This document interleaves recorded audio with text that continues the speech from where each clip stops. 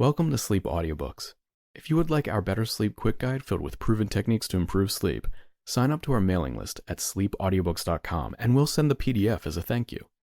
Subscribing and leaving a comment helps this channel more than you know, so please feel free to offer suggestions for future audiobooks or to just say hi. Thank you for listening. We hope you have an excellent night's sleep. This is Sleep Audiobooks.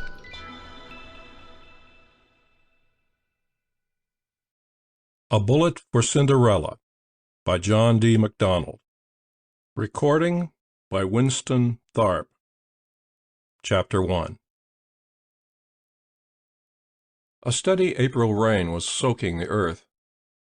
It hadn't been bad to drive through until dusk came. In the half-light it was hard to see the road. The rain was heavy enough to reflect my headlights back against the windshield. My mileage on the speedometer told me I couldn't be very far from Hillston. When I saw the motel sign ahead on the right, I slowed down. It looked fairly new. I turned in. The parking area was paved with those round brown pebbles that crunch under the tires. I parked as close to the office as I could get and ran from the car into the office.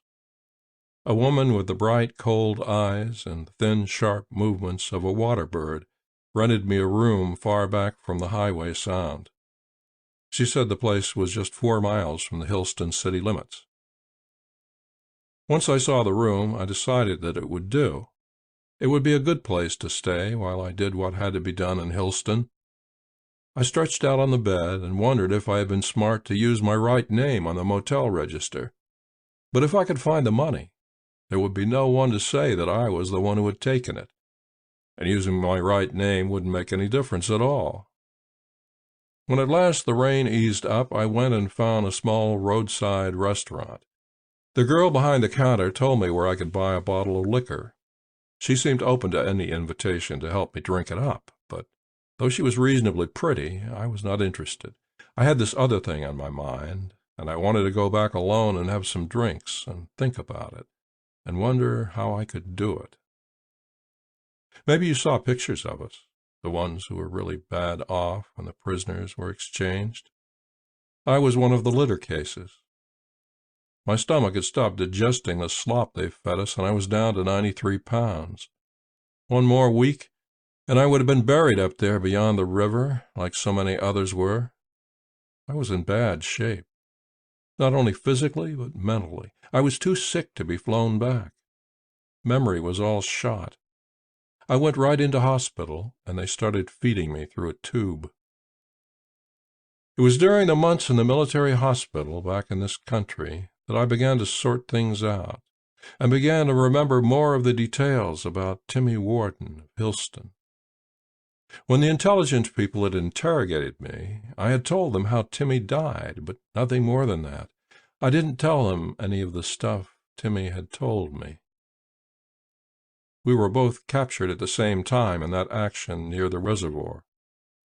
I'd known him casually. He was in a different platoon. We were together most of the time after we were captured. Enough has already been written about how it was. It wasn't good. That prison camp experience can change your attitude toward life and toward yourself. It did that to Timmy Warden. His one thought was to survive. It was that way with all of us, but Timmy seemed more of a fanatic than anybody else. He had to get back. He told me about it one night. That was after he'd gotten pretty weak. I was still in fair shape. He told me about it in the dark, whispering to me. I couldn't see his face. "Tal, I've got to get back and straighten something out. I've got to. Every time I think about it, I'm ashamed. I thought I was being smart. I thought I was getting what I wanted. Maybe I've grown up now. I've got to get it straightened out." "What was it you wanted?" "I wanted it, and I got it. But I can't use it now. I wanted her, too, and had her, but she's no good to me now." "I'm not following this so good, Timmy." He told me the story then. He had been in business with his brother, George Warden. George was older by 6 years. George took him in as a partner. George had a flair for salesmanship and promotion. Timmy was good on the books, as he had a natural knack for figure work. They had a building supply business, a retail hardware outlet, a lumber yard, and several concrete trucks. And George had a lush, petulant, immoral, discontented young wife named Eloise. I didn't make any play for her, Tal. It just seemed to happen. She was my brother's wife, and I knew it was bad, but I couldn't stop. We had to sneak around behind his back. Hillston isn't a very big city. We had to be very careful. I guess I knew all the time what she was. But George thought she was the best thing that ever walked. She was the one who talked me into running away with her, Tal. She was the one who said we'd have to have money. So I started to steal. He told me how he did it. A lot of the gimmicks didn't make much sense to me. He did all the ordering, handled the bank accounts and deposits. It was a big and profitable operation. He took a little bit here, a little bit there, always in cash. All the time he was doing it, he was carrying on the affair with Eloise. He said it took nearly 2 years to squirrel away almost $60,000. The auditors didn't catch it. I couldn't open a bank account with the money, and I knew better than to put it in a safety deposit box. I put the money in those old-fashioned jars, the kind with the red rubber washer and the wire that clamps the top on. I'd fill them and bury them. George kept worrying about why we weren't making more money. I kept lying to him. Eloise was getting more restless all the time and more careless. I was afraid George would find out, and I didn't know what he'd do. She had me sort of hypnotized. We finally set the date when we were going to run away. Everything was planned. And then they called me up. I was reserved. There wasn't a damn thing I could do about it. I told Eloise that when I got out, we'd go through with it the way we planned. But now I'm stuck here. And now I don't want to go through with it. I want to get back there and give the money back to George and tell him the whole thing. I've had too much chance to think it over. How do you know she hasn't taken the money and left? I didn't tell her where I put it. It's still there. Nobody can find it. His story gave me a lot to think about. Timmy Warden sank lower and lower.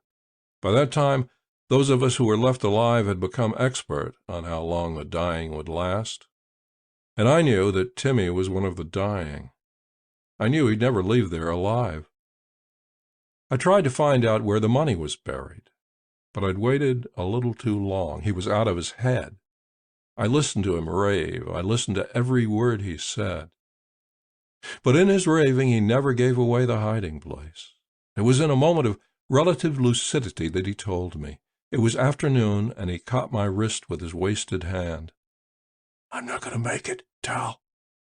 "You'll make it." "No. You go back there and straighten it out. You can do that. Tell George. Give him the money. Tell him everything." "Sure. Where is the money?" "Tell him everything." "Where's the money hidden?" "Cindy would know," he said, suddenly breathless with weak, crazy laughter. "Cindy would know." And that's all I could get out of him. I was still strong enough then to use a shovel. I helped dig the hole for Timmy Warden that night. Back in the stateside hospital, I thought about that $60,000. I could see those fruit jars with the tight rolls of bills inside the glass. I would dig them out and rub the dirt off and see the green gleam of the money. It helped pass the time in the hospital. Finally, they let me out. The thought of the money was no longer on the surface of my mind. It was hidden down underneath. I would think about it, but not very often. I went back to my job. It seemed pretty tasteless to me. I felt restless and out of place. I'd used up a lot of emotional energy in order to stay alive and come back to this, back to my job, and back to Charlotte, the girl I had planned to marry. Now that I was back, neither job nor girl seemed enough. 2 weeks ago, they let me go. I don't blame them. I've been doing my job in a listless way. I told Charlotte I was going away for a while. Her tears left me completely untouched. She was just a girl crying, a stranger. I told her I didn't know where I was going, but I knew I was going to Hillston. The money was there, and somebody named Cindy who would know how to find it. I had started the long trip with an entirely unrealistic anticipation of success. Now I was not so confident. It seemed that I was searching for more than the $60,000. It seemed to me that I was looking for some meaning or significance to my life. I had $1,000 in traveler's checks and everything I owned with me. Everything I owned filled 2 suitcases. Charlotte had wept, and it hadn't touched me. I had accepted being fired without any special interest. Ever since the repatriation, since the hospital, I had felt like half a man. It was as though the other half of me had been buried, and I was coming to look for it here in Hillston, a small city I had never seen. Somehow I had to begin to live again. I had stopped living in a prison camp and never come completely to life again. I drank in the motel room until my lips felt numb. There was a pay phone in the motel office. The bird woman looked at me with obvious disapproval, but consented to change 3 ones into change for the phone. I'd forgotten the time difference. Charlotte was having dinner with her people. Her mother answered the phone. I heard the coldness in her mother's voice. She called Charlotte. "Tal? Tal, where are you?" Place called Hillston. "Are you all right? You sound so strange." "I'm okay." "What are you doing? Are you looking for a job?" "Not yet." She lowered her voice so I could barely hear her. "You want me to come there? I would, you know, if you want me. And no strings, Tal, darling." "No, I just called so you'd know I'm all right." "Thank you for calling, darling." "Well, goodbye." "Please write to me." I promised and hung up and went back to my room.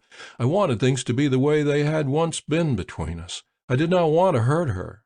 I did not want to hurt myself. But I felt as if a whole area in my mind was dead and numb, the part where she had once been. She had been loyal while I had been gone. She was the one who had the faith I would return. She did not deserve this. On the following morning, Thursday morning, Hillston lay clean and washed by the night rains, bright and glowing in the April sunshine. Timmy had often talked about the city. "It's more town than city. There isn't much of a transient population. Everyone seems to know everybody. It's a pretty good place, Tal." It lay amid gentle hills, and the town stretched north-south, following the line of Hart's River. I drove up the main street, Delaware Street.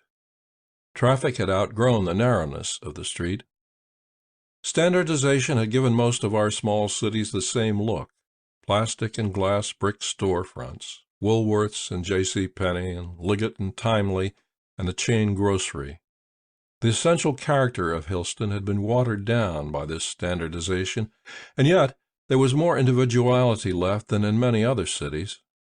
Here was a flavor of leisure, of mild manners and quiet pleasures. No major highway touched the city. It was in an eddy apart from the great current. Doubtless there were many who complained acidly about the town being dead on its feet, about the young people leaving for greater opportunities. But such human irritants did not change the rather smug complacency of the city. The population was 25,000, and Timmy had told me that it had not changed very much in the past 20 years.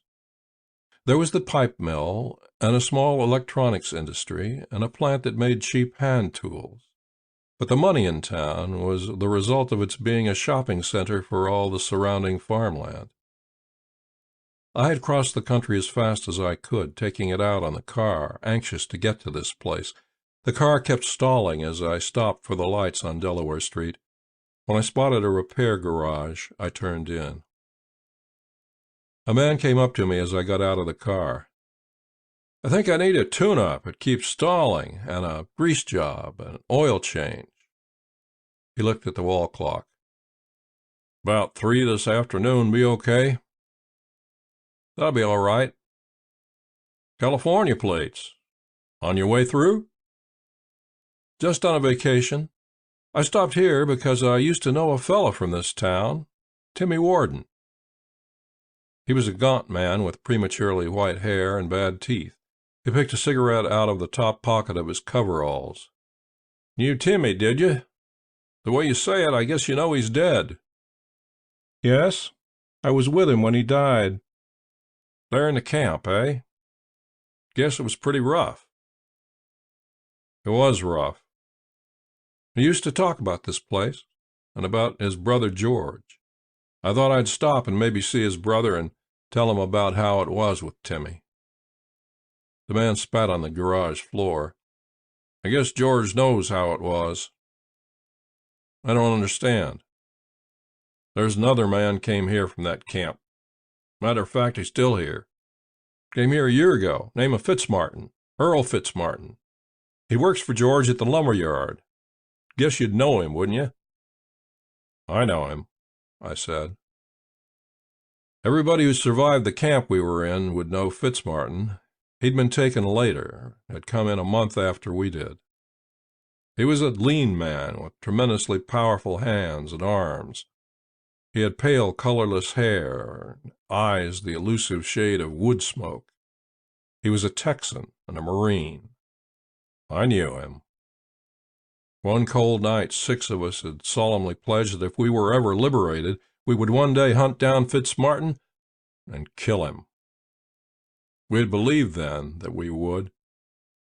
I had forgotten all about it. It all came back. Fitz was not a progressive, yet he was a disrupting influence. In the camp, we felt that if we could maintain a united front, it would improve our chances for survival. We organized ourselves, appointed committees, assigned responsibilities. There were true retreads who had been in Jap camps in another war who knew the best organizational procedures. Fitz, huskier and quicker and craftier than anyone else in camp, refused to take any part in it. He was a loner. He had an animal instinct for survival. He kept himself clean and fit. He ate anything that was organically sound. He prowled by himself and treated us with icy contempt and amusement. He was no closer to us than to his captors. He was one of the 12 quartered in the same hut with Timmy and me. Perhaps that does not seem to constitute enough cause to swear to kill a man. It wouldn't in a normal situation, but in captivity, minor resentments become of major importance. Fitz wasn't with us, so he was against us. We needed him, and every day he proved he didn't need us. At the time of the exchange, Fitzmartin was perhaps 20 pounds lighter, but he was in good shape. Many had died, but Fitz was in fine shape. I knew him. "I'd like to see him," I told the garage man. "Is the lumber yard far from here?" It was north of town. I had to take a bus that crossed a bridge at the north end of town and walk a half-mile on the shoulder of the highway, past junkyards, a cheap drive-in movie, run-down rental cabins. I kept asking myself why Fitz should have come to Hillston. He couldn't know about the money. But I could remember the slyness of the man, his knack of moving without a sound. The lumber yard was large. There was an office near the road. There was a long shed open on the front where semi-fabricated pieces were kept in bins and covered storage. I heard the whine of a saw. Beyond the 2 buildings were tall stacks of lumber. A truck was being loaded back there. In the open shed, a clerk was helping a customer select window frames. An office girl with thin face and dark hair looked up from an adding machine and told me I could find Fitzmartin out in the back where they were loading the truck. I went back and saw him before he saw me. He was heavier, but otherwise unchanged. He stood with another man watching two men loading a steak truck. He wore khakis and stood with his fists in his hip pockets. The man said something, and Earl Fitzmartin laughed. The sound startled me. I had never heard him laugh in the camp. He turned as I approached him. His face changed. The smoke eyes looked at me, wary, speculative. "I've got the name right, haven't I? Tal Howard?" "That's right." There was, of course, no move toward shaking hands. He turned to the other man. "Joe, you go right ahead here. Leave this slip in the office on your way out." Fitzmartin started walking back through the lot, between the stacked lumber. I hesitated and followed him. He led the way to a shed on the back corner of the lot. An elderly Ford coupe was parked by the shed. He opened the door and gestured, and I went into the shed. It was spotlessly clean. There was a bunk, table, chair, shelf with hot plate and dishes. He had a supply of canned goods, clean clothes hanging on hooks, a pile of magazines and paper-bound books near the head of the bunk. There was a large space heater in the corner, and through an open door I could see into a small bathroom with unfinished walls. There was no invitation to sit down. We faced each other. "Nice to see any old pal from north of the river," he said. "I heard in town you work here." "You just happened to be in town and heard I work here?" "That's right." "Maybe you're going around looking all the boys up. Maybe you're writing a book." "It's an idea." "My experiences as a prisoner of war, me and Dean." "I'd put you in the book, Fitz. The big ego, too damned impressed with himself to try to help anybody else." "Help those gutless wonders? You types stoned me. You wanted to turn it into a boys' club. I watched a lot of you die because you didn't have the guts or will or imagination to survive. With your help, maybe a couple more would have come back. You sound like you think that would be a good thing." There was an amused sneer in his tone that brought it all vividly back. That was what we'd sensed about him. He hadn't cared if we had all been buried there, just so Fitzmartin got out of it with a whole skin. I had thought my anger and outrage had been buried, had thought I was beyond caring. Perhaps he, too, misjudged the extent of the contempt that made me careless of his physical power. I struck blindly, taking him almost completely by surprise, my right fist hitting his jaw solidly. The impact jarred my arm and shoulder and back. It knocked him back a full step. I wanted him on the floor. I swung again and hit a thick, hard arm. He muffled the third blow and caught my left wrist, then grabbed my right wrist. I tried to snap my wrist free, but he was far too powerful. I was able to resist the grinding, twisting force for several seconds. His face was quite impassive. I was slowly forced down onto my knees, tears of anger and humiliation stinging my eyes. He released my wrist suddenly and gave me a casual, open-handed slap across the side of my head that knocked me down onto the bare floor. I scrambled to the chair and tried to pick it up to use it as a weapon. He twisted it out of my hands, put a foot against my chest, and shoved me back so that I rolled toward the door. He put the chair back in place, went over and sat on the bunk, and lighted a cigarette. I got up slowly. He looked at me calmly. "Out of your system?" "God damn you!" He looked bored. "Shut up. Sit down. Don't try to be the boy hero, Howard. I'll mark you up some if that's what you want." I sat in the chair. My knees were weak, and my wrists hurt. He got up quickly, went to the door and opened it and looked out, closed it, and went back to the bunk. "We'll talk about Timmy Warden, Howard." "What about Timmy?" "It's too damn late for games. Information keeps you alive. I did a lot of listening in that camp. I made a business of it. I know that Timmy stole $60,000 from his brother, stashed it away in jars. I know Timmy told you that. I heard him tell you. So don't waste our time trying to play dumb about it. I'm here, and you're here, and that's the only way it adds up. I got here first. I got here while you were still in the hospital. I haven't got the money. If I had it, I wouldn't be here. That's obvious. I figured Timmy might have told you where he hid it. I've been waiting for you. What kept you? I don't know any more about it than you do. I know he hid it, but I don't know where. He was silent as he thought it over. Maybe I won't buy that. I came here on a long shot. I didn't have much to go on. I wanted to be here and all set when you came after it. It was a long shot, but one town is the same as another to me. I can't see you coming here to find the money and not knowing any more than I do. You're a more conservative type, Howard. You know something I want to know. That's right, I said. I know exactly where it is. I can go and dig it up right now. That's why I waited a year before I came here. And that's why I came here to see you instead of going and digging it up. Why come at all? I shrugged.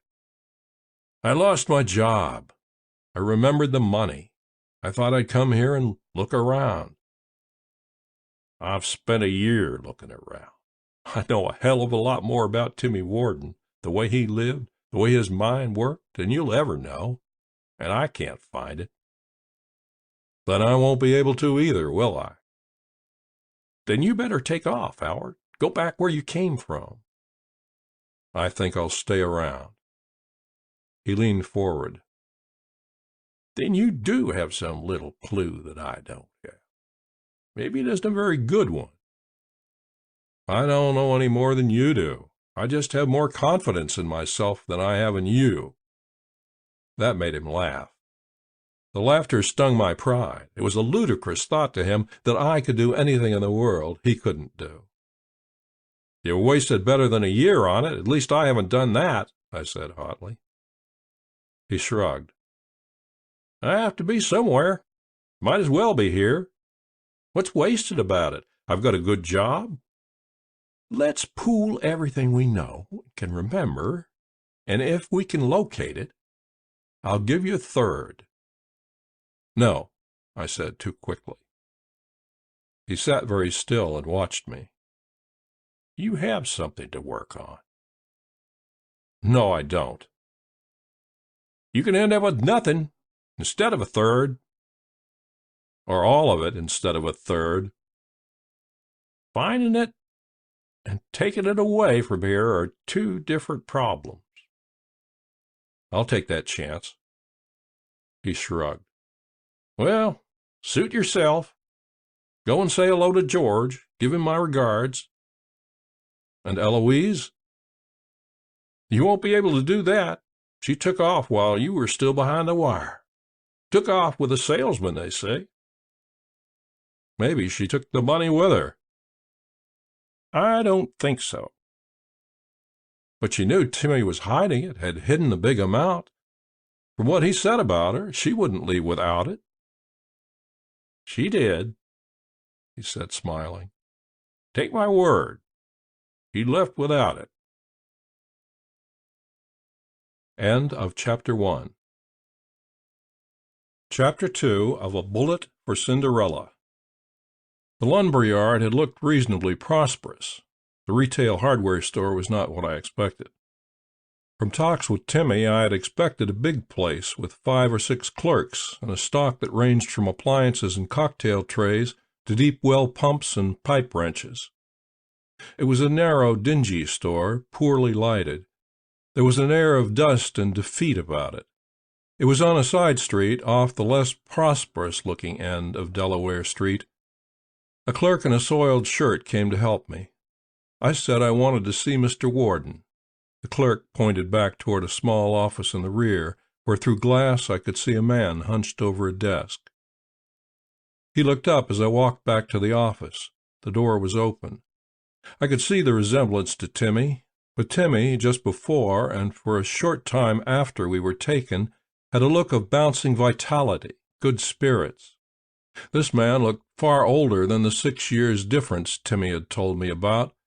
He was a big man, as Timmy had been. The wide, high forehead was the same, and the slightly beaked nose, and the strong, square jaw. But George Warden looked as though he had been sick for a long time. His color was bad. The stubble on the unshaven jaw was gray. His eyes were vague and troubled, and there was a raw smell of whiskey in the small office. "Something I can do for you?" "My name is Tal Howard, Mr. Warden. I was a friend of Timmy's." "You were a friend of Timmy's?"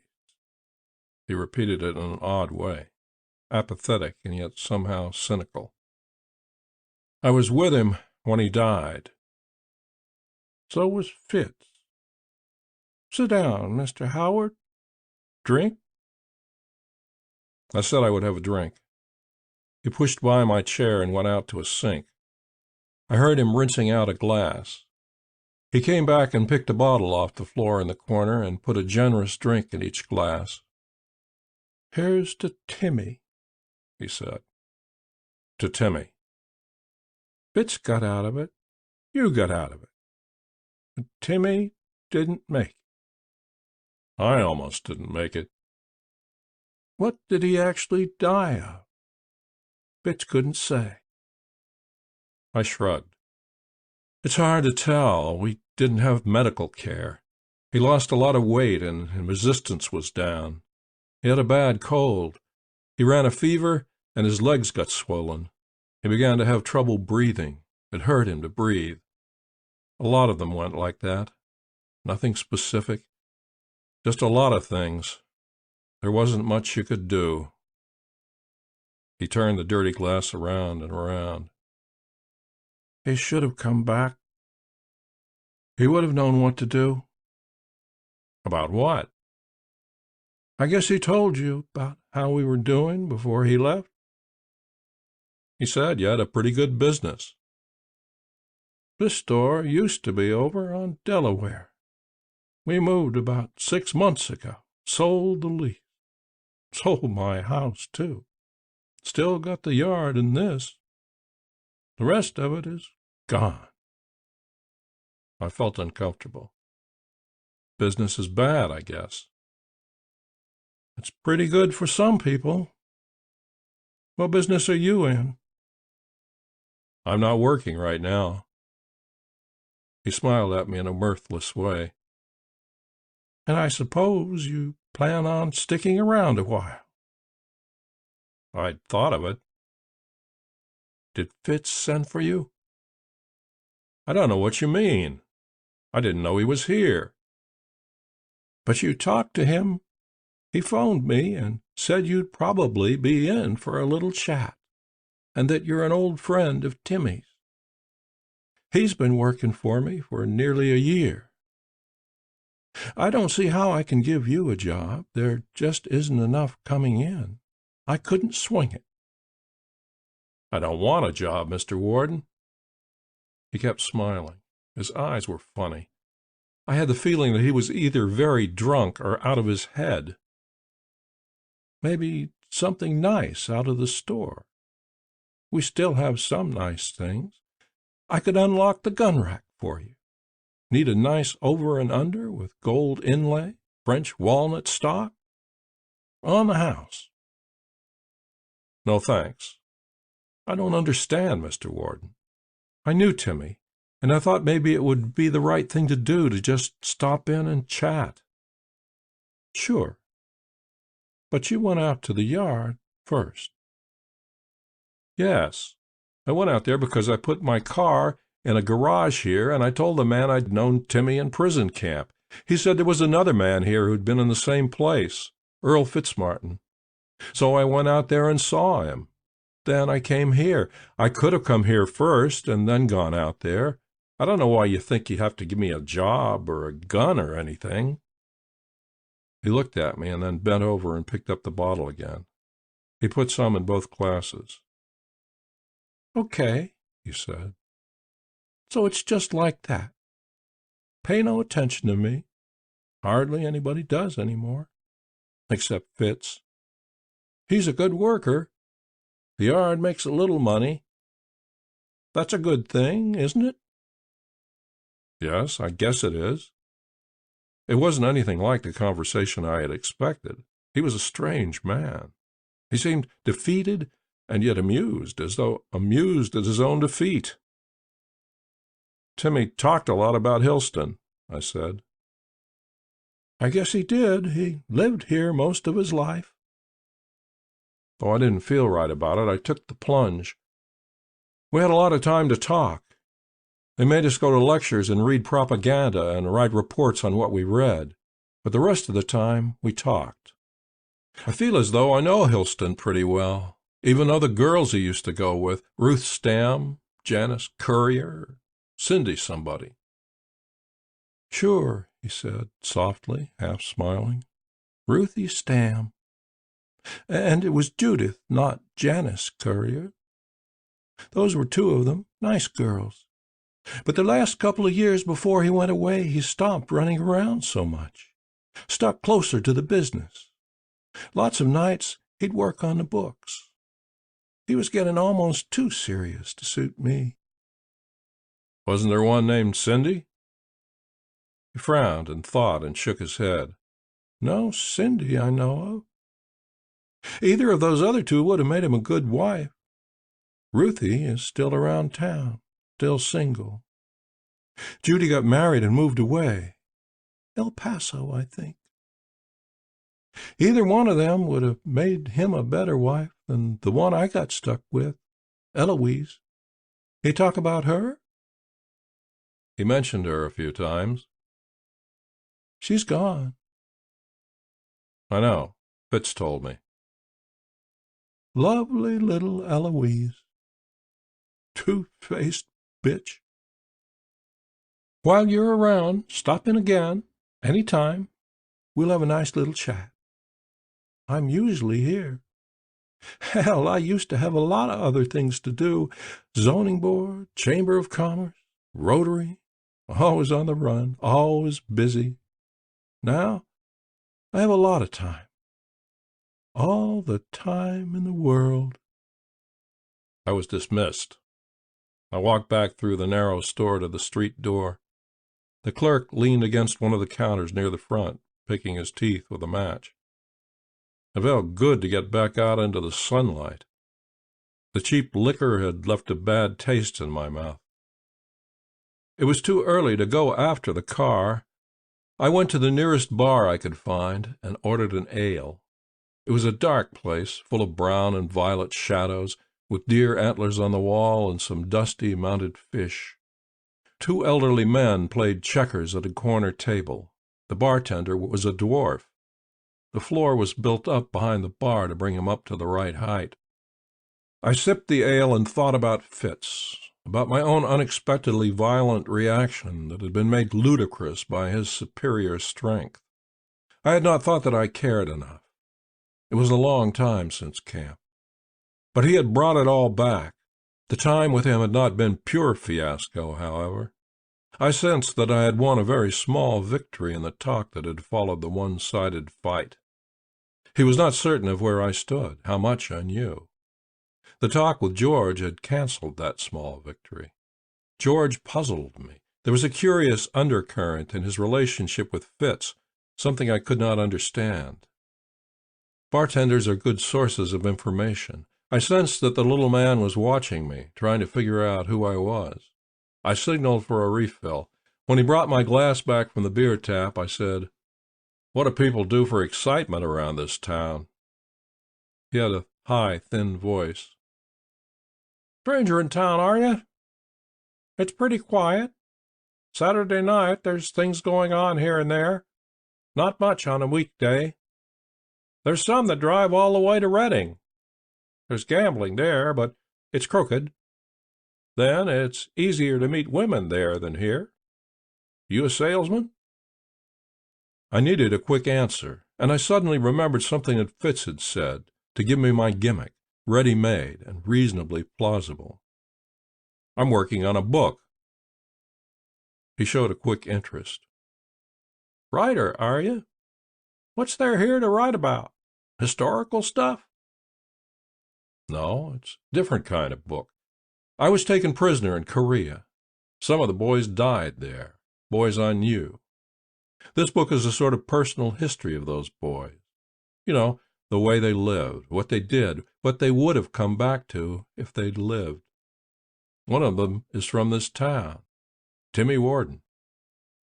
Hell, did you know Timmy? My God, that was a shame. There was a good kid. I've been talking to his brother, George, just down the street. The little man clucked and shook his head. George has just plain gone to hell the last year or so. He and Timmy had a pretty good setup, too. Couple of good businesses. But then George's wife left him. Then he got word Timmy was dead. It took the heart out of him, I guess. He's got about 1/10 the business he used to have. And he won't have that long if he keeps hitting the bottle. Buck Stam's girl has been trying to straighten him out, but she's wasting her time. But that Ruthie is stubborn, I tell you. If Timmy had made it back, and if he'd waited until now, he'd have a long uphill fight. George has been selling stuff off and piddling away the money he gets.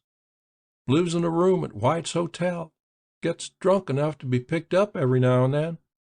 For a while there, they'd just take him home because he used to be an important man in this town.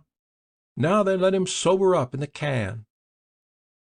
One of the old men playing checkers said, Stump, you talk too damn much.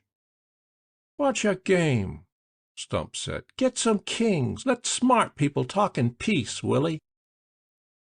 He turned back to me and said, How do you figure on writing up Timmy? Oh, just the way he lived, where he was born. Interview his school teachers, talk to the girls he dated. Stump glanced at the checker players and then hunched himself over the bar and spoke in a tone so low they couldn't hear him. Stump wore a sly smirk as he talked. Now, I wouldn't stand back of this, and it isn't anything you could put in your book. But I heard it from a pretty good source that before Timmy took off into the army, he and that Eloise Warden were a little better than just plain friends. Know what I mean? She was a good-looking piece, and you could hardly blame the kid if she was right there asking for it. She was no good anyway. She took off with a salesman, and nobody's seen or heard from her since. He backed away and gave me a conspiratorial smile. Of course, George wouldn't know anything about it. Like they say, he'd be the last to know. Are there any other relatives in town beside George? Not a one. Their daddy died 6 or 7 years ago. George got married right after that. Then the three of them, George, Timmy, and Eloise, stayed right on in the old Warden place. George sold that this year. A man named Seiler bought it. He chopped it up into apartments, I hear. I talked with him for another half hour, but he didn't have very much to add. He asked me to stop around again. I liked the atmosphere of his bar, but I didn't like him. He was a little too eager to prove he knew everything, particularly the unsavory details. When I got back to the garage a little after 3, my car was ready. I paid for the work. It ran smoothly on the way back to the motel south of town. Once I was in my room with the door shut, I reviewed everything that had happened. Though I had told my lie about riding up Timmy on impulse, I couldn't see how it could hurt anything. In fact, it might make things a good deal easier. I decided that I'd better buy some kind of pocket notebook and write things down so that my story would stand up a little better. There was no reason why Timmy and the others like him shouldn't be written up. I remembered that a magazine had done the same sort of thing with the progressives who refused repatriation. So why not the dead? They would be more interesting than the turncoats, who almost without exception fell into 2 groups. They were either ignorant and very nearly feeble-minded, or they were neurotic, out of balance, with a lifelong feeling of having been rejected. The dead were more interesting. My one abortive attempt to find Cindy had failed. Using the cover story of Riding Up Timmy, I should be able to find her. From what Timmy had said, she was a girl who would know of a special hiding place, and the money was there. Unless Eloise had taken it. I was puzzled by Fitz's insistence that she hadn't taken it. When I went back into town for dinner, I bought a notebook in a drugstore. At dinner, I filled 3 pages with notes. I could have filled more. Timmy had talked a lot. There hadn't been much else to do. I went to a movie, but I couldn't keep my mind on it. The next person to talk to was Ruth Stamm. I could see her the next morning. But back in the motel room, I took another look at Ruth Stamm. I took her picture out of the back of my wallet. Tomorrow, Friday, I would see her for the first time in the flesh. I had looked at this picture 1,000 times. Timmy had showed it to me in camp. I remembered the day we sat with our backs against a wall in watery sunshine, and he took the picture out and showed it to me. "That's the one, Tal. I didn't have sense enough to stay with her. That's the good one, Tal. Ruthie Stamm." They had taken my papers away from me, including the shots of Charlotte. I held the picture of Ruthie Stamm, turning it toward the pale sunshine. It was cracked, but none of the cracks touched her face. It was in color, and the colors had faded and changed. She sat on her heels and scratched the joyous belly of a blonde cocker, while she laughed up into the camera eye. She wore yellow shorts and a halter top, and her laughter was fresh and good and shared. In some crazy way, it became our picture, Timmy's and mine. I took it off his body after he died, and it became mine.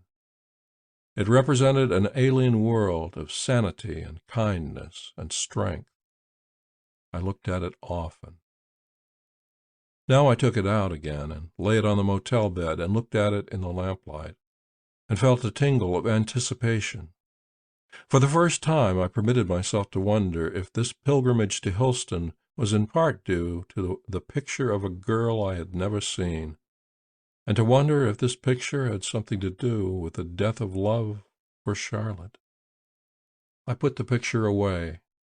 It took a long time to get to sleep, but the sleep that came was deep and good. End of Chapter 2. Chapter 3 of A Bullet for Cinderella. On Friday morning, it was not until I opened the bureau drawer to take out a clean shirt that I knew somebody had been in the room. I had stacked the clean shirts neatly in one corner of the big middle drawer. They were scattered all over the drawer as if stirred by a hasty hand. I went over all my things and saw more and more evidence of quick, careless search. There was nothing for anyone to find.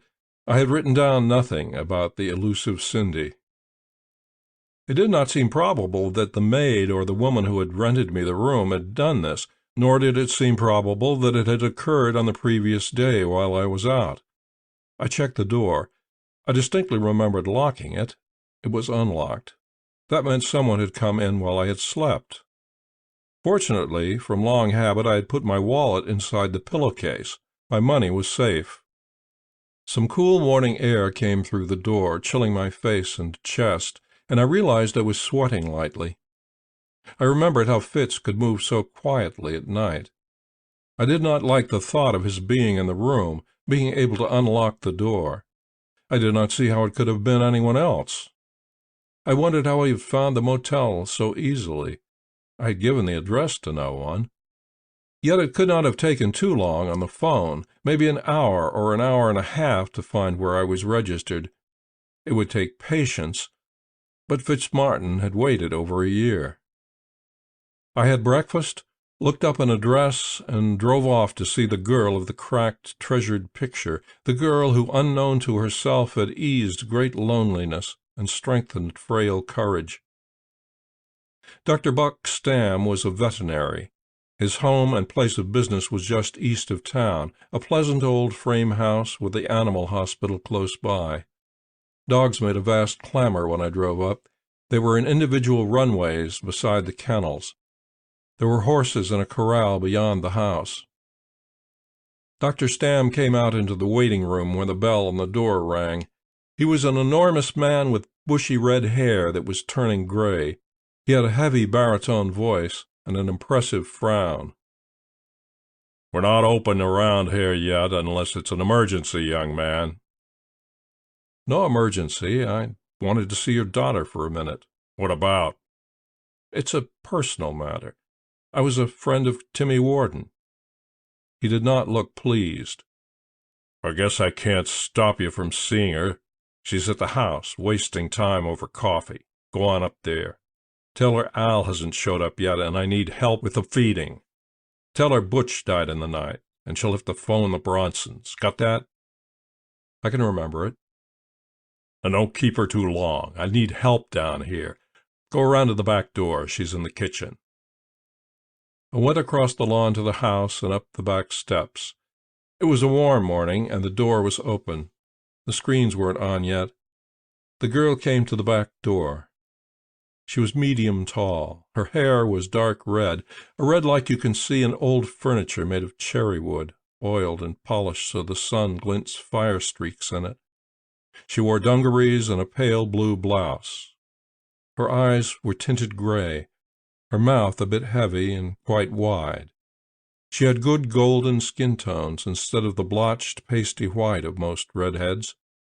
Her figure was lovely. She was 26 or perhaps 27. There are many women in the world as attractive as Ruth Stamm, but the expression they wear for the world betrays them. Their faces are arrogant or petulant or sensuous. That is all right, because their desirability makes up for it. And you know they will be good for a little time, and when you have grown accustomed to the beauty, there will be just the arrogance or the petulance left. But Ruth wore her own face for the world, wore an expression of strength and humility and goodness. Should you become accustomed to her loveliness, there would still be all that left. This was a for-keeps girl. She couldn't be any other way, because all the usual poses and artifices were left out of her. This was a girl you could hurt, a girl who would demand and deserve utter loyalty. "I guess I'm staring," I said. She smiled. "You certainly are." She tried to make smile and words casual, but in those few moments, as it happens so very rarely, a sharp awareness had been born, an intense and personal curiosity. I took the picture out of my pocket and handed it to her. She looked at it and then looked sharply at me, eyes narrowed. "Where did you get this?" "Timmy Warden had it." "Timmy?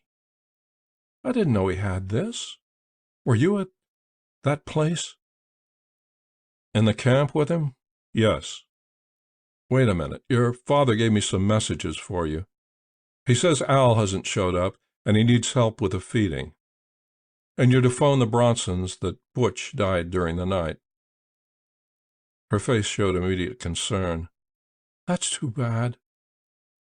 "Who was Butch?" "A nice big red setter. Some kid in a jalopy hit him and didn't even stop. I should phone right away." "I would like to talk to you when you have more time.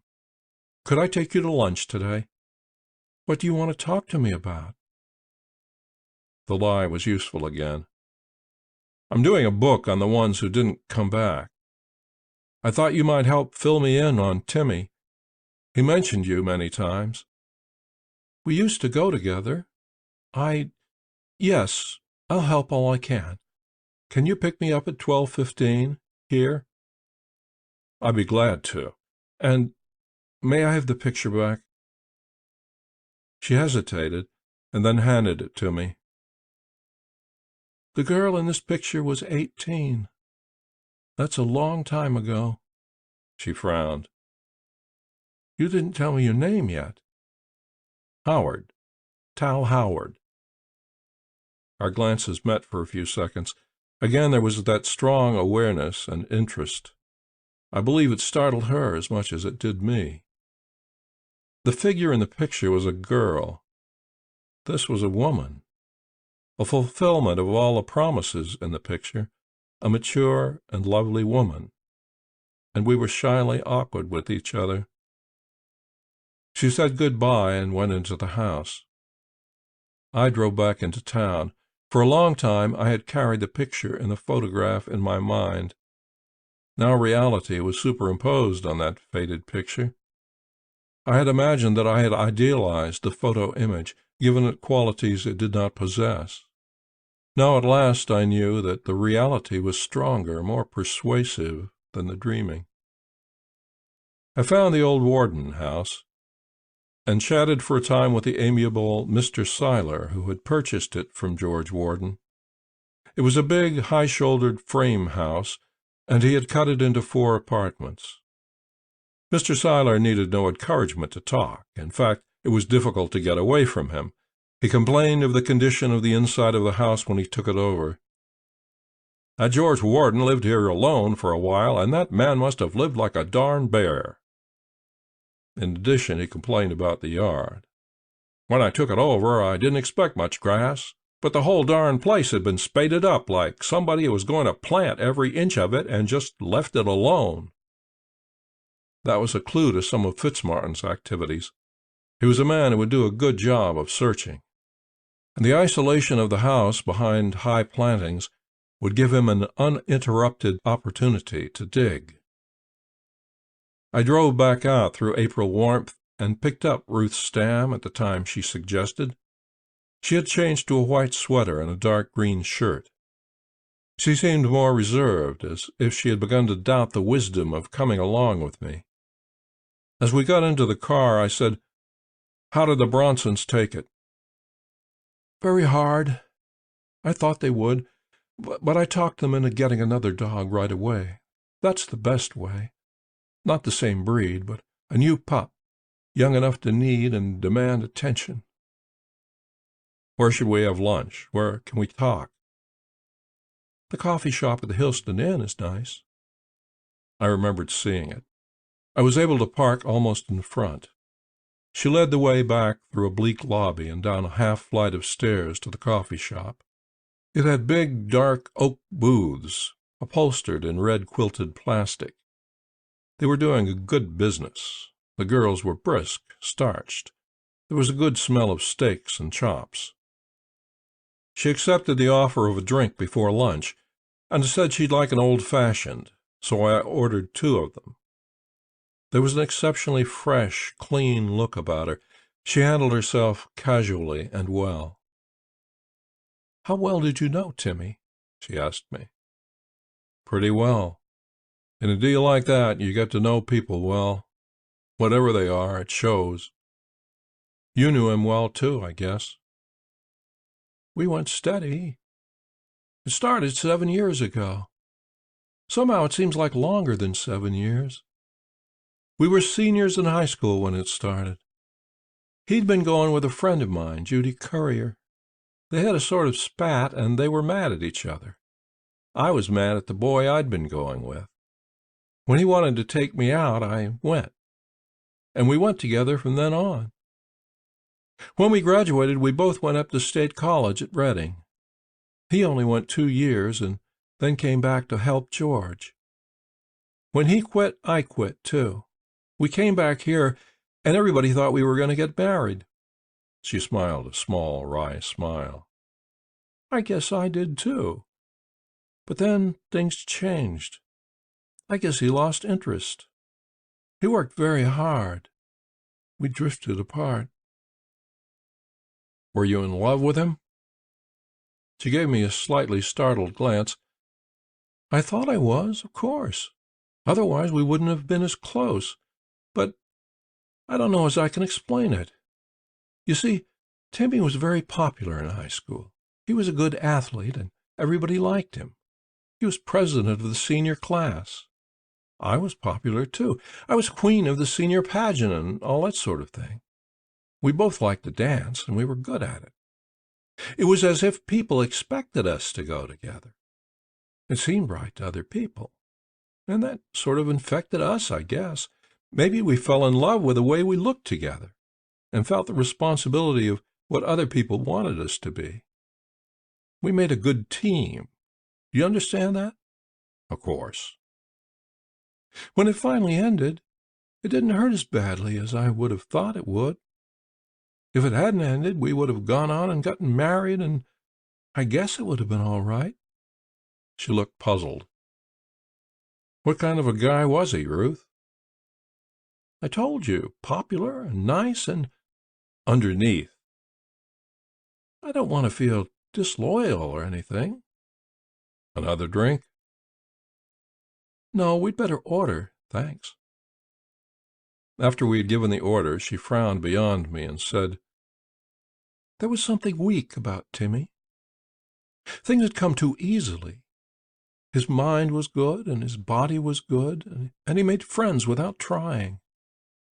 He'd never been tested. I had the feeling that he thought that things would always be that easy all his life, that he could always get whatever he wanted.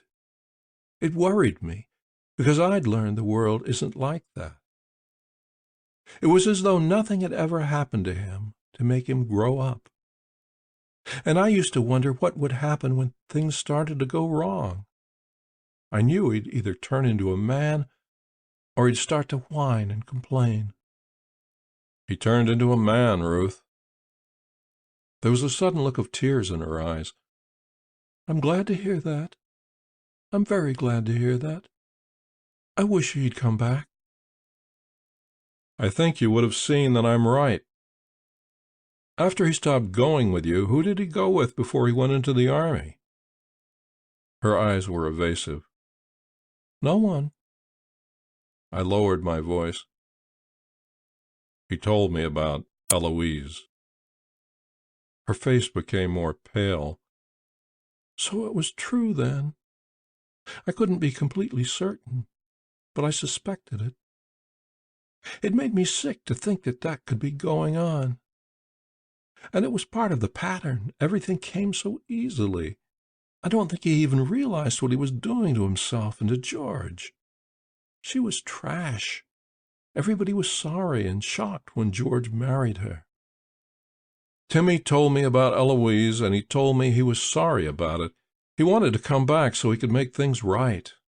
I guess he knew he couldn't turn the clock back and make things like they were before, but he wanted to be able to make amends of some sort.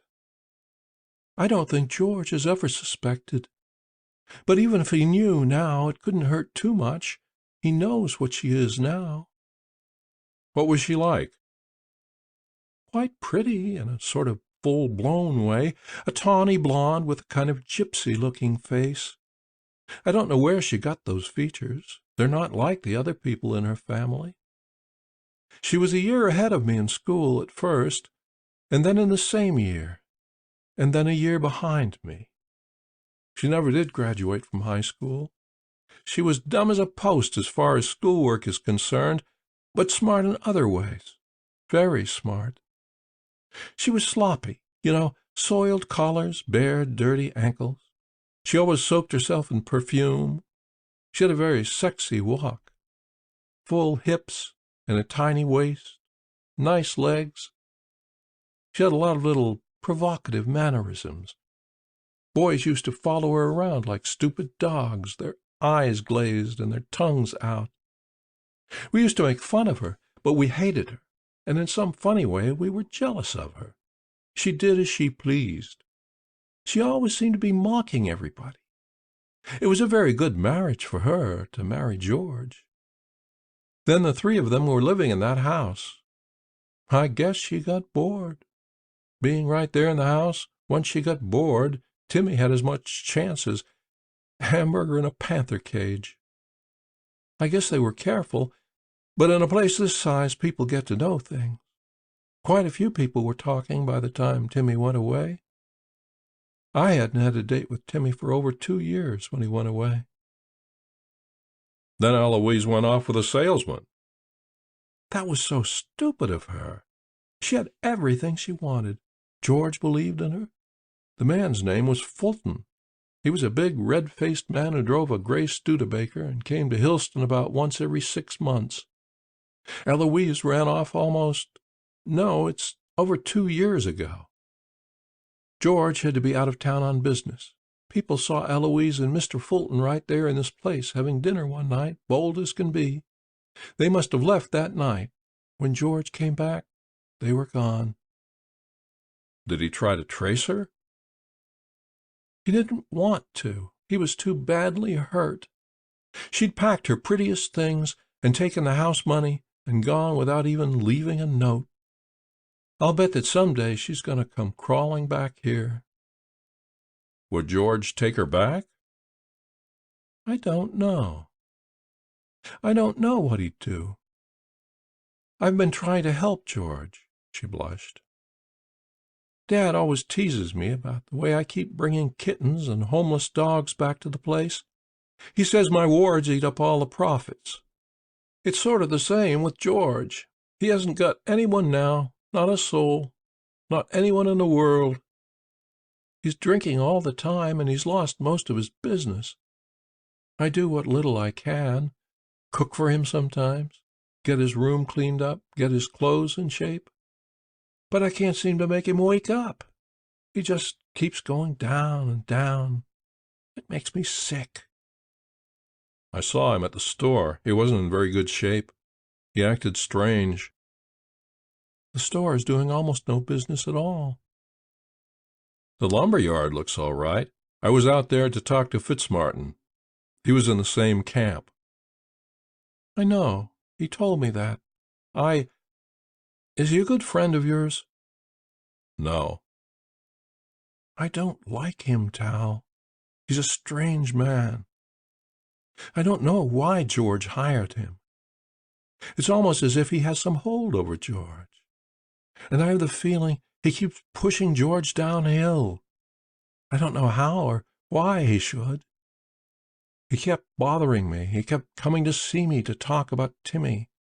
It seemed very strange. What did he want to talk about? It didn't make much sense. He wanted to know where Timmy and I used to go on picnics when we were in high school. He wanted to know if we ever went on hikes together. And he acted so sly about it, so sort of insinuating, that the last time he came it made me mad, and I told him I wouldn't talk to him any more. It seemed like such a queer thing for him to keep doing. He's creepy, you know. His eyes are so strange and colorless. Has he stayed away? Oh, yes. I got very positive about it. He had such an unhealthy kind of interest in Timmy, I wondered if it was the same sort of thing with you. But if you're going to write about him, I can understand your wanting to know things. The honesty in her level eyes made me feel ashamed. There was an awkward pause in our conversation. She fiddled with her coffee spoon, and then, not looking up, said, Timmy told you about Eloise. Did he tell you about me? She was blushing again. He mentioned you. He didn't say much. I could make something up to make you feel better, but I don't want to do that. She raised her head to look directly at me, still blushing. This isn't anything to go in your book, but it's nothing I'm ashamed of. And maybe you can understand him better, or me better, if I tell you. We went steady during our senior year here. A lot of the kids, a lot of our friends who went steady, taking it for granted that they were going to get married as soon as they could, they slept together. It was almost taken for granted. But Timmy and I didn't. Then we both went up to Reading. We were both away from home. We were lonely and in a new environment. It just happened. It got pretty intense for a few months, but we began to realize that it wasn't helping anything. We stopped.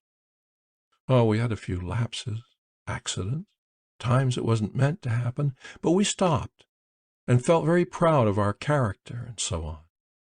You know, I sometimes wonder if that is what spoiled things for us. It's a pretty Victorian attitude to think that way, but you can't help wondering sometimes. I felt ill at ease with her. I had never come across this particular brand of honesty. She had freely given me an uncomfortable truth about herself, and I felt bound to reciprocate. I said too quickly, I know what you mean. I know what it is to feel guilty from the man's point of view. When they tapped my shoulder, I had 30 days' grace before I had to report. I had a girl, Charlotte. and a pretty good job. We wondered if we ought to get married before I left. We didn't. But I took advantage of all the corny melodrama, man going to the wars and so on. I twisted it so she believed it was actually her duty to take full care of the departing warrior. It was a pretty frantic 30 days. So off I went, smug about the whole thing. What soft words hadn't been able to accomplish, the North Koreans had done. She's a good kid. But you're back, and you're not married? No. I came back in pretty bad shape. My digestive system isn't back to par yet. I spent quite a while in an army hospital. I got out and went back to my job. I couldn't enjoy it. I used to enjoy it. I couldn't do well at it. And Charlotte seemed like a stranger. At least I had enough integrity not to go back to bed with her. She was willing in the hopes that it would cure the mopes. I was listless and restless. I couldn't figure out what was wrong with me. Finally, they got tired of the way I was goofing off and fired me. So I left. I started this project. I feel guilty as hell about Charlotte. She was loyal all the time I was gone. She thought marriage would be automatic when I got back. She doesn't understand all this. And neither do I. I only know that I feel guilty, and I still feel restless. What is she like, Tal? Charlotte? She's dark-haired, quite pretty. Very nice eyes. She's a tiny girl, just over 5 feet, and maybe 100 pounds sopping wet. She'd make a good wife. She's quick and clean and capable. She has pretty good taste, and her daddy has yay bucks stashed. Maybe you shouldn't feel guilty. I frowned at her. What do you mean, Ruth? You said she seems like a stranger.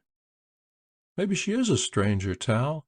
Maybe the you who went away would be a stranger to you, too.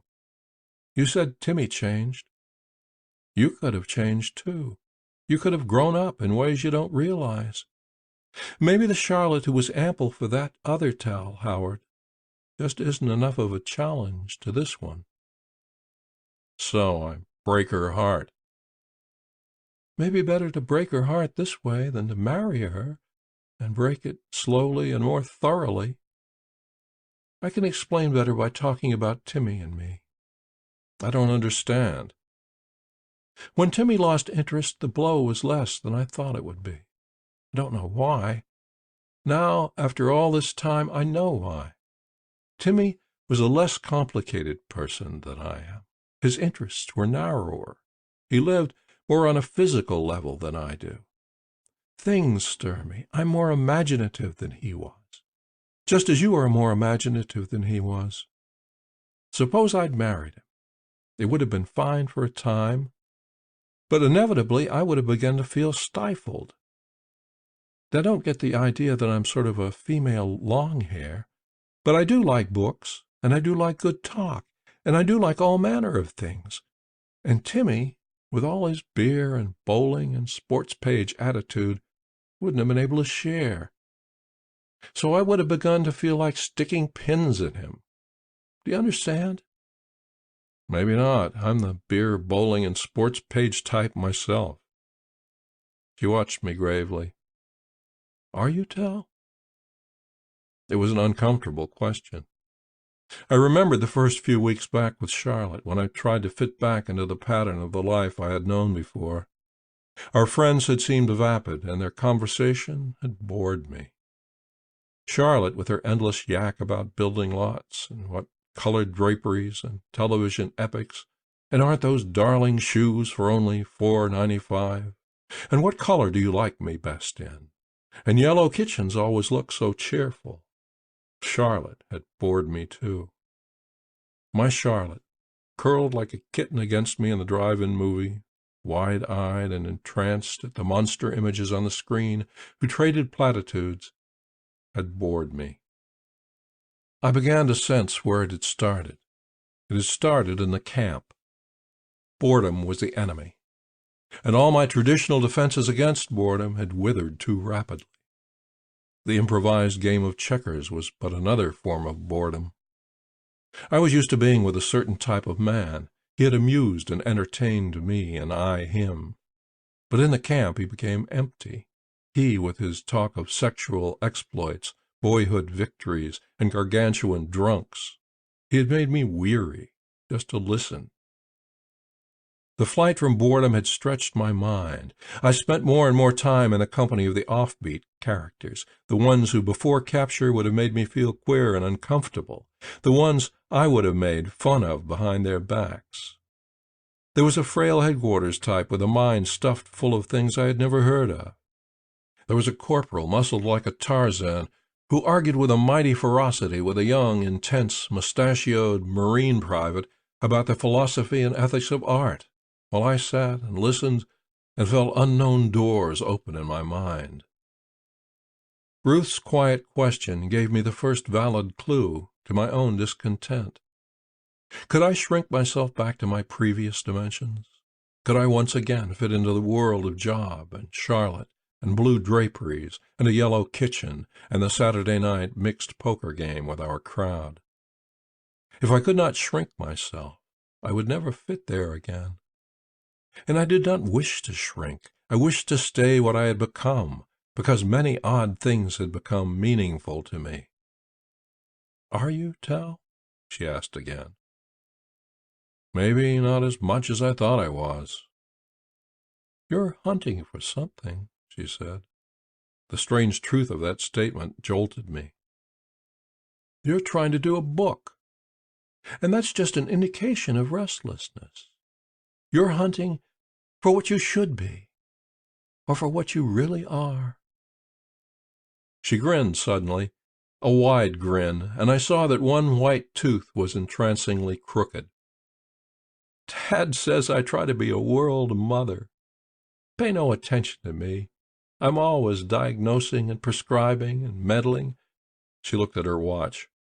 "Wow, he'll be stomping and thundering. I've got to go right now." I paid the check and we went out to the car. On the way back, I steered the conversation to the point where I could say, "And I remember him talking about a girl named Cindy. Who was she?" Ruth frowned. "Cindy? I can remember some. No, there wasn't any girl named Cindy in this town, not that Timmy would go out with. I'm sure he never knew a pretty one, and for Timmy, a girl had to be pretty. Are you certain that's the right name?" "I'm positive of it." "But what did he say about her?"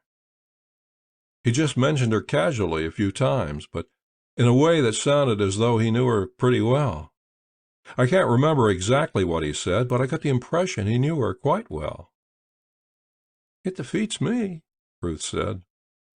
I turned into the driveway and stopped in front of the animal hospital and got out as she did. We had been at ease, and now we were awkward again. I wanted to find some way of seeing her again, and I didn't know exactly how to go about it. I hoped her air of restraint was because she was hoping I would find a way. There had been too many little signs and hints of a surprising and unexpected closeness between us. She could not help but be aware of it. "I want to thank you, Ruth," I said, and put my hand out. She put her hand in mine, warm and firm, and her eyes met mine and slid away, and I thought she flushed a bit. I could not be certain. "I'm glad to help you, Tal. You could let me know if you think of more questions." The opening was there, but it was too easy. I felt a compulsion to let her know how I felt. "I'd like to be with you again, even if it's not about the book." She pulled her hand away gently and faced me squarely, chin up. "I think I'd like that, too." She grinned again. "See? A complete lack of traditional female technique." I liked that. I like it that way. "We better not start sounding too intense, Tal." "Intense? I don't know. I carried your picture a long time. It meant something. Now there's a transition. You mean something." "Do you say things like that just so you can listen to yourself saying them?" Not this time. "Call me," she said. She whirled and was gone. Just before she went in the door, I remembered what I had meant to ask her. I called to her, and she stopped, and I went up to her. "Who should I talk to next about Timmy?" She looked slightly disappointed. "Oh, try Mr. Leach, head of the math department at the high school. He took quite an interest in Timmy. And he's a nice guy, very sweet." I drove back into town, full of the look of her, full of the impact of her. It was an impact that made the day, the trees, the city, all look more vivid.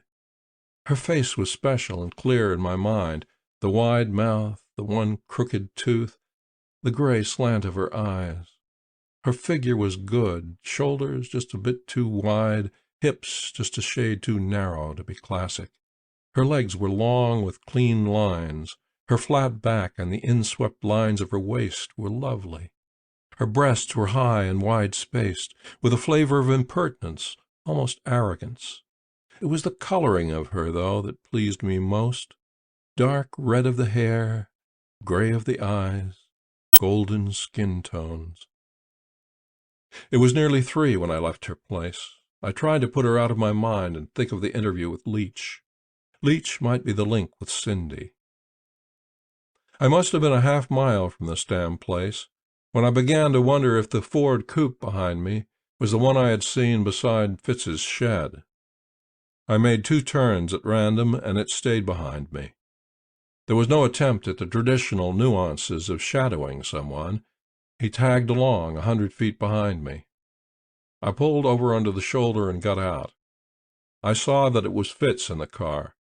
He pulled beyond me and got out, too. I marched up to him and said, "What the hell was the idea of going through my room?" He leaned on his car. "You have a nice, gentle snore, Howard. Soothing." "I should tell the police." "Sure, tell them all." He squinted in the afternoon sunlight. He looked lazy and amused. "What good does it do you to follow me?" "I don't know yet. Have a nice lunch with Ruthie? She's a nice little item. All the proper equipment. She didn't go for me at all. Maybe she likes the more helpless type. Maybe if you work it right, you get a chance to take her to—" He stopped abruptly and his face changed. He looked beyond me. I turned just in time to see a dark blue sedan approaching us at a high rate of speed. It sped by us, and I caught a glimpse of a heavy, balding man with a hard face behind the wheel, alone in the car. The car had out-of-state plates, but it was gone before I could read the state. I turned back to Fitz. "There's no point in following me around. I told you I don't know any more." I stopped because there was no point in going on. He looked as though I had become invisible and inaudible. He brushed by me and got into his car and drove on. I watched it recede down the road. I got into my own car. The episode made no sense to me. I shrugged it off in my mind and began to think about Leach again. End of Chapter 3. Chapter 4 of A Bullet for Cinderella by John D. MacDonald. Though the high school kids had gone, the doors were unlocked, and a janitor sweeping green compound down the dark red tiles of the corridor told me I could probably find Mr. Leach in his office on the ground floor of the old building. The 2 buildings, new and old, were connected. Fire doors separated the frame building from the steel and concrete one. My steps echoed in the empty corridor with a metallic ring. A demure little girl came out of a classroom and closed the door behind her. She had a heavy armload of books. She looked as shy and gentle and timid as a puppy in a strange yard. She looked at me quickly and hurried on down the corridor ahead of me, moccasin soles slapping, meager, horsetail bobbing, shoulders hunched. I found the right door and tapped on it. A tired voice told me to come in. Leach was a smallish man with a harsh face, jet eyebrows, and a gray brush cut. He sat at a table marking papers. His desk behind him was stacked with books and more papers. "Something I can do for you?" My name is Tal Howard. I want to talk to you about a student you used to have." He shook hands without enthusiasm. "An ex-student who is in trouble? No, I'm refreshed. Not in trouble. Fancy that. Faculty has many callers. Federal narcotics people, parole people, prison officials, county police, lawyers. Sometimes it seems that we turn out nothing but criminals of all dimensions. I interrupted you. I don't want to impose on you. I can see how busy you are. I'm gathering material about Timmy Warden. Ruth Stam suggested I talk to you." He leaned back and rubbed his eyes. "Timmy Warden. Gathering material. That has the sound of a book. Was he allowed to live long enough to give you enough material?" "Timmy and some others. They all died there in the camp. I was there, too. I almost died, but not quite." "Sit down. I'm perfectly willing to talk about him. I take it you're not a professional." "No, sir." "Then this, as a labor of love, should be treated with all respect. Ruth knows as much about Timmy as any person alive, I should say." "She told me a lot, and I got a lot from Timmy, but I need more. She said you were interested in him." "I was. Mr. Howard, you have probably heard of cretins who can multiply two 5-digit numbers mentally and give the answer almost instantaneously." "Yes, but—" I know. Timmy was no cretin. He was a very normal young man, almost abnormally normal, if you sense what I mean. Yet he had a spark. Creative mathematics. He could sense the rhythm behind numbers. He devised unique shortcuts in the solution of traditional class problems. He had that rare talent, the ability to grasp intricate relationships and see them in pure, simple form. But there was no drive, no dedication. Without dedication, Mr. Howard, such ability is merely facility, an empty cleverness. I hope to be a mathematician. I teach mathematics in a high school, merely because I did not have enough of what Timmy Warden was born with. I hoped that one day he would acquire the dedication, but he never had time. I guess he didn't. Even if he had the time, I doubt that he would have gone any further. He was a very good, decent young man. Everything was too easy for him. It wasn't easy at the end. I don't imagine it was, nor easy for hundreds of millions of his contemporaries elsewhere in the world. This is a bad century, Mr. Howard, bad for the young, bad for most of us. What do you think would have become of him if he'd lived, Mr. Leach?" The man shrugged. "Nothing exceptional. Marriage, work, children, and death. No contribution. His name gone as if it never existed. One of the faceless ones, like us, Mr. Howard." He rubbed his eyes again, then smiled wanly. "I'm not usually so depressing, Mr. Howard. This has been a bad week. This is one of the weeks that add to my conviction that something is eating our young. This week the children have seemed more sullen, dangerous, dispirited, inane, vicious, foolish, and impossible than usual. This week a young sophomore in one of my classes went into the hospital with septicemia as the result of a self-inflicted abortion. And a rather pleasant boy was slashed. And last Monday, 2 seniors died in a head-on collision while on their way back from Reading, full of liquor. The man in the other car is not expected to recover. When Timmy was here in school, I was crying doom. But it was not like it is now. By comparison, those were the good old days, recent as they are. Was Timmy a disciplinary problem? No. He was lazy. Sometimes he created disturbances. On the whole, he was cooperative. I used to hope Ruth would be the one to wake him up. She's a solid person. Too good for him, perhaps. I guess he was pretty popular with the girls. Very. As with nearly everything else, things were too easy for him. He mentioned some of them in camp: Judy, Ruth, Cindy. I couldn't be expected to identify them. If I remember correctly, I once had 8 Judys in one class. Now that name, thank God, is beginning to die out a little.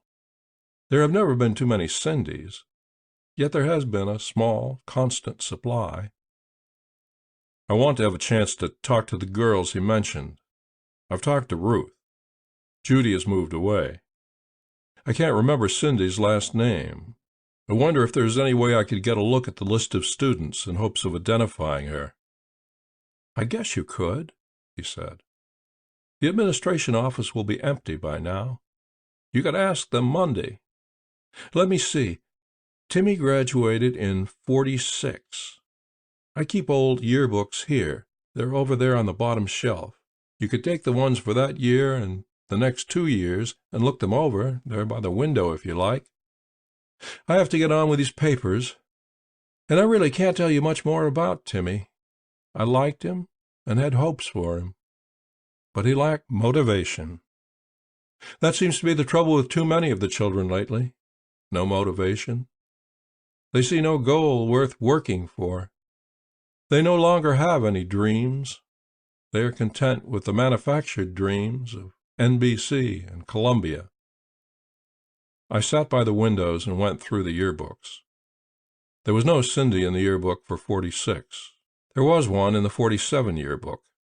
I knew when I saw her picture that she could not be the one.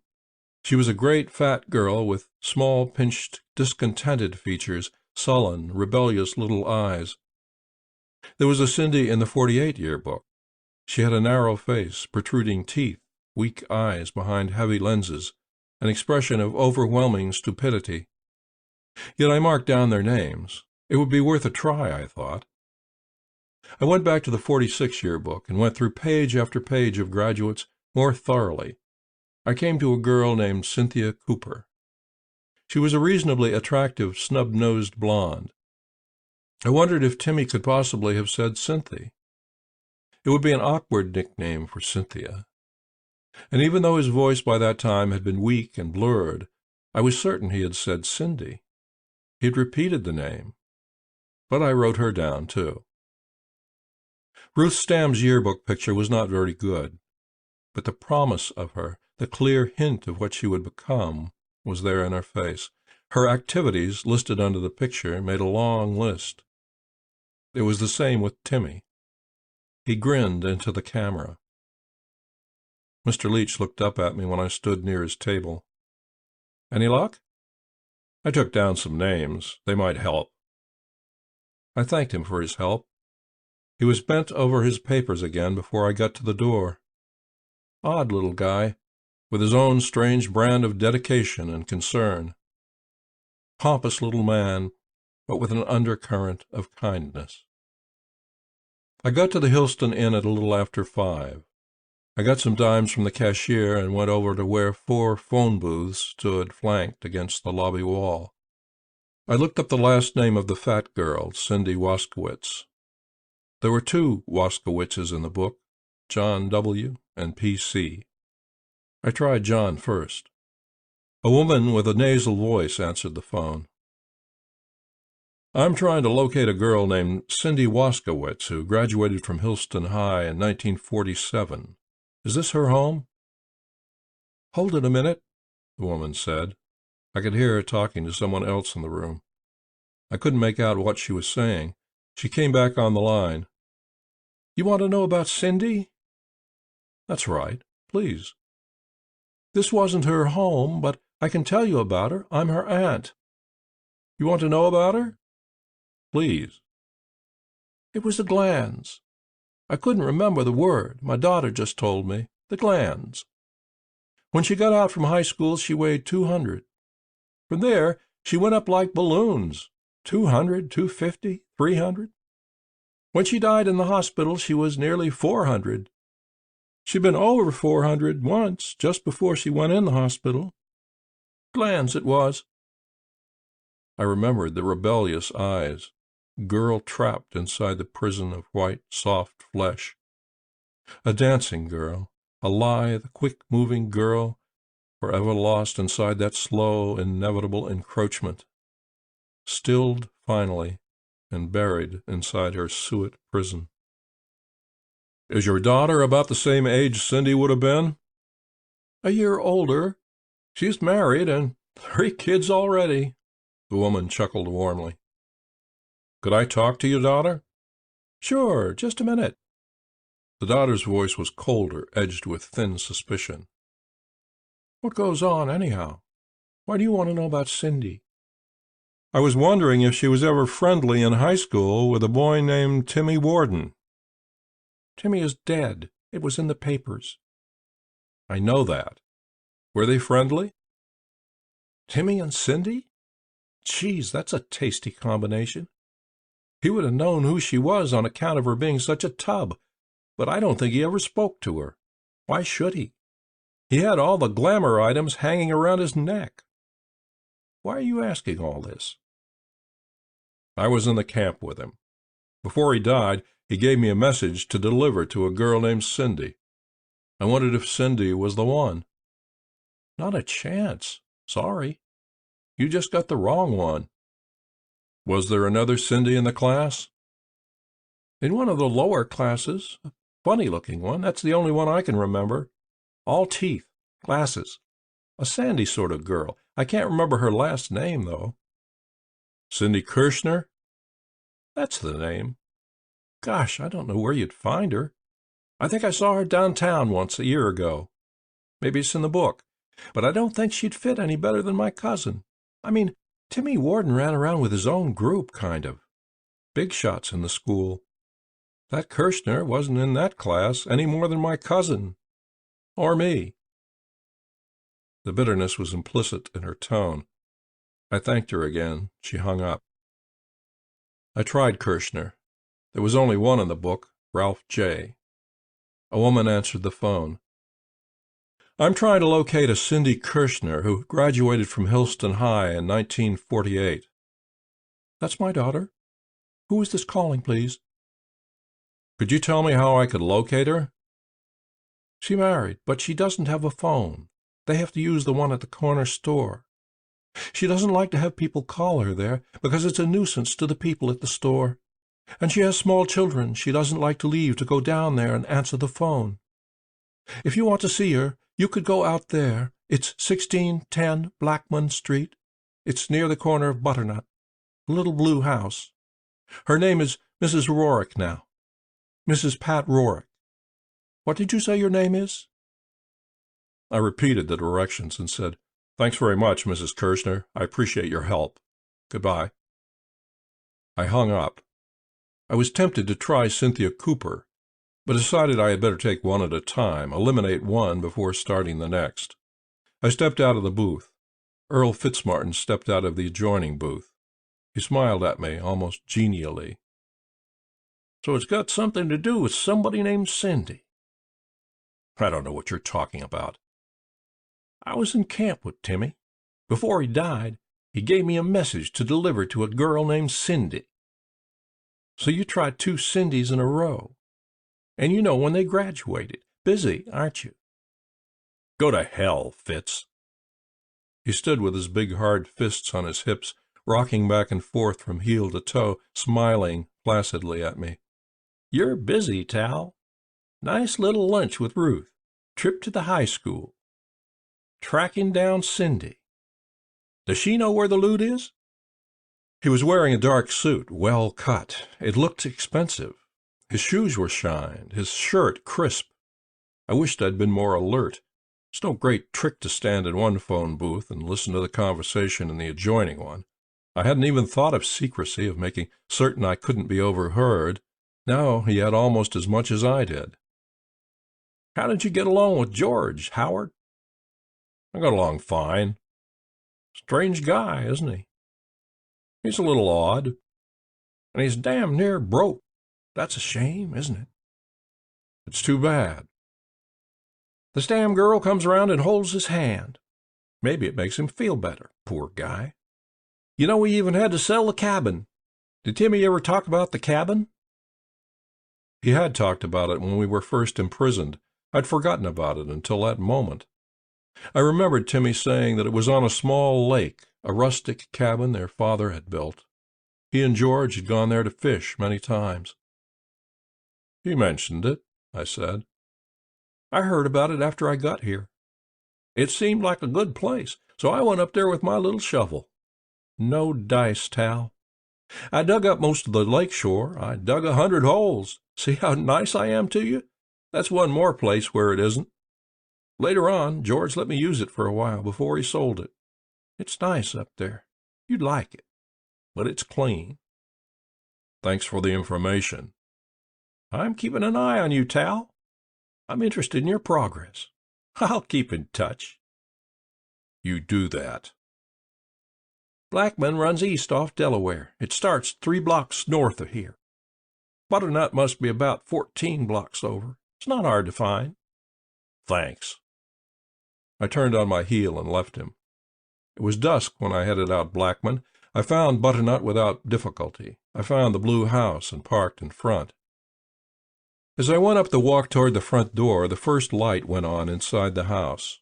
I pushed the bell, and she opened the door and looked out at me, the light behind her, child in her arms. Mrs. Rourke? I'm Mrs. Rourke, she said. Her voice was soft and warm and pleasant. You were Cindy Kirshner, then. I was a friend of Timmy Warden in prison camp.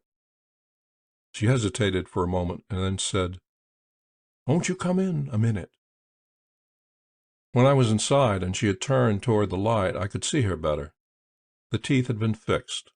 Her face was fuller. She was still a colorless woman with heavy glasses, but now there was a pride about her, a confidence that had been lacking in the picture I had seen. Another child sat on a small tricycle and gave me a wide-eyed stare. Both children looked very much like her. Mrs. Rourke did not ask me to sit down.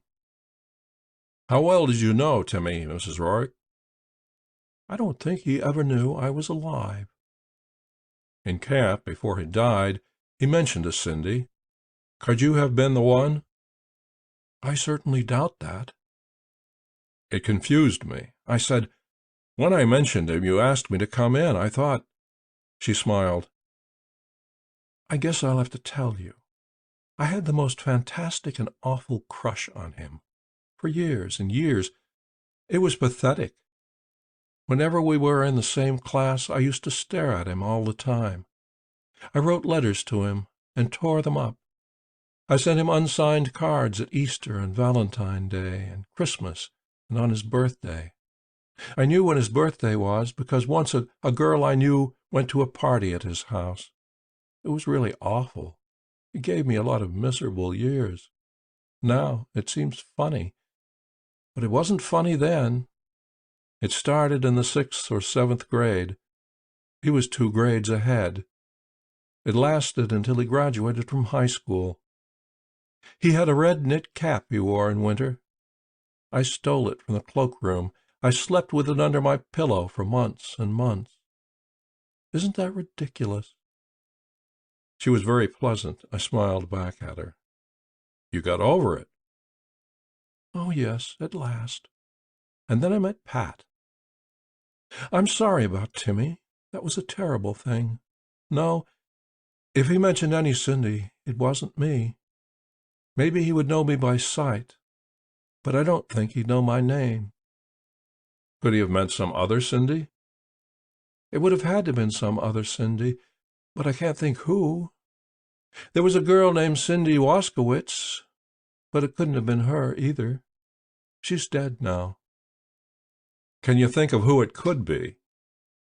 She frowned and shook her head slowly. No, I can't. There's something in the back of my mind, though, from a long time ago. Something I heard or saw. I don't know. I shouldn't even try to guess. It's so vague. No, I can't help you. But the name Cindy means something. For a moment I thought it did. It's gone now. I'm sorry. If you remember, could you get in touch with me? She smiled broadly. You haven't told me who you are. I'm sorry. My name is Howard, Tal Howard. I'm staying at the Sunset Motel. You could leave a message there for me. Why are you so interested in finding this Cindy? I could at least be consistent. I'm writing a book. I need all the information about Timmy that I can get. Put in that book that he was kind. Put that in. In what way, Mrs. Rourke? She shifted uneasily. I used to have dreadful buck teeth. My people could never afford to have them fixed. One day, that's when I was in John L. Davis School, that's the grade school where Timmy went too, and it was before they built the junior high. I was in the 6th grade, and Timmy was in the 8th. A boy came in with some funny teeth that stuck way out like mine. He put them in his mouth in assembly, and he was making faces at me. I was trying not to cry. A lot of them were laughing. Timmy took the teeth away from the boy and dropped them on the floor and smashed them under his heel. I never forgot that. I started working when I was in high school and saving money. I had enough after I was out to go get my teeth straightened. But it was too late to straighten them then, so I had them taken out. I wanted marriage, and I wanted children, and the way I was, no man would even take me out. She straightened her shoulders a little. I guess it worked, she said. I guess it did. So put that in the book. It belongs in the book. I will. And if I can remember that other, I'll phone you, Mr. Howard. I thanked her and left. I drove back toward the center of town. I began to think of Fitz again. Ruth was right when she used the word creepy, but it was more than that. You sensed that Fitz was a man who would not be restrained by the things that restrain the rest of us. He had proved in the camp that he didn't give a damn what people thought of him. He depended on himself to an almost psychopathic extent. It made you feel helpless in trying to deal with him. You could think of no appeal that would work. He couldn't be scared or reasoned with. He was as primitive and functional as the design of an axe. He could not even be anticipated because his logic was not of normal pattern. And then, too, there was the startling physical strength. In camp I had seen several minor exhibitions of that power, but only one that showed the true extent of it. Those of us who saw it talked about it for a long time. The guards who saw it treated Fitz with uneasy respect after that. One of the supply trucks became mired inside the compound, rear duels down to the hubs. They broke a tow line trying to snake it out. Then they rounded up a bunch of us to unload the supply truck. The cases aboard had obviously been loaded on with a winch. We got all the stuff off except one big wooden packing case. We never did learn what was in it. We only knew it was heavy. We were trying to get a crude dolly under it, but when we tilted it, we couldn't get the dolly far enough back. Every guard was yelling incomprehensible orders. I imagine Fitz lost patience. He jumped up onto the bed of the truck, put his back against the case, squatted and got his fingers under the edge. Then he came up with it, his face a mask of effort, cords standing out on his throat. He lifted it high enough so the dolly could be put under it. He lowered it again and jumped down off the truck, oddly pale and perspiring heavily. Once it was rolled to the tailgate on the dolly, enough men could get hold of it to ease it down. When it was on the ground, one of the biggest of the guards swaggered up, grinning at his friends, and tried to do what Fitz had done. He couldn't budge it. He and one of his friends got it up a few inches, but not as high as Fitz had. They were humiliated, and they took it out on the rest of us, but not on Fitz. He was left alone. Back in town, I decided I would have a drink at the inn and a solitary meal and try to think of what the next step should be. I was picked up in front of the inn, 10 steps from my car. End of chapter 4.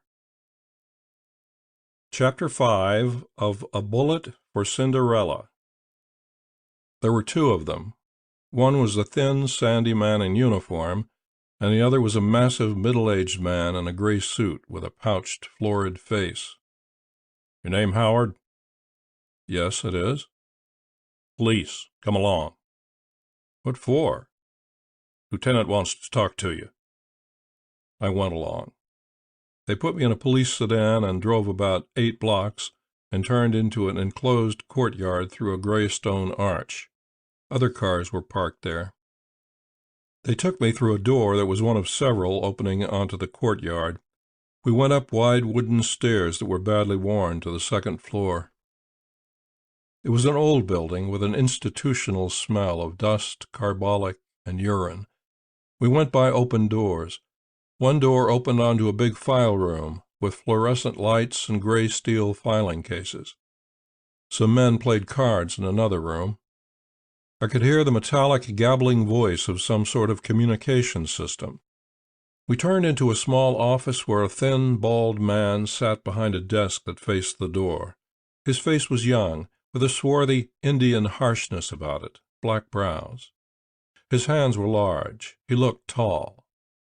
A small wooden sign on his desk said Detective Lieutenant Stephen D. Prine. The office had cracked, buff, plaster walls. Books and pamphlets were piled in disorder in a glass front bookcase. A smallish man with white hair and a red whiskey face sat half behind Lieutenant Prine on the small gilded radiator in front of the single window.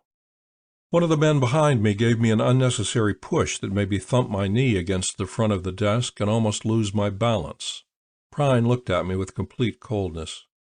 "This is that Howard," one of the men behind me said. "Okay." The door behind me closed. I glanced back and saw that the man in uniform had left. The big man in the gray suit leaned against the closed door. "Empty your pockets onto the desk," Prine said. "Everything." "But—" "Empty your pockets." There was no threat in the words, cold, bored command. I put everything on the desk: wallet, change, pen and pencil, notebook, cigarettes, lighter, penknife, folder of traveler's checks. Prine reached a big hand over and separated the items into 2 piles, notebook, wallet, and checks in one pile that he pulled toward him. "Put the rest of that stuff back in your pockets." Could I ask why? "Shut up." I stood in uncomfortable silence while he went through my wallet. He looked carefully at every card and piece of paper, at the photograph of Charlotte, at the reduced photostat of my discharge laminated in plastic. He went through the notebook and then examined the traveler's checks. "Now answer some questions." He opened the desk drawer, flipped a switch, and said, "April 20, 7:10 p.m., interrogation by Lieutenant Prine of suspect picked up by Hillis and Brubaker in vicinity of Hillston Inn. What is your full name?" "Talbot Owen Howard." "Speak a little louder. Age and place of birth." 29, Bakersfield, California. "Home address." "None at the present time." "What was your last address?" 18 Norwalk Road, San Diego. "Are you employed?" "No." "When were you last employed, and by who?" "Up until 2.5 weeks ago, by the Guaranteed Federated Insurance Company. I had a debit, health and life. I was fired." "For what reason?" "I wasn't producing." "How long did you work for them?" 4 years altogether. 3.5 before the Korean War. The rest of it since I got back." "Are you married? Have you ever been married?" "No." "Parents living?" "No." "Brothers or sisters?" "One sister, older than I am. She lives in Perth, Australia. She was away when she married an Aussie during the war." "Do you have any criminal record?" "No." "You don't seem sure." "I don't know if you'd call it a criminal record. It was when I was in school. One of those student riots, disturbing the peace and resisting an officer." "Were you booked and mugged and fingerprinted and found guilty?" "Yes, paid a fine, and spent 3 days in jail. Then you have a criminal record. How long have you been in Hillston? I arrived here Wednesday night. 2 days. What is your local address? The Sunset Motel. On this vehicle registration, do you own the vehicle free and clear? Yes. You have a little over $1,000. Where did you get it? I earned it. I saved it. I'm getting a little sick of all this. It's beginning to make me sore. Why did you come to Hillston? Do I have to have a reason? Yes, you need a reason. I knew Timmy Warden in prison camp, and I knew others there that didn't come back. I'm going to write a book about them.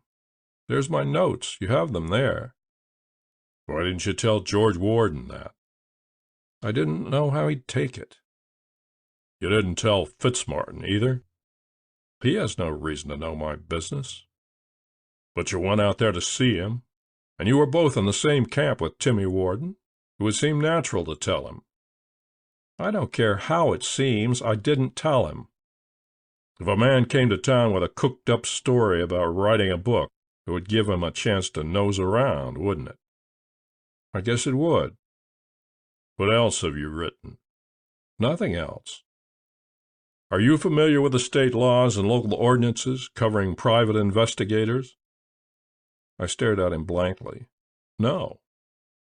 Are you licensed in any state? No. I don't know what... If you were licensed, it would be necessary for you to find out whether this state has any reciprocal agreement. If so, you would merely have to make a courtesy call and announce your presence in this county and give the name of your employer. I don't know what you're talking about. Do you know a woman named Rose Fulton? No, I've never heard of her. Were you employed by Rose Fulton to come to Hillston? No, I told you, I never heard of her. We were advised a month ago that Rose Fulton had hired an investigator to come here on an undercover assignment. We've been looking for the man. He would be the third one she sent here. The first two made a botch of their job. There was no job here for them in the first place. Rose Fulton is a persistent and misguided woman. The case, if there was any case, was completely investigated by this department. Part of our job is to keep citizens of Hillston from being annoyed and persecuted by people who have no business here. Is that clear to you? I don't understand what you're talking about. I really don't. He looked at me for what seemed a long time. Then he said, End of interrogation witnessed by Brubaker and Sparkman. Copies for file. Prine. He clicked the switch and closed the desk drawer. He leaned back in his chair and yawned, then pushed my wallet, checks, and notebook toward me. It's just this, Howard. We get damn tired of characters nosing around here. The implication is that we didn't do our job. The hell we didn't. This Rose Fulton is the wife of the guy who ran off with George Warden's wife, Eloise.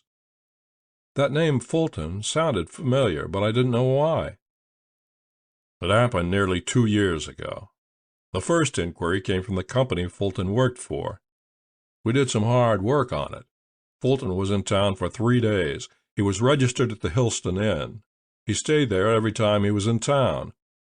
On the last night he was here, Friday night, he had dinner at the hotel with Eloise Warden. She waited in the lobby and he checked out. They got in his car. They drove to the Warden house. Eloise went in. Fulton waited out in the car. It was the evening of the 11th of April. A neighbor saw him waiting and saw her come out to the car with a big suitcase. They drove off. George Warden hadn't reported it to us. He knew what the score was when he got back to town and saw the things she'd taken. It was an open and shut situation. It happens all the time.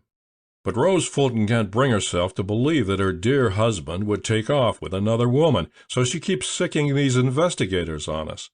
You could be the third. I don't think so. No proof. Just a hunch. She thinks something happened to him here. We know nothing happened to him here. I've lost patience, so this time we're making it tough. You can go. If I happen to be wrong, if you happen to be hired by that crazy dame, You better keep on going, friend. We've got a small force here, but we know our business." The big, middle-aged man moved away from the door to let me out. There was no offer of a ride back to where they had picked me up. I walked. The walk wasn't long enough. By the time I got to the inn, I was still sore at Prine and company. I could grudgingly admit that maybe he thought he had cause to swing his weight around, but I didn't like being picked up like that, and it had irritated me to have to tell him I had no job, no permanent residence. I wasn't certain what legal right they had to take that sort of a statement from me. I had a drink at the dark bar at the end of the cocktail lounge at the inn. Business was light. I nursed my drink and wondered how they had picked me up so quickly. I guessed it was from the motel register. I'd had to write down the make of my car and the license number. They'd known who I talked to and what had been said. It was a small city, and they acted like men who made a business of knowing what was going on. Just as I ordered the second drink, I saw a big man come in and stand at the other end of the bar. He looked like the man I had seen in the blue sedan, but I couldn't be certain. I had forgotten him and the effect that he had had on Fitzmartin. He became aware of my interest. He turned and gave me a long look, and turned back to the drink the bartender put in front of him. He had moved his head slowly when he turned to look at me. His eyes were in shadow. I had a sudden instinctive premonition of danger. Fitz was danger, but a known quantity. I did not know this man or where he fitted in. I did not want to attempt to ask him. He finished his drink quickly and left. I looked down into my drink and saw myself lying dead, sprawled, cold. It was a fantasy that had been with me in the prison camp and later. You think of your own death. You try to imagine how it will be, to just cease, abruptly, eternally. It is a chilling thought, and once you have started it, it is difficult to shake off. The depression stayed with me the rest of the evening. Thoughts of Ruth, of the new emphasis she had brought into my life, did little to relieve the blackness and the hint of fear. My mission in Hillston seemed pointless. It was part of running away from myself. There was no chance of finding the money, and even if there was, and I did find it, I couldn't imagine it changing anything. Somehow I had become a misfit in my world, in my time. I had been jolted out of one comfortable rut, and there seemed to be no other place where I could fit. Other than Charlotte and, too optimistically, Ruth, I could think of no one who gave a special damn whether I lived or died. After the light was out, I lay in darkness and surrendered myself to the great waves of bathos and self-pity. I wondered what would become of me. I wondered how soon I would be dead. I wondered how many other lonely beds there would be, and where they would be. Finally, I fell asleep. End of Chapter 5. Chapter 6 of A Bullet for Cinderella. Saturday morning was dreary, with damp winds, low scudding clouds, lights on in the stores. I couldn't get a better line on the Cooper girl until the administration office at the high school opened on Monday. The few leads had faded away into nothing. I wondered what I would do with the day. After buying some blades and some toothpaste, I drove around for a while and finally faced the fact that I was trying to think of a good excuse to see Ruth Stamm. I went without an excuse. She was in the reception area at the animal hospital. She gave me a quick, warm smile as I walked in. A woman sat holding a small, shivering dog, waiting her turn. There was a boy with a Siamese cat on a leash. The cat, dainty and arrogant, purposefully ignored the shivering dog. Ruth, smiling, asked in a low voice, "More questions?" "No questions, just general depression." "Wrong kind of hospital, Tal." "But the right kind of personnel." "Need some kind of therapy?" "Something like that." She looked at her watch. "Come back at 12. We close at noon on Saturday. I'll feed you, and we'll cook up something to do." The day was not as dreary when I drove away. I returned at 12. I went up to the house with her, and the three of us ate in the big kitchen. Dr. Buck Stam was a skilled storyteller. Apparently, every misfortune that could happen to a veterinary had happened to him. He reviled his profession and his own stupidity in getting into it in the first place. After a cigar, he went off to make farm calls. I helped Ruth with a few dishes. "How about a plain old tour of the surrounding country?" she suggested. "There are parts that are very nice." "Then dinner tonight and a movie or something?" "Sold. It's Saturday night." She changed to slacks and a tweed jacket over a yellow sweater, and we took my car. She gave me the directions. We took small back roads. It was pretty country, with rolling hills and spines of rock that stuck out of the hills. In the city, the day had been gloomy. Out in the country, it was no better, but the breeze seemed moist with spring. The new leaves were a pale green. She sat slouched in the seat with one knee up against the glove compartment and pointed out the farms, told me about the people, told me about the history of the area. At her suggestion, I took a back road that led to a place called Highland Lake. She told me when to slow down. When we came to a dirt road, we turned right. A mile down the slippery, muddy road was a sign that said, "B. Stam." I went cautiously down an overgrown drive through the woods until we came to a small cabin with a big porch overlooking a small lake less than a mile long and half as wide. I could see other cabins in the trees along the lake shore. We went on to the cabin porch and sat on the railing and smoked and talked and watched the quick winds furrow the lake surface. "We don't get up here as much as we used to when Mother was alive. Dad talks about selling it, but I don't think he will. He hunts up here in the fall. It's only 18 miles from town, the shortest way. It's pretty primitive, but, Tal, this would be a good place to write." I felt again a quick, sharp pang of guilt. Her enthusiasm grew. "Nobody is using it. There's no electricity, but there are oil lamps and a Coleman lantern. There's plenty of wood in the shed, and one of those little gasoline stoves. The bunks are comfortable, and there's lots of blankets. It would save paying rent. I know Dad wouldn't mind a bit." "Thanks, Ruth, but really I couldn't." "Why not? It's only a half hour to town." "I don't think I'll be here long enough to make it worthwhile moving in." "Well, then," she said, "okay." And I thought I detected some disappointment in her tone. "I'd like you to see it, anyhow." The key was hidden on one of the roof supports near the door. We went inside. It was bare, but it looked clean and comfortable. There were fish rods on a wall rack and a big stone fireplace. "It's nice," I said. "I've always loved it. I'd make a wild row if Dad ever tried to sell it. The first time I came up here, they had to bring playpen and high chair. I learned to swim here. I broke my collarbone falling out of one of those top bunks in there." She smiled at me. We were standing quite close together. There was something both warm and wistful about her smile. There was a long silence in the room. I could hear birds and a far-off drone of an outboard motor. Our eyes locked once more, and her smile faded as her mouth softened.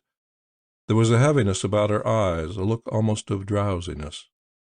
We took a half-step toward each other, and she came neatly, graciously into my arms, as though it were an act we had performed many times. The kiss was gentle at first, and then fierce and hungry. As she strained upward against me, my hands felt the long smoothness of her back, and her arm was crooked hard around my neck. We wavered in dizzy balance, and I sidestepped quickly to catch our balance, and we parted awkwardly, shy as children. "Tal," she said, "Tal, Her voice was throaty and unfocused. "I know," I said, "I know." She turned away abruptly and walked slowly to the window and looked out across the lake. I followed her and put my hands lightly on her shoulders. I felt shamed by all this, shamed by my lies, and afraid of what would happen when she found out about me. I felt new tension in her body, and she leaned closer to the window and seemed to peer more intently. What's the matter? Look, isn't that some kind of animal over there, directly across? That was the Warden camp before George sold it, the one with the green roof. Now look just to the right of the porch. I looked and saw something bulky, partially screened by brush. It looked as if it could be a bear. She brushed by me and came back with a pair of binoculars. She focused them and said, "It's a man. Here, you look." I adjusted them to my eyes. The man was getting to his feet. He was a big man in a brown suit. He was hatless, and his hair was thin on top, and he had a wide, hard-looking face. It was the man who had driven by Fitz and me in the blue sedan, the man who had come into the bar at the inn. He brushed the knees of his brown suit and dusted his hands together. He bent over and picked up what looked to be a long dowel or a piece of reinforcing rod. "Let me look," she said, and took the binoculars again. "I know the people who bought the camp from George. That isn't the man." "Maybe he's a service man of some kind." "I don't think so. I know most of them. Now he's going up on the porch. He's trying the door. Hey, he broke a window next to the door. Now he's getting it up. Now he's stepping in over the sill." She turned to me, her eyes wide. "How about that, Tal? He's a thief. We'd better go over there." "Anything you say, but how about the law?" "Wait a minute." She hurried into the bedroom. She came back with a .22 target pistol and a box of shells. It was a long-barreled automatic. She thumbed the clip out and loaded it expertly, snapped the clip back in, and handed me the gun. "You'll be more impressive with it than I would. Come on." There was no road that led directly around the lake. We had to go about 4 miles out of our way to get to the road on the other side of the lake. A dark blue sedan was parked at the head of the driveway, facing out. There wasn't room to drive by. I parked, and we went down the trail toward the camp. I turned and motioned her to stay back. I went ahead, but I heard her right behind me. The man came walking around the corner of the camp, frowning. He stopped short when he saw me, his eyes flicking toward the gun and then toward Ruth. "Why did you break into that camp?" Ruth demanded angrily. "Take it easy, lady. Put the gun away, friend."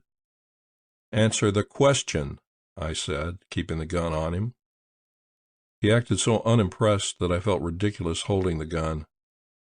"I'm a licensed private investigator, friend. Don't put any hole in me while I'm getting my wallet. I'll show you." He took the wallet out.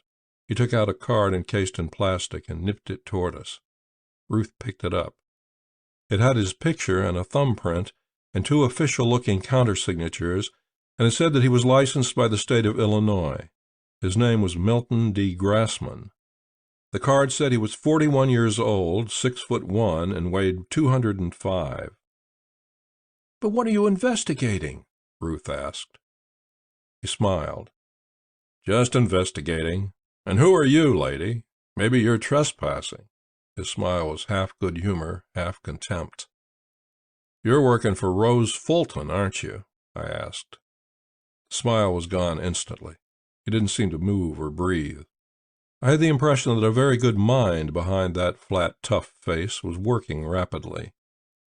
"I'm afraid I don't know the name," he said, but he had waited too long. "Who are you, friend?" "We're going to report this to the police," Ruth said. "Go ahead, lady. Be a good citizen. Give 'em the word." "Come on, Tal," she said.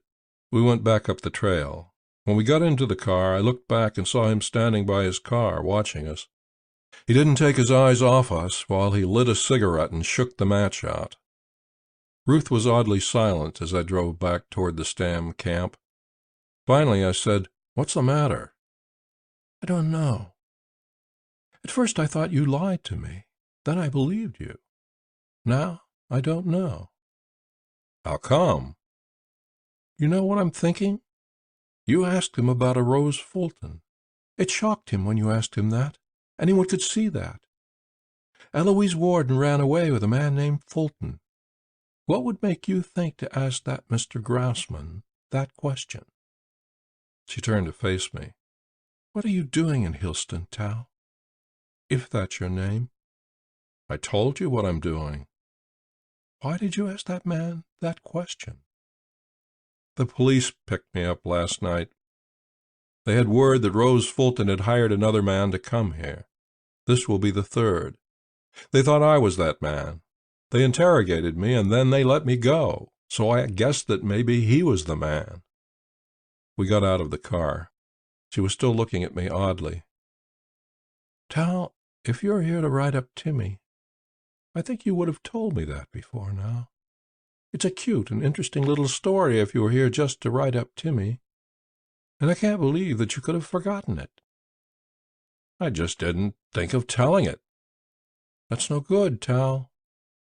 I know it isn't. What's wrong? Is it something you can't tell me? Look, Ruth, there is another reason why I came. I lied to you. I don't want to tell you why I came here. I'd rather not. But it has something to do with Timmy. That's right. He is dead, isn't he? He's dead. But how can I know when you're lying and when you're not? I guess you can't, I said helplessly. She locked the camp and on the way back told me which turns to take. She had nothing else to say. I drove into her place. She opened the door quickly to get out. Wait a minute, Ruth. Her right foot was on the ground. She sat on the corner of the seat and turned and looked back at me.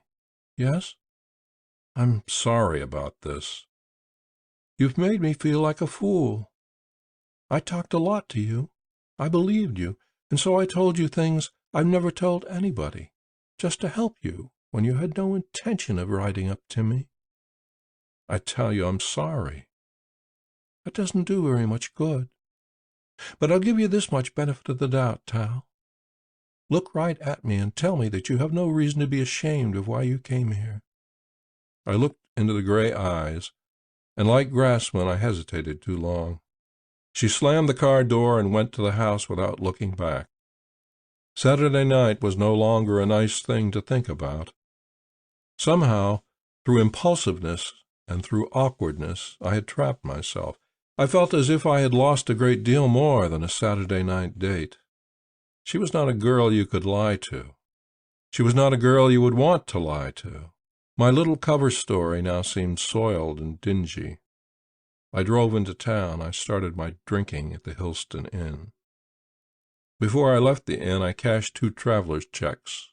I hit a great many bars. It was Saturday night. The city seemed alive. I can remember seeing the dwarf bartender. There was a woman I bought drinks for. At one time I was in a men's room and 4 of us were singing. The door was locked and somebody was pounding on it. We were making fine music. I was sick in a hedge and I couldn't find my car. I wandered a long time before I found it. I don't know what time it was. It was late. I had to keep one eye closed as I drove cautiously out to the motel.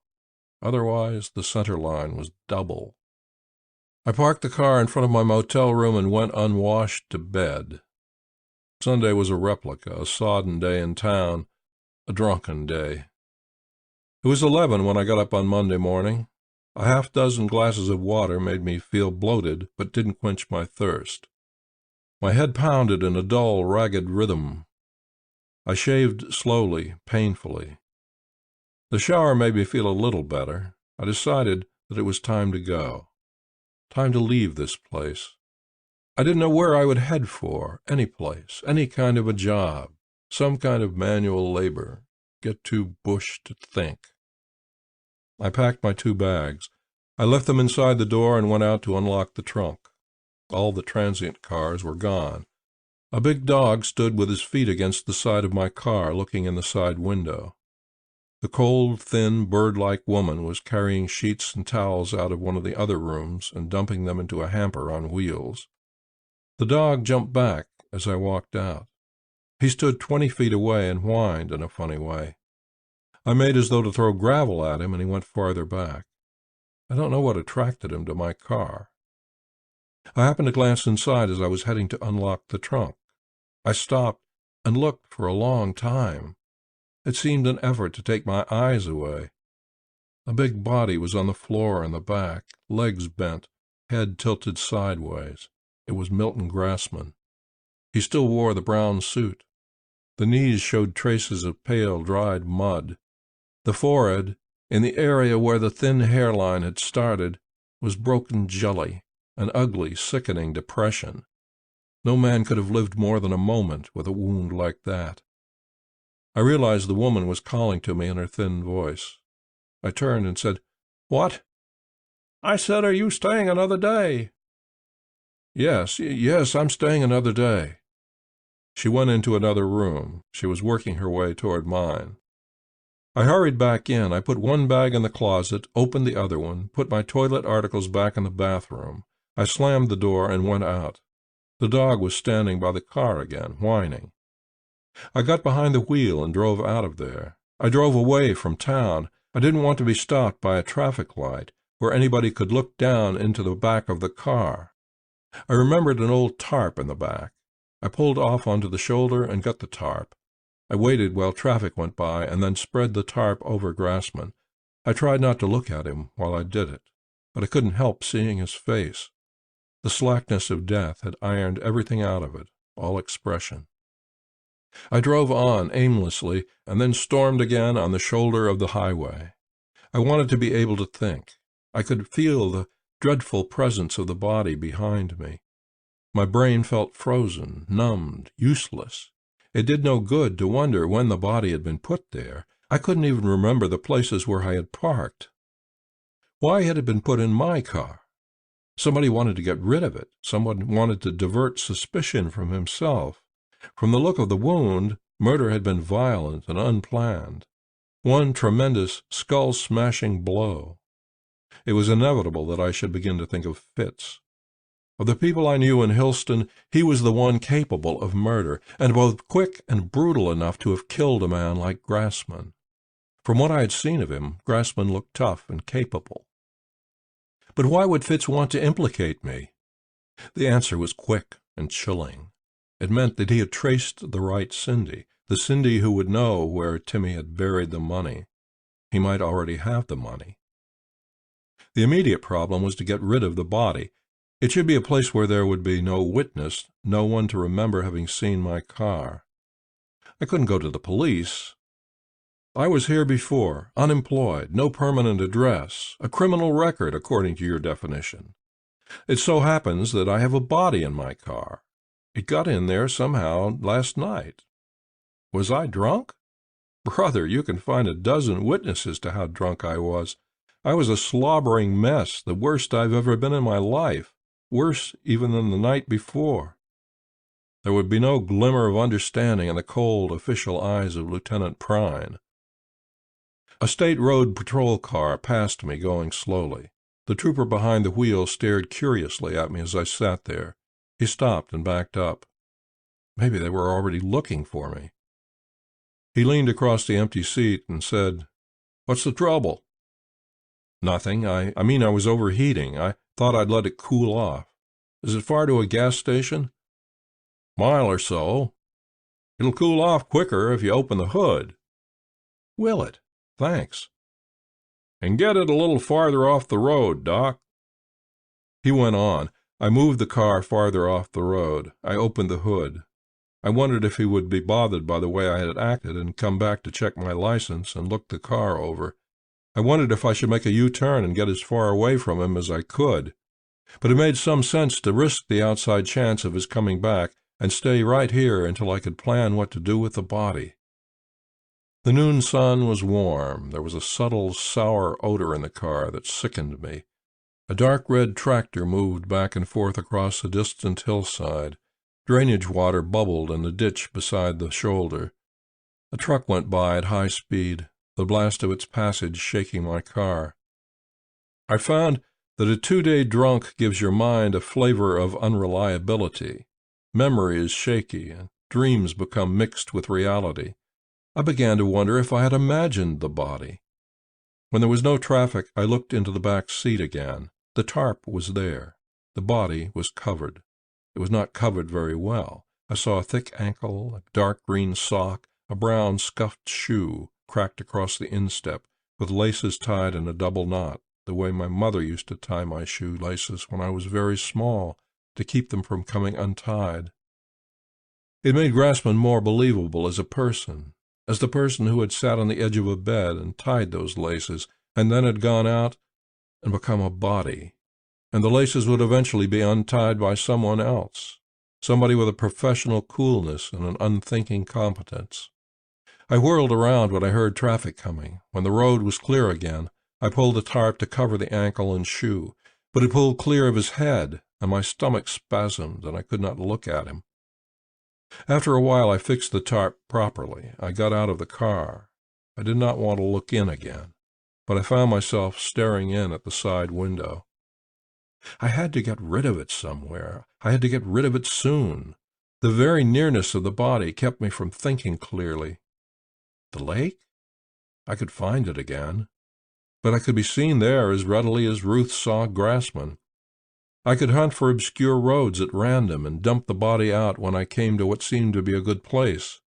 The body was going to be found, and it was going to be identified, and it was going to be in the paper with the right name. And Ruth was going to remember the odd question I had asked the man, and remember his telltale response to that question. The minutes were ticking by, and I was getting nowhere. Fitzmartin's trap was wide and deep, lined with sharp stakes.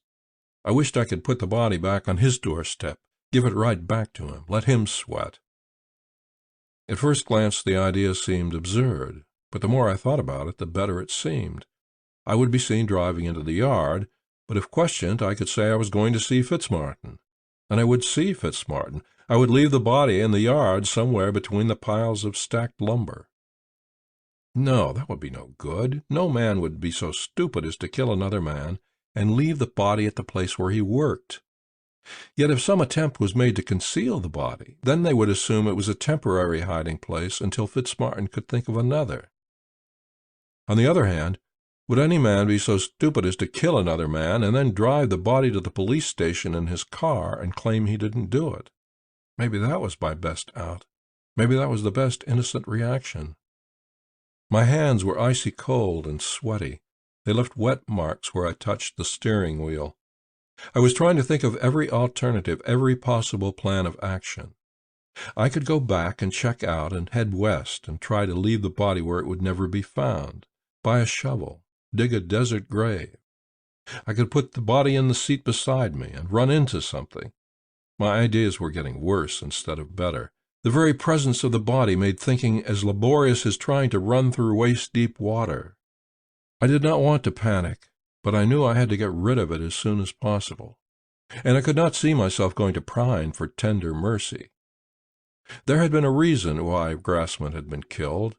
Hiding the body would give me a grace period. I would have to assume it would be traced to me eventually. By the time they caught up with me, I would have to know why he had been killed. Knowing why would mean knowing who. I knew it was Fitz. Why did Fitz kill Grassman?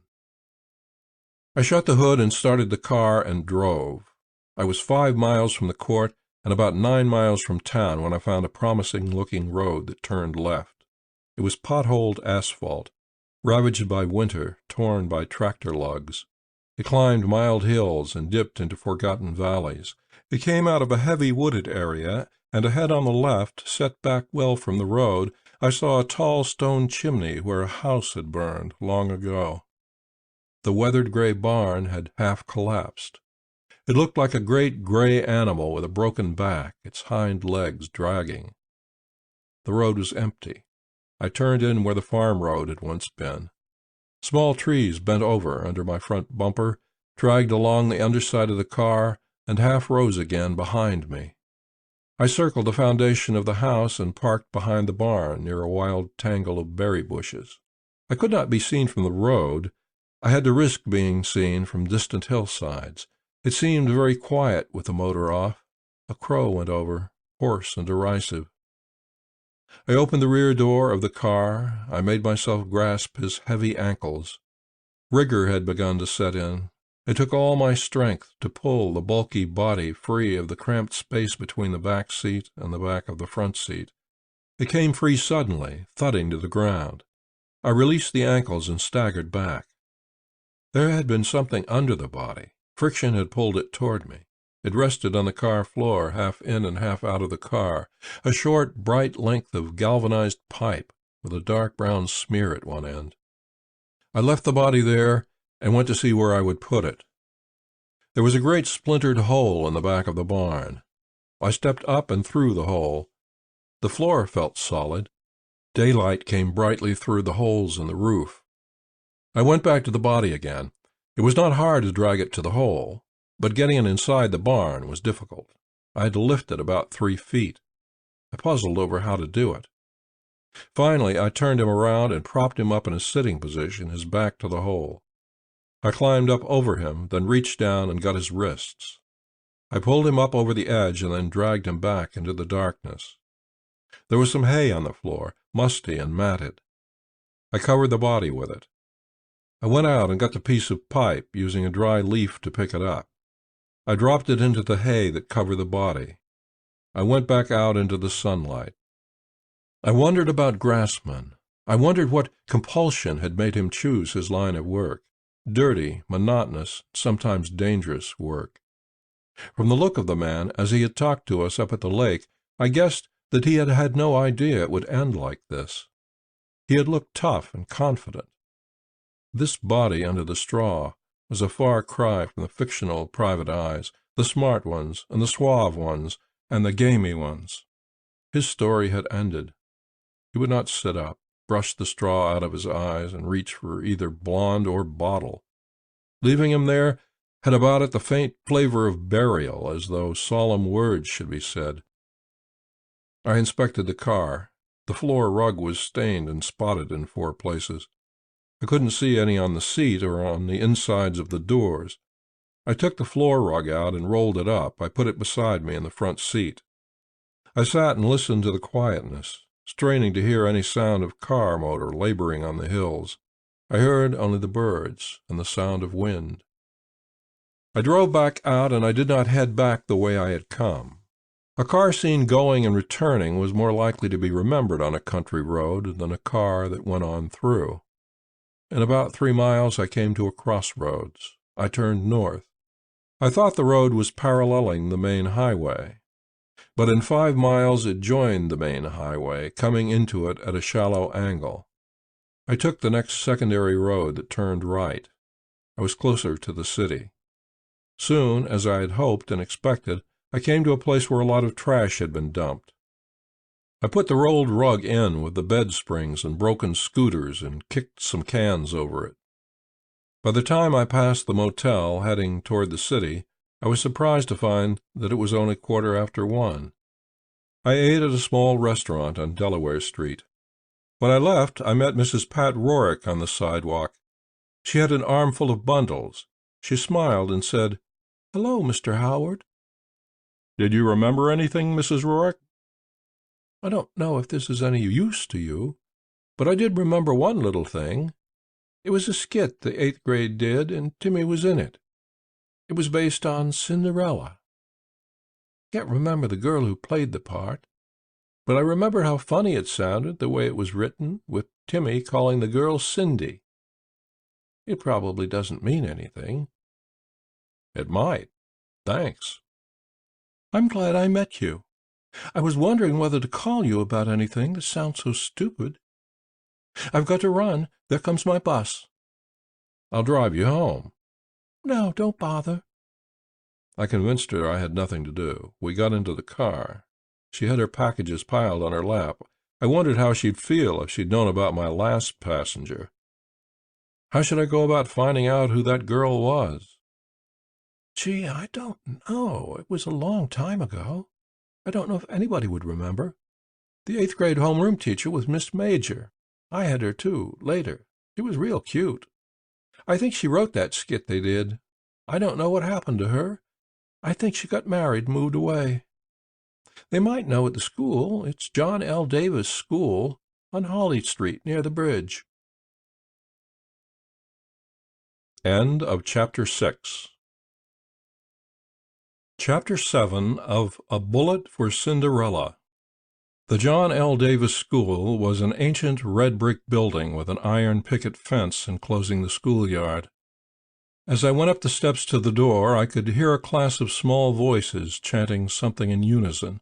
It was a sleepy, nostalgic, afternoon sound. In the wide wooden hallway there were drinking fountains which looked absurdly low. A small boy came down the hall, tapping himself gently and wistfully on the head with a ruler. He gave me an opaque stare and continued on his way. There was a nervous young woman in the outer office of the principal's office. She was typing and chewing her lip, and when she looked up at me, she was obviously irritated by the interruption.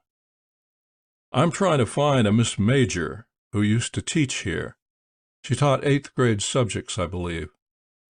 "We only go through the 6th. Then the children go to the junior high." "I know that, but you used to have the 7th and 8th here." "Not for a long time. Not since I've been here." "Aren't there any records? Isn't there any place you could look?" "I wouldn't know where to look. I wouldn't know anything like that." "Are there any teachers here who would have been here when Miss Major was here?" "I guess there probably are. I guess there would be some. How long ago was she here?" "About 12 years ago." "Mrs. Stearns has been teaching here 22 years. 3rd grade, room 16. That's on this floor, just around the corner." "I wouldn't want to interrupt a class." "Any minute now they'll all be going home. Then you could ask her." "I wouldn't know anything like that. I wouldn't know where to look or anything." I waited outside room 16. There was a lull, and then somebody started a record player. Sousa filled the halls with brass at peak volume. There was a great scurrying in all the rooms. The doors opened. All the small denizens marched into the hall and stood in impatient, ragged double lines, stomping their feet in time to the music. The floor shook. Weary teachers kept a cautious eye on the lines. The upstairs rooms marched down the stairs and out the double doors. Then the main floor marched out, yelling as soon as they hit the sunlight. The school was emptied. Sousa blared on for a few moments and died in the middle of a bar. "Mrs. Stearns?" "Yes, I'm Mrs. Stearns." She was a round, pale woman, with hair like steel wool and small, sharp, bright, dark eyes. "My name is Howard, Talbert Howard. Did you know a Miss Major who used to teach here?" "Of course. I knew Catherine very well. That reminds me, I should stop by and see how she's getting along these days." "She's in town?" "Oh, yes, the poor thing." "Is she ill?" "Oh, I thought you knew. Catherine went blind quite suddenly, about 10 years ago. It was a shock to all of us. I feel guilty that I don't call on her more often. But after a full day of the children, I don't feel like calling on anyone. I don't seem to have the energy any more." "Could you tell me where she lives?" "Not offhand, but it's in the phone book. She's on Finch Avenue in an apartment. I know the house, but I can't remember the number. She lives alone. She's very proud, you know, and she really gets along remarkably well, considering." It was a small ground-floor apartment in the rear of an old house. Music was playing loudly in the apartment. It was a symphony I didn't recognize. The music stopped moments after I knocked at the door. Miss Major opened the door. She wore a blue dress. Her hair was white and worn in a long page-boy.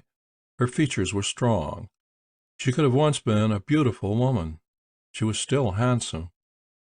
When I spoke to her, she seemed to focus on my face. It was hard to believe those eyes were sightless. I told her my name and said I wanted to ask her about a student she had in the 8th grade. "Please come in, Mr. Howard. Sit there in the red chair. I was having tea. Would you care for some?" "No, thank you." "Then one of these cookies. A friend of mine bakes them. They're very good." She held the plate in precisely the right spot. I took one and thanked her. She put the plate back on the table and sat facing me. She found her teacup and lifted it to her lips. "Now, what student was it?" "Do you remember Timmy Warden?" "Of course I remember him. He was a charmer. I was told how he died. I was dreadfully sorry to hear it. A man came to see me 6 or 7 months ago. He said he'd been in that prison camp with Timmy. I never could quite understand why he came to see me. His name was Fitzmartin, and he asked all sorts of odd questions. Couldn't feel at ease with him. He didn't seem quite right, if you know what I mean. When you lose one sense, you seem to become more aware of nuances. I was in that camp too, Miss Major. Oh, I'm so sorry. Probably Mr. Fitzmartin is a friend of yours. No, he's not. That's a relief. Now, don't tell me you came here to ask odd questions too, Mr. Howard. Fairly odd, I guess. In camp, Timmy spoke about a girl named Cindy. I've been trying to track her down for personal reasons. One of your other students, Cindy Kirshner, told me that you wrote a skit based on Cinderella for the 8th grade when you had Timmy in the class. Timmy wasn't very well when he mentioned this Cindy. I'm wondering if he could have meant the girl who played the part in the play. Whatever has happened to Cindy Kirshner, Mr. Howard? Such a shy, sweet child. And those dreadful teeth. The teeth have been fixed. She's married to a man named Pat Rorick, and she has a couple of kids. It's good to hear. The other children used to be horrible to her. They can be little animals at times. Do you remember who played the part of Cindy in the skit? Of course I remember. I remember because it was sort of an experiment. Her name was Antoinette Rossi. Wait a moment. I'll show you something. She went into the other room. She was gone nearly 5 minutes. She came back with a glossy photograph. I had a friend help me sort these out after I learned Braille. I've marked them all, so I know this is the right one. It's a graduation picture. I've kept the graduation pictures of all my classes, though what use I'll have for pictures I'll never know. She handed it to me and said, I believe Antoinette is in the back row toward the left. Look for a girl with a great mass of black hair and a pretty, rather sullen face. I don't imagine she was smiling. I think I've found her. Antoinette was a problem. She was a little older than the others, half French and half Italian. She resented discipline. She was a rowdy, a troublemaker. But I liked the child, and I thought I understood her. Her people were very poor, and I don't think she got much attention at home. She had an older brother who had been in trouble with the police, and I believe an older sister. She came to school inadequately dressed when the weather was cold. She had a lot of spirit. She was a very alive person. I think she was sensitive, but she hid it very carefully. I can't help but wonder sometimes what has happened to the child. The Rossis lived north of the city, where the river widens out. I believe that Mr. Rossi had a boat and bait business in the summer and did odd jobs in the winter time. Their house was a shack. I went there once after Antoinette had missed a whole week of school. I found she hadn't come because she had a black eye. Her brother gave it to her. I gave her the part of Cinderella in an attempt to get her to take more interest in class activities. I'm afraid it was a mistake. I believe she thought it was a reflection on the way she lived. Was Timmy friendly with her? Quite friendly. I sometimes wondered if that was a good thing. She seemed quite precocious in some departments, and Timmy was a very sweet boy. He could have called her Cindy because of the skit? I imagine so. Children dote on nicknames. I remember one poor little boy with a sinus condition. The other children made him unhappy by calling him Rumblehead. I want to thank you for your help, Miss Major. I hope the information is of some use to you. When you find Antoinette, tell her I asked about her. I'll do that. She went with me to the door. She said, They're bringing me a new Braille student at 4. He seems to be a little late. Mr. Howard, are you in some kind of trouble? The abrupt non sequitur startled me. Trouble? Yes, I'm in trouble, bad trouble. I won't give you any chin-up lecture, Mr. Howard. I've been given too much of that myself. I was just checking my own reactions. I sensed trouble, an aura of worry. As with that Mr. Fitzmartin, I detected an aura of directed evil. When I got out in front, a woman was helping a young boy out of a car. The boy wore dark glasses. His mouth had an ill-tempered look, and I heard the whine in his voice as he complained about something to her. I felt that I had discovered Cindy. There had been a hint as to what she was like in the very tone of Timmy's voice. Weak as he was, there had been a note of fond appreciation, the echo of lust. Cindy would know. The phrasing was odd. Not Cindy knows. Cindy would know. It would be a place known to her. I sat in my car for a few moments. I did not know how long my period of grace would last. I did not know whether I should continue in search of the elusive Cindy or try to make sense of the relationship between Fitz and Grassman. It came to me that I had been a fool not to search the body. There might have been notes, papers, letters, reports, something to indicate why he had been slain. Yet I knew I could not risk going back there, and it was doubtful that the murderer would have been so clumsy as to leave anything indirectly incriminating on the body itself. I did not know where to start. I didn't think anything could be gained by going to Fitzmartin, facing him. He certainly would answer no questions. Why had it been necessary to kill Grassman? Either it was related to Grassman's job, or it was something apart from it. Grassman's job had apparently been due to Rose Fulton's conviction that her husband had come to some harm here in Hillston. Rhine's investigation had evidently been thorough.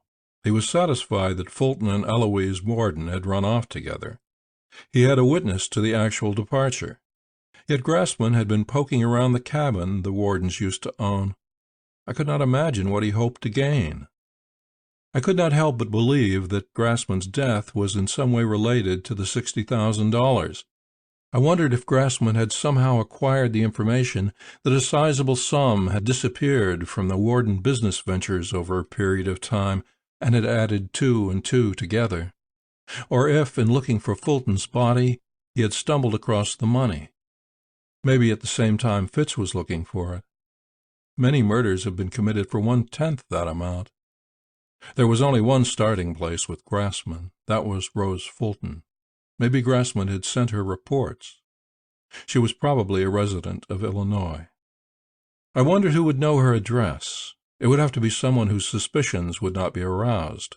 I wondered if there was any way of finding out without asking anyone. If the police investigation had been reported in the local paper, Fulton's hometown would probably have been given, but not his street address. I realized that I did not dare make any attempt to get hold of Mrs. Fulton. It would link me too closely to Grassman. Antoinette Rossi, then. I would look for her. The shack was on the riverbank. It had a sagging porch, auto parts stamped into the mud of the yard, dingy Monday washing flapping on a knotted line, a disconsolate tire hanging from a tree limb, and a shiny new television aerial. A thin, dark boy of about 12 was carefully painting an overturned boat, doing a good job of it. A little dark-haired girl was trying to harness a fat, humble dog to a broken cart. A toddler in diapers watched her. Some chickens were scratching the loose dirt under the porch. The children looked at me as I got out of the car. A heavy woman came to the door. She bulged with pregnancy. Her eyes and expression were unfriendly. The small girl began to cry. I heard her brother hiss at her to shut up. The woman in the doorway could have once been quite pretty. She wasn't any more. It was hard to guess how old she might be. "Is your name Rossi?" I asked. "It was once. Now it's Doyle. What do you want?" "I'm trying to locate Antoinette Rossi." "For God's sake, shut up sniveling, Jeannie. This man hasn't come to take the TV." She smiled apologetically at me. "They took it away once, and to Jeannie, any stranger comes after the same thing. Every night the kids watch it. No homework, no nothing. Just sit and look. It drives me nuts. What do you want Antoinette for?" "I've got a message for her, from a friend." The woman sniffed. "She makes a lot of friends, I guess. She doesn't hang around here any more. She's up in Reading." I don't hear from her any more. She never gets down. God knows I never get up there. The old man is dead, and Jack is in the federal can in Atlanta, and Doyle can't stand the sight of her, so why should she bother coming down here? Hell, I'm only her sister. She sends money for the kids, but no messages, no nothing. What does she do? She gave me a wise, wet smile. She goes around making friends, I guess. How do I get in touch with her? Cruise around. Try the Aztec and the Cub Room. And try the doubloon, too. I heard her mention that. You can probably find her. It was 60 miles to Reading, and dark when I got there. It was twice the size of Hillston. It was a town with a lot of neon, lime and pink, dark, inviting blue. Lots of uniforms on the night streets. Lots of girls on the dark streets. Lots of cars going nowhere too fast, horns blowing, Bermuda bells ringing, tires wailing. I asked where the Aztec and the Cub Room and the doubloon were. I was directed to a wide highway on the west edge of town called, inevitably, the Strip. There the neon really blossomed. There wasn't as much sidewalk traffic, but for a Monday night there were enough cars in the lots, enough rough music in the air, enough places to lose your money, or spend it, or have it taken away from you. I went to the Aztec, and I went to the Cub Room, and I went to the doubloon. In each place I asked the bartender about Antoinette Rossi. On each occasion I received a blank stare and a shrug and a "never heard of her." Dark-haired girl? That's unusual? Sorry, Buster. The cadence of the evening was beginning to quicken. All three places were glamorous. They were like the lounges of the hotels along Collins Avenue on Miami Beach, and like the bistros of Beverly Hills. The lighting was carefully contrived. There was a Las Vegas tension in those three places, a smell of money. Here the games were hidden, but not hard to find.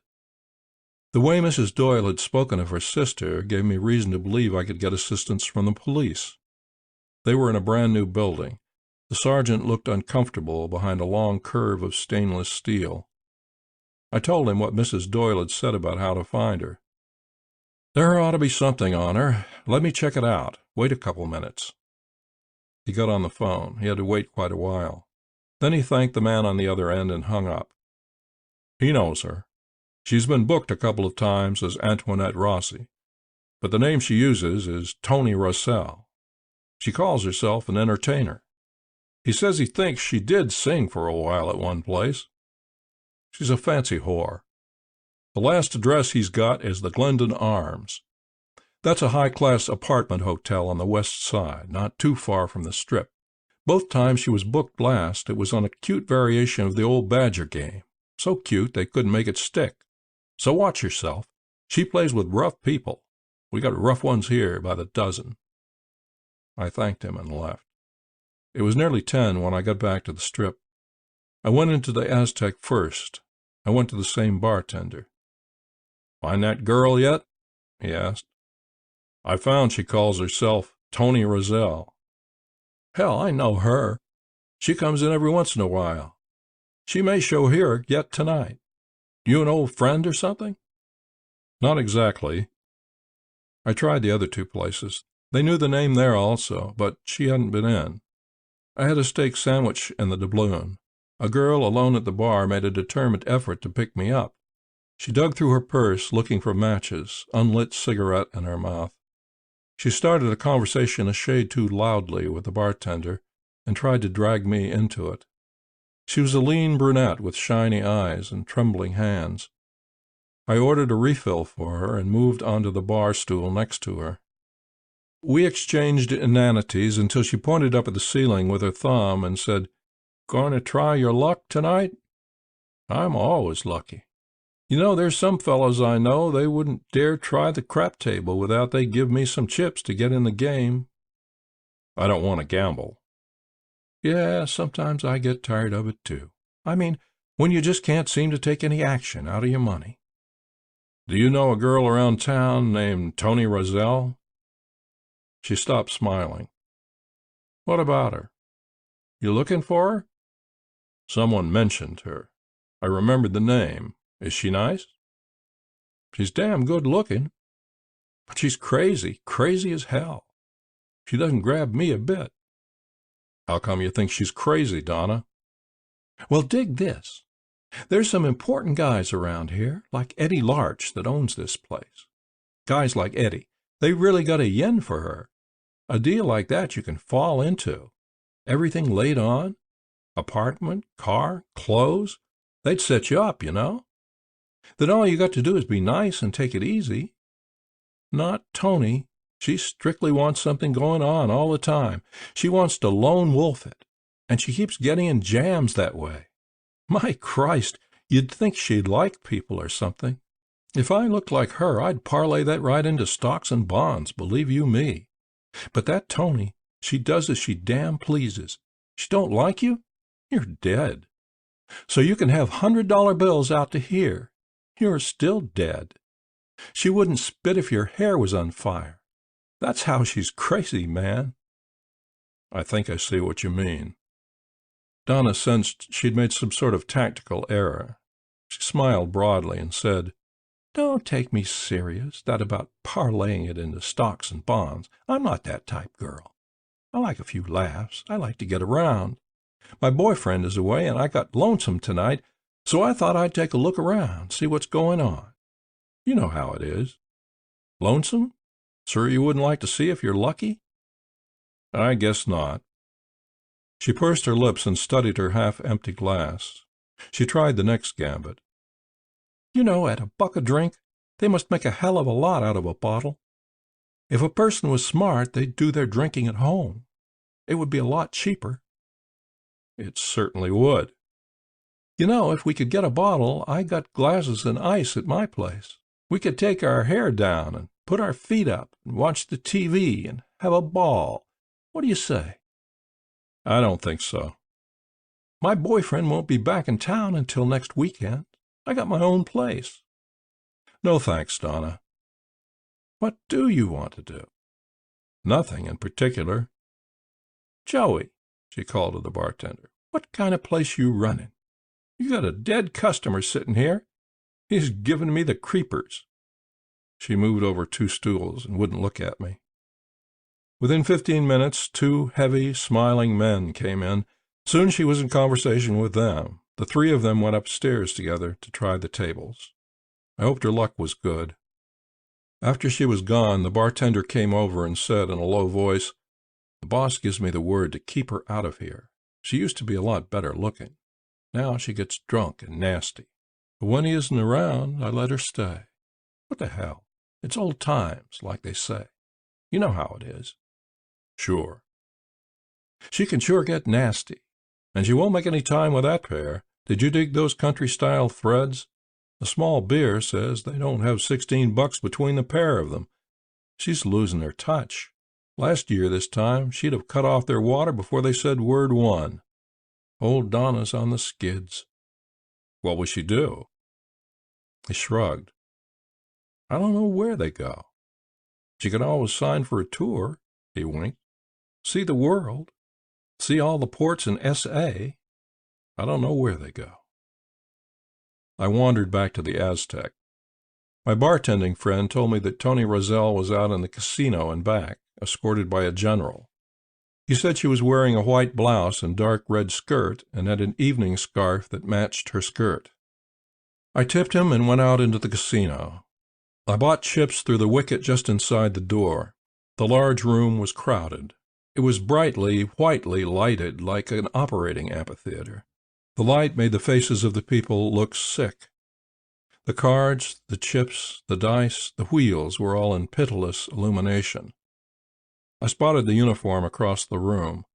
The general was big-chested. He held his face as though he thought he resembled MacArthur. He did, a little, but not enough. He had 3 rows of discreetly faded ribbons. Antoinette Rossi stood beside him and laughed up at him. It was the face of the high school picture, matured, not as sullen. Her tumbled hair was like raw blue-black silk. She held her folded rebozo over her arm. Her brown shoulders were bare. She was warm within her skin, moving like molten honey, teeth white in laughter against her tanned face. Wide through the cheekbones, eyes deep-set, nose broad at the bridge. Feral look, gypsy look. A mature woman, so alive she made the others in the room look two-dimensional, as though they had been carefully placed there to provide their drab contrast to Tony's look of greedy life.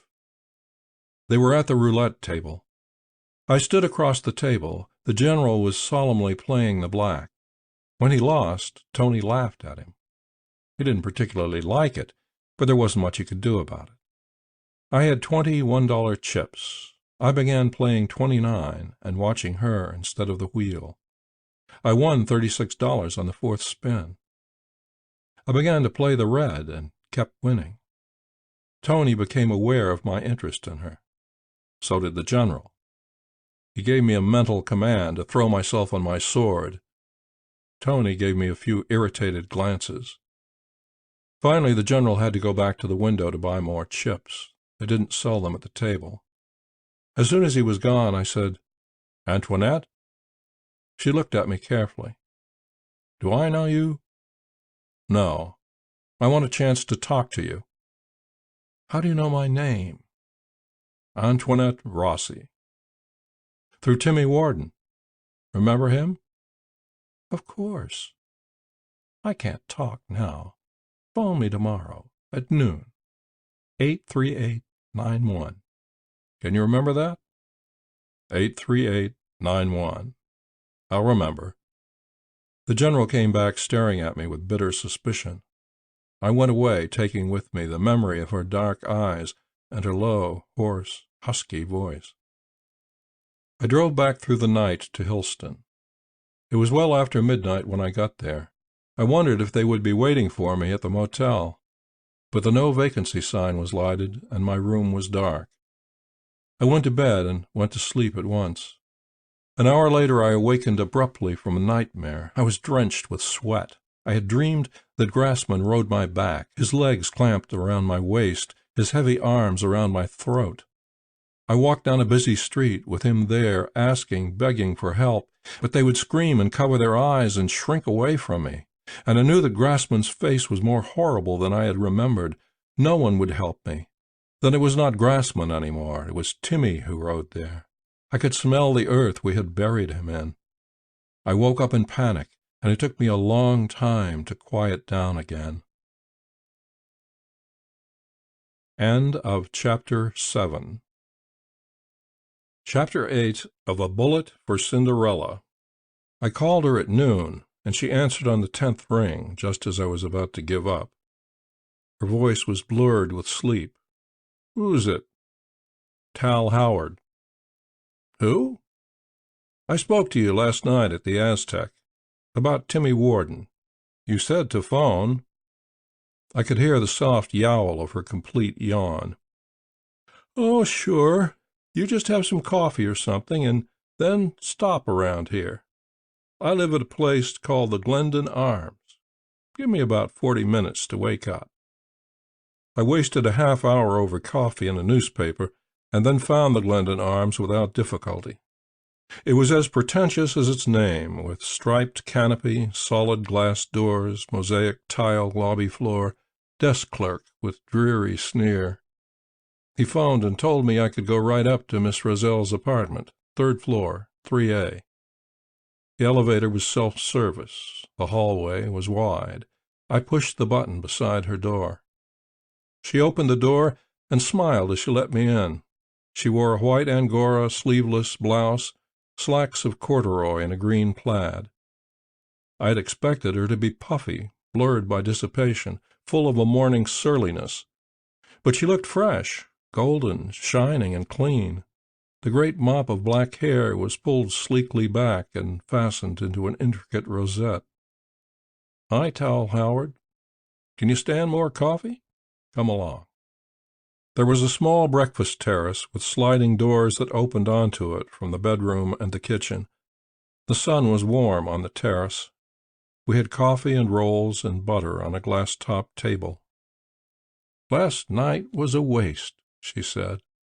He was a friend of a friend, a stuffed uniform until drink number 10, and then what?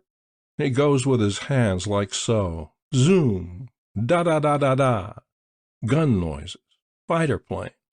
I'm too old for toys. He had a lot of ribbons.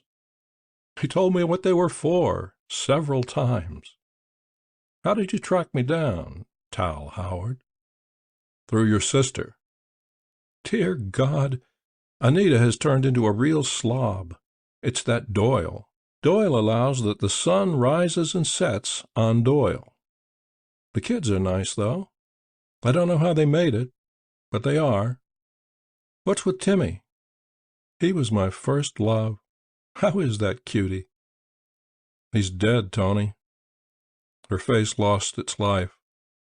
You certainly don't waste any time working up to that. How? He was taken prisoner by the Chinese in Korea. So was I. We were in the same hut. He got sick and died there, and we buried him there. What a stinking way for Timmy to go. He was a nice guy. We got along fine right up into the second year of high school, and then he started considering his social position and brushed me off. I don't blame him. He was too young to know any better. He left me to take a big hack at the dancing school set. My reputation wasn't exactly solid gold, she grinned. Nor is it yet. He mentioned you while we were in camp. Did he? He called you Cindy. For a long moment she looked puzzled, and then her face cleared. Oh, that! I'd just about forgotten that. It was a sort of a gag. In the 8th grade, we had a teacher who was all hopped up about class activities. I was the rebel. She stuck me in a play as Cinderella. Timmy was the prince. He called me Cindy for quite a while after that. A year, maybe. A pretty good year, too. I was a wild kid. I didn't know what I wanted. I knew that what I had I didn't want, but I didn't know how to make a change. I was too young. Gee, I'm sorry about Timmy. That's depressing. It makes me feel old, Tal. I don't like to feel old. I came back and tried to find a Cindy. I didn't know your right name. I found a couple, Cindy Waskowitz. A great fat pig, but nothing jolly about her. Brother, she was as nasty as they come. She's dead, too. Glandular trouble of some kind. Couldn't you go around wearing a wreath or singing hymns like Crossing the Bar? I'm sorry. Then there was Cindy Kirshner. Kirshner? Wait a minute. A younger kid. Teeth like this? That's right. But she had them fixed. Now she has a husband and a couple of kids. Good for her. She was the one who remembered the class play or skit or whatever it was, and the name of the 8th grade teacher, Miss Major. She couldn't remember who played Cinderella, so I found Miss Major. She went blind quite a while ago, and for God's sake, Tal, I mean, really? I'm sorry. Anyway, she identified you. I went out and saw your sister. I came here hunting for Antoinette Rossi. The way your sister spoke about you, when I couldn't find you, I tried the police. They told me the name you used. Then it was easy. She looked at me coldly and dubiously. Police, eh? They give you all the body details? They told me a few things. Not much. But enough. Enough so that when you walked in here, you had to act like a little kid inspecting a leper colony. What the hell did you expect to find?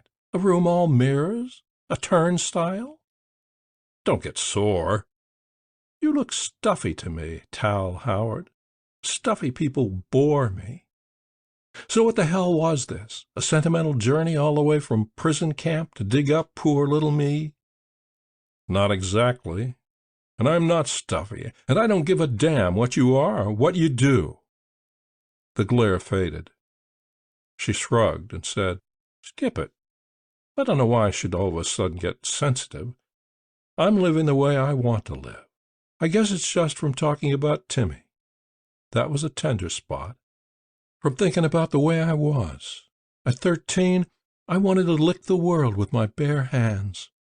Now I'm 28. Do I look it? No, you really don't. She rested her cheek on her fist. She looked thoughtful. You know, Tal Howard, another reason why I think I jumped on you, I think I'm beginning to get bored. I think I'm due for some kind of change. Like what? More than a new town. I don't know, just restless. Skip that. You said this wasn't exactly a sentimental journey. What is it? There's something else involved. Mystery, hey? What's with you? How do you mean? What do you do? You married? I'm not doing anything right now. I'm not married. I came here from the West Coast. I haven't got any permanent address. You're not the type. How do you mean that? That information doesn't fit you, somehow. So it's just a temporary thing with you. You're between lives, aren't you? And maybe as restless as I am. I could be. She winked at me. And I think you've been taking yourself too seriously lately. Have you noticed that? I guess I have. Now what's the mystery? I'm looking for something.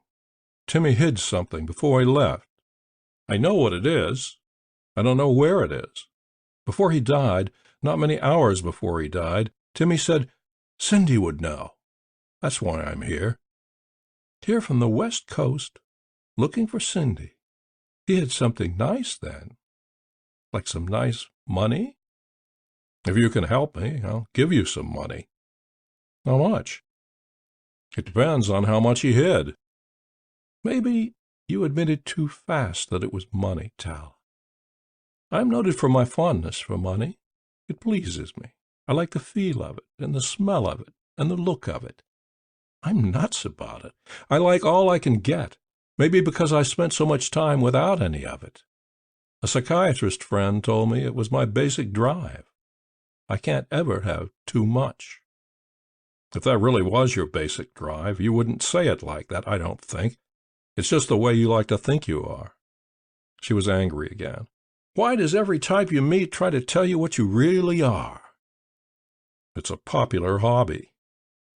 So all right, he hid something. Now I've got a big fat disappointment for you.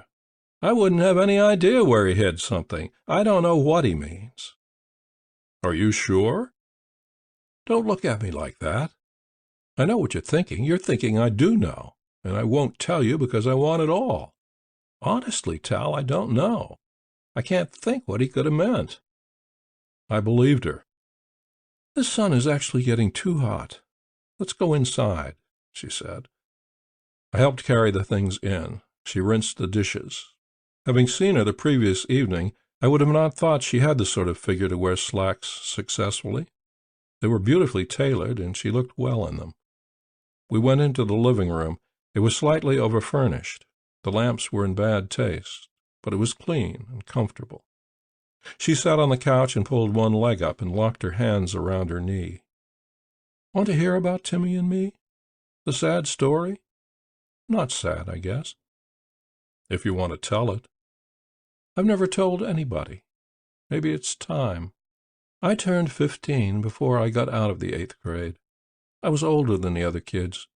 Timmy was 14. He was the biggest boy in class. We never had anything to do with each other until that skit. We practiced a couple of times. We got to be friends. It wasn't a girlfriend-boyfriend thing, more like a couple of boys. I wasn't the most feminine creature in the world, believe me. I could run like the wind, and I could fight with my fists. I didn't want Timmy to come out to the house. I was ashamed of where I lived. I never wanted any of the kids to see how and where I lived. My God, we lived like animals. It wasn't so bad until my mother died, but from then on it was pretty bad. You saw the place. I saw it. The old man kept pretty well soaked in his vino. My brother was completely no good. My sister slept with anybody who took the trouble to ask her. We lived in filth.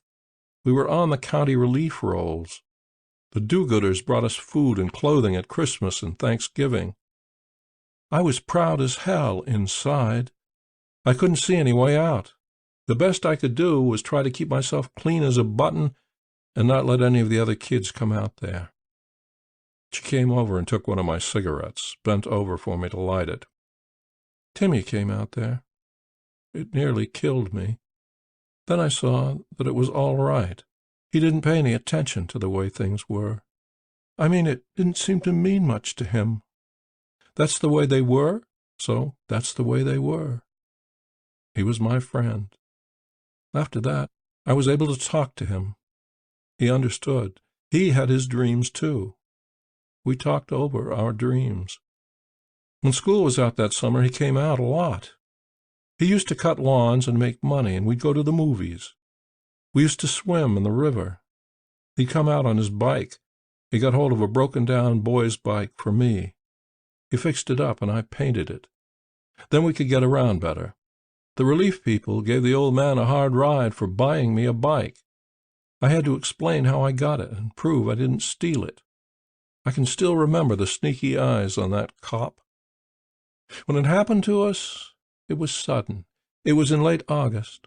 I'd gotten a job in the dime store by lying about my age and filling out the forms wrong. I was squirreling the money away. I spent Sundays with Timmy. His brother and his father didn't like him to see me, but he managed it. He had a basket on the front of his bike, and we went off on a Sunday picnic. We went a long way into the country, 15 miles, I guess. We walked the bikes up a trail. We found a place under trees where it was like a park. It was far away from anybody. We could have been alone in the world.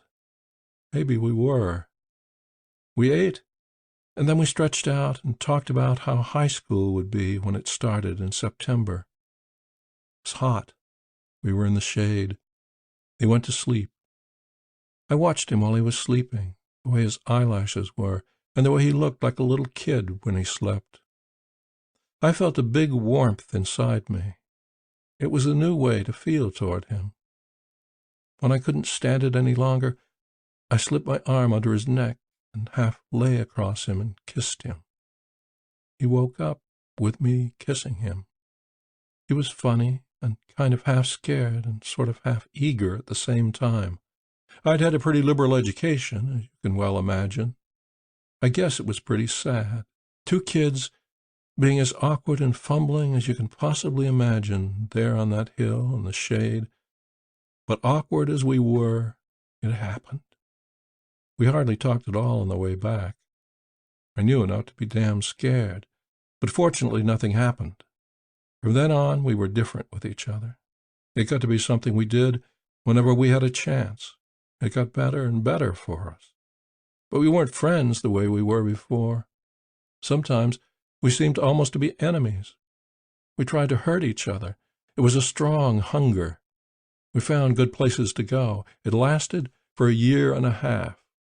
We never talked about marriage or things like that. We lived for now. There was one place we would go. We'd take one of the boats and— She stopped abruptly. We looked into each other's eyes. "Now you know where he meant?" I asked her softly. "I think I do." "Where?" "I don't think we can handle it that way. Do you?" "How do you mean?" "I think we'd better go there together. Don't you?" "There's nothing to keep you from going there by yourself, Antoinette." "I know that. What would it mean if I told you I won't?" "In spite of the money hunger?" "I would be honest with a thing like this. I would, believe me. I'd have known nothing about it. How much is there?" I waited several moments, measuring her and the situation. I couldn't get to it without her. "Nearly 60,000, he said. She sat down abruptly, saying a soundless, "Oh." How would Timmy get hold of money like that?" "He did all the book work for the 4 companies he and his brother owned. He took over 2 years milking that much in cash out of the 4 companies." "Why would he do that to George? It doesn't sound like Timmy." "He planned to run off with Eloise." That thing George married? That pig? I knew her. Where is she? She went off with another man 2 years ago. Maybe she took the money with her. Timmy said she didn't know where he buried it. And she'd hardly be able to find it. I can guarantee that. So this is George's money then, isn't it? I waited a moment. Yes, it is. But it was already stolen. That's right. And nobody knows about it. George doesn't suspect. Nobody knows about it but you and me, Tal. There's another one who knows about it. A man named Earl Fitzmartin. He was in the camp, too. He didn't know about the name Cindy. Now he does. He's smart. He may be able to trace the name to you. What's he like? He's smart, and he's vicious. So are a lot of my friends. I don't think they're like Fitz. I don't think you could go with Fitz and find it, and come back from wherever you went to find it. That is, if it was a quiet place, and he could put you where he dug up the money. Like that? I think so. I think there's something wrong in his head. I don't think he's very much like other people. Can we trust each other, Tal? I think we can. We shook hands with formal ceremony. She looked at me quizzically. How about you, Tal? Why are you after the money? Like they say about climbing mountains, because it's there. What will it mean to you? I don't know. I have to find it first. And then all of a sudden it's going to be some kind of an answer to everything? Maybe. What fouled you up, Tal? What broke your wagon? I don't know. I can place most people. I can't quite place you. You look like one type. You know, played ball in school, sells bonds or something, working up to a ranch-type house, a Brooks wardrobe, and someday winter vacations in Bermuda after the kids are in college. You look like that all except the eyes, and the eyes don't look like that at all. What do they look like? The eyes on the horse that knows they're going to shoot him because he was clumsy, busted his leg. When do we go after the money? She stepped to the kitchen door and looked at the clock. You'd feel better if we stayed together until we get it, wouldn't you? I guess I would, but it isn't essential. Your faith is touching. Didn't the police give you the word? They said something about a cute variation of the Badger game. It was very cute. They couldn't convict, and it was very dishonest, Tal. But it wasn't a case of fleecing the innocent. It was pulled on some citizens who were trying to make a dishonest buck. Like this, I tell him my boyfriend is on one of the wheels at the Aztec. I tell the sucker the wheel is gimmicked, that my boyfriend is sore at the house. The sucker has to have 2,000 or 3,000 he wants trebled. I say I can't go in with him. I give him a password to tell the boyfriend. So they let him win 6,000 or 7,000. He comes here with the money. The boyfriend is to show up later.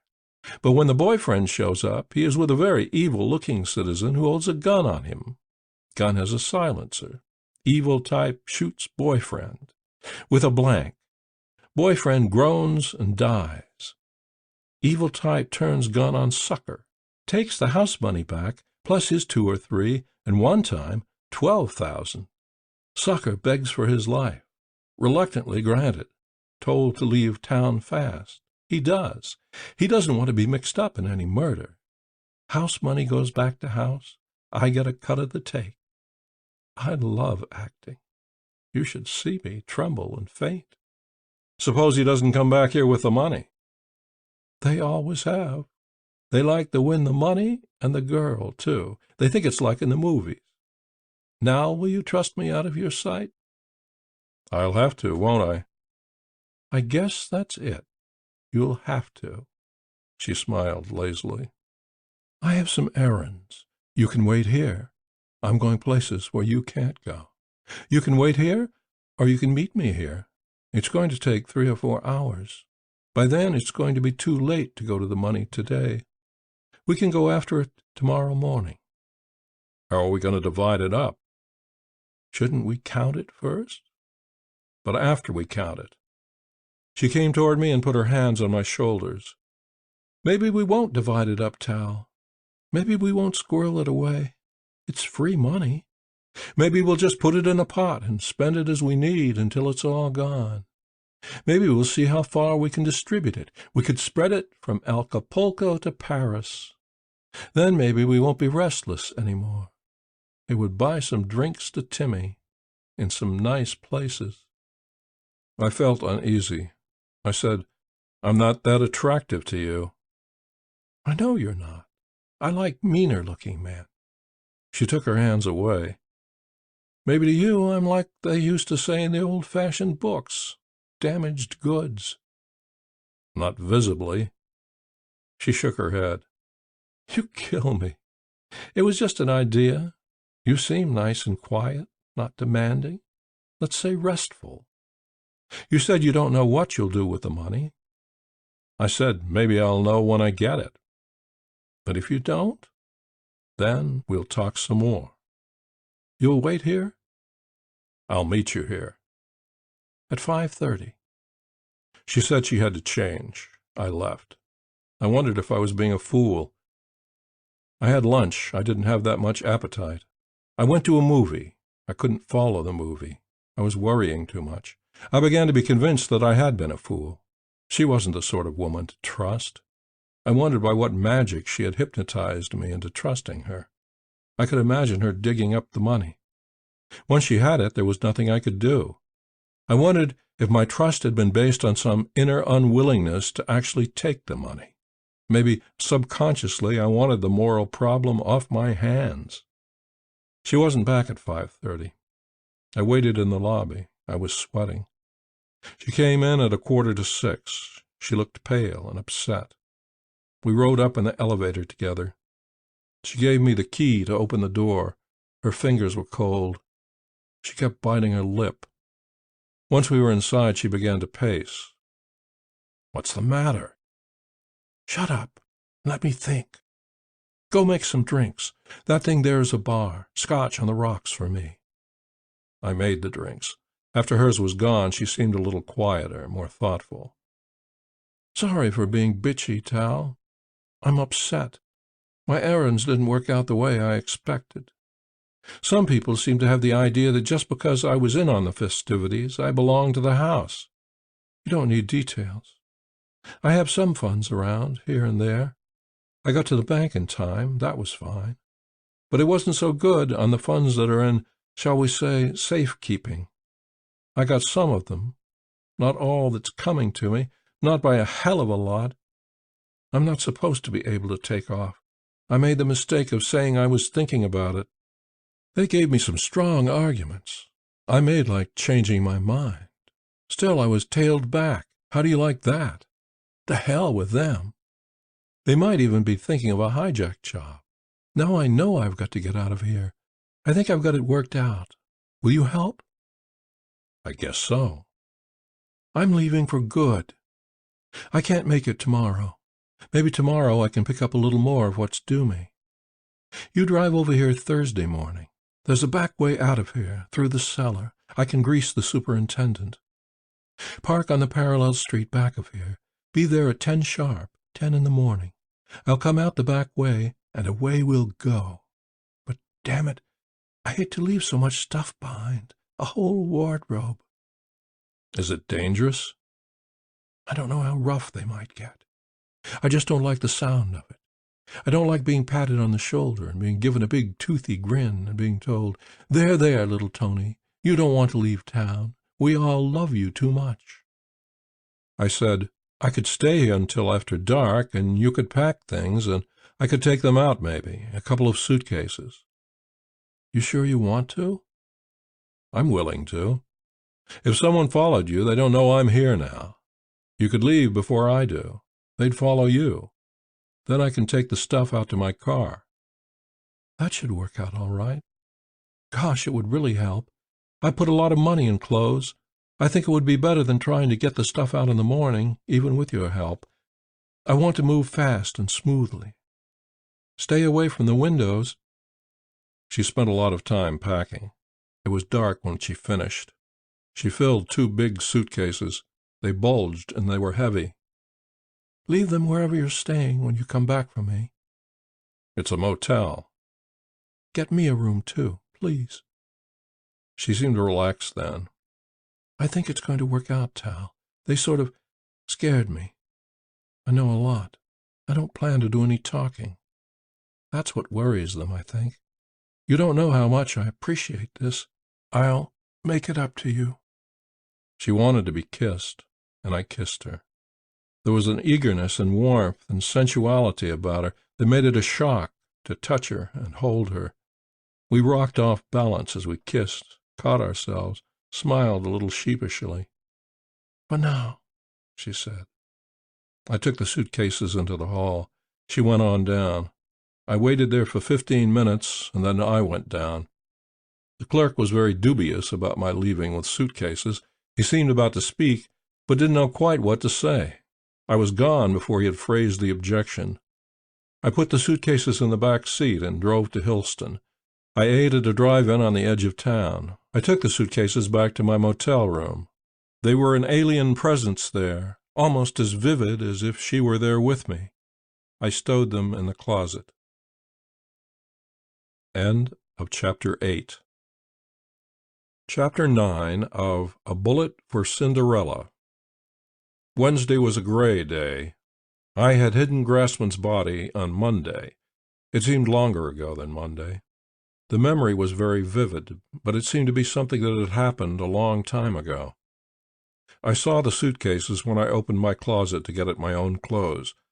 I was curious about what she had packed. I felt guilty about opening them. Then I decided that I had earned the right to look. I put the larger one on the bed and tried the latches. It wasn't locked. It popped open. There were furs on top, silky and lustrous. She had packed neatly. Underneath the furs were suits, dresses, skirts, blouses. The bottom layer was underclothing, slips, panties with frothy lace and intricate embroidery in shades from purest white through all the spectrum to black. The other suitcase was much the same. The clothing was fresh and fragrant with perfume. It was perfume that was not musky. It had a clean flower scent. I could understand how this was important to her. I remembered her speaking of the charity gifts of clothing, of the dirt in which she had grown up. She would want clothing, a great deal of it, and all fresh and clean. I found the black leather box in the bottom of the second suitcase. I opened it. Jewelry lay against a black velvet partition. Bracelets, rings, clips. I could not tell if the white and green and red stones were real. They were lustrous, they caught fire in the light, but I could not tell. I lifted the partition. There was money under it, money in 50s and 20s and hundreds, a sizable stack of bills. I counted it. There was $6,040. When I replaced the partition, the stones looked more real. After the suitcases were back in the closet, I wondered what her thinking had been when she had packed the money in there. Perhaps she had assumed I wouldn't search the bags. I hadn't intended to. Maybe she thought that even if I did search them and did find the money, it would be safer with me than it would in the apartment. She could have been right. It was safe with me. Even had I been the sort of person to take it and leave, that sort of person would have waited for the chance of acquiring much more, a chance only Antoinette could provide. I found the bird woman cleaning one of the rooms. I paid her another 2 nights in advance for myself, and asked her to save the room next to mine for a friend who would check in on Thursday. I gave her 1-night rental in the second room. As I drove toward town, I found myself wondering if what Antoinette had proposed might be the best solution for me. It was tempting. I thought of the ripeness of her, the pungency of her personality, the very startling impact of her lips. There would be no illusions between us. She would make it easy to forget a lot of things. We would have no claims on each other, and would be wedded only by the money, and divorced when it was gone. After I ate, I went to the hardware store. I parked a half-block from it. I wanted to talk to George again. I wanted to see if I could steer the conversation toward Eloise and Mr. Fulton. I wanted to see if he would say anything that would make more sense out of the Grassman death. Obviously, Fitz hadn't contacted Antoinette, and she seemed confident that no one else could find the money. So it began to appear less logical that Grassman's death had anything to do with the $60,000. Then why had Grassman been killed? He could have gotten into some kind of argument with Fitz. We had seen Grassman at the lake on Saturday. Somehow I had spoiled things with Ruth, and so I had gotten drunk on Saturday and again on Sunday.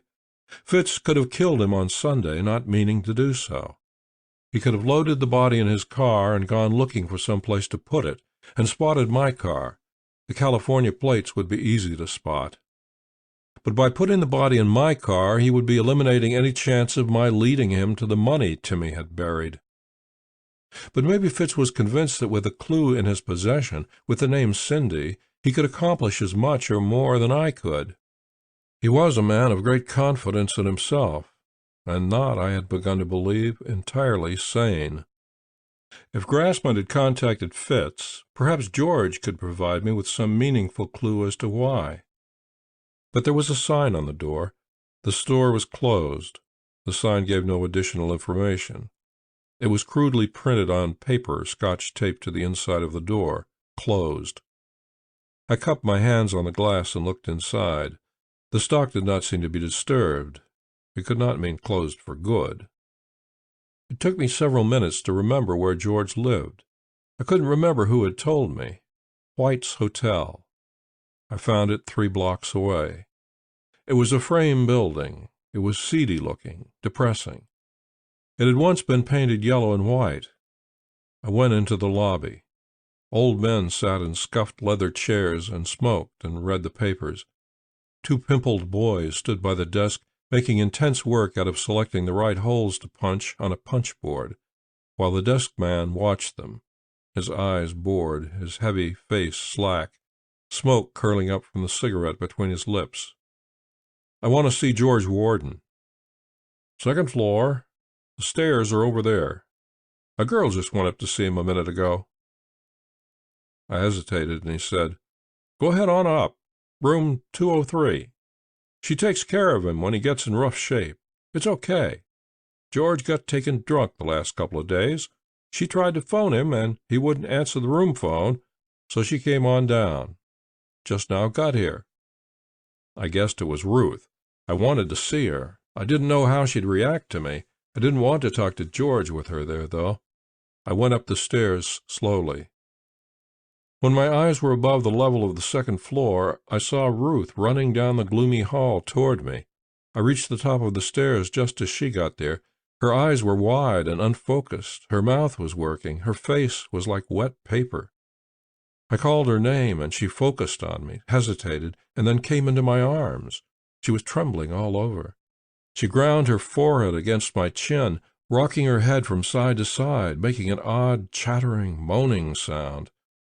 After a few moments she regained enough control to speak.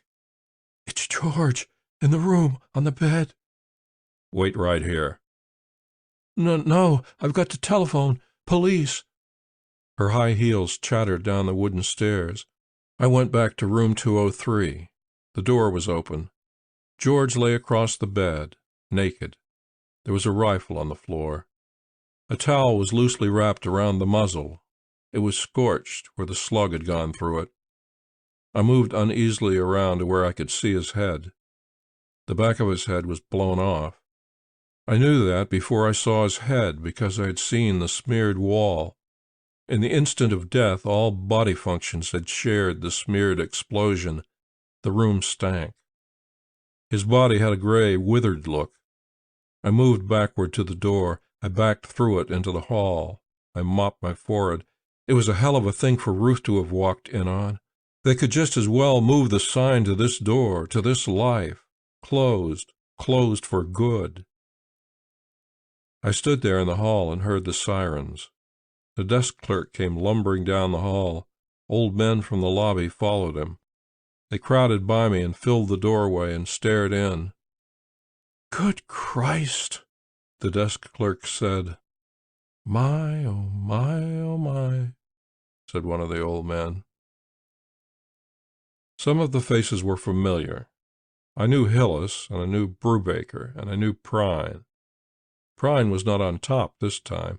He was taking orders from a Captain Marion. Captain Marion was a mild, sandy man who wanted everything cozy and neighborly. He had a wide face full of smile wrinkles, and a soft, buzzing voice, and little blue eyes sunk back beyond the thick, crisp blond curl of his eyebrows. Rather than individual questioning, he made it a seminar. I could tell from Prine's bleak look that he did not approve at all. They got us all down into a room in police headquarters. There was a stenotype operator present.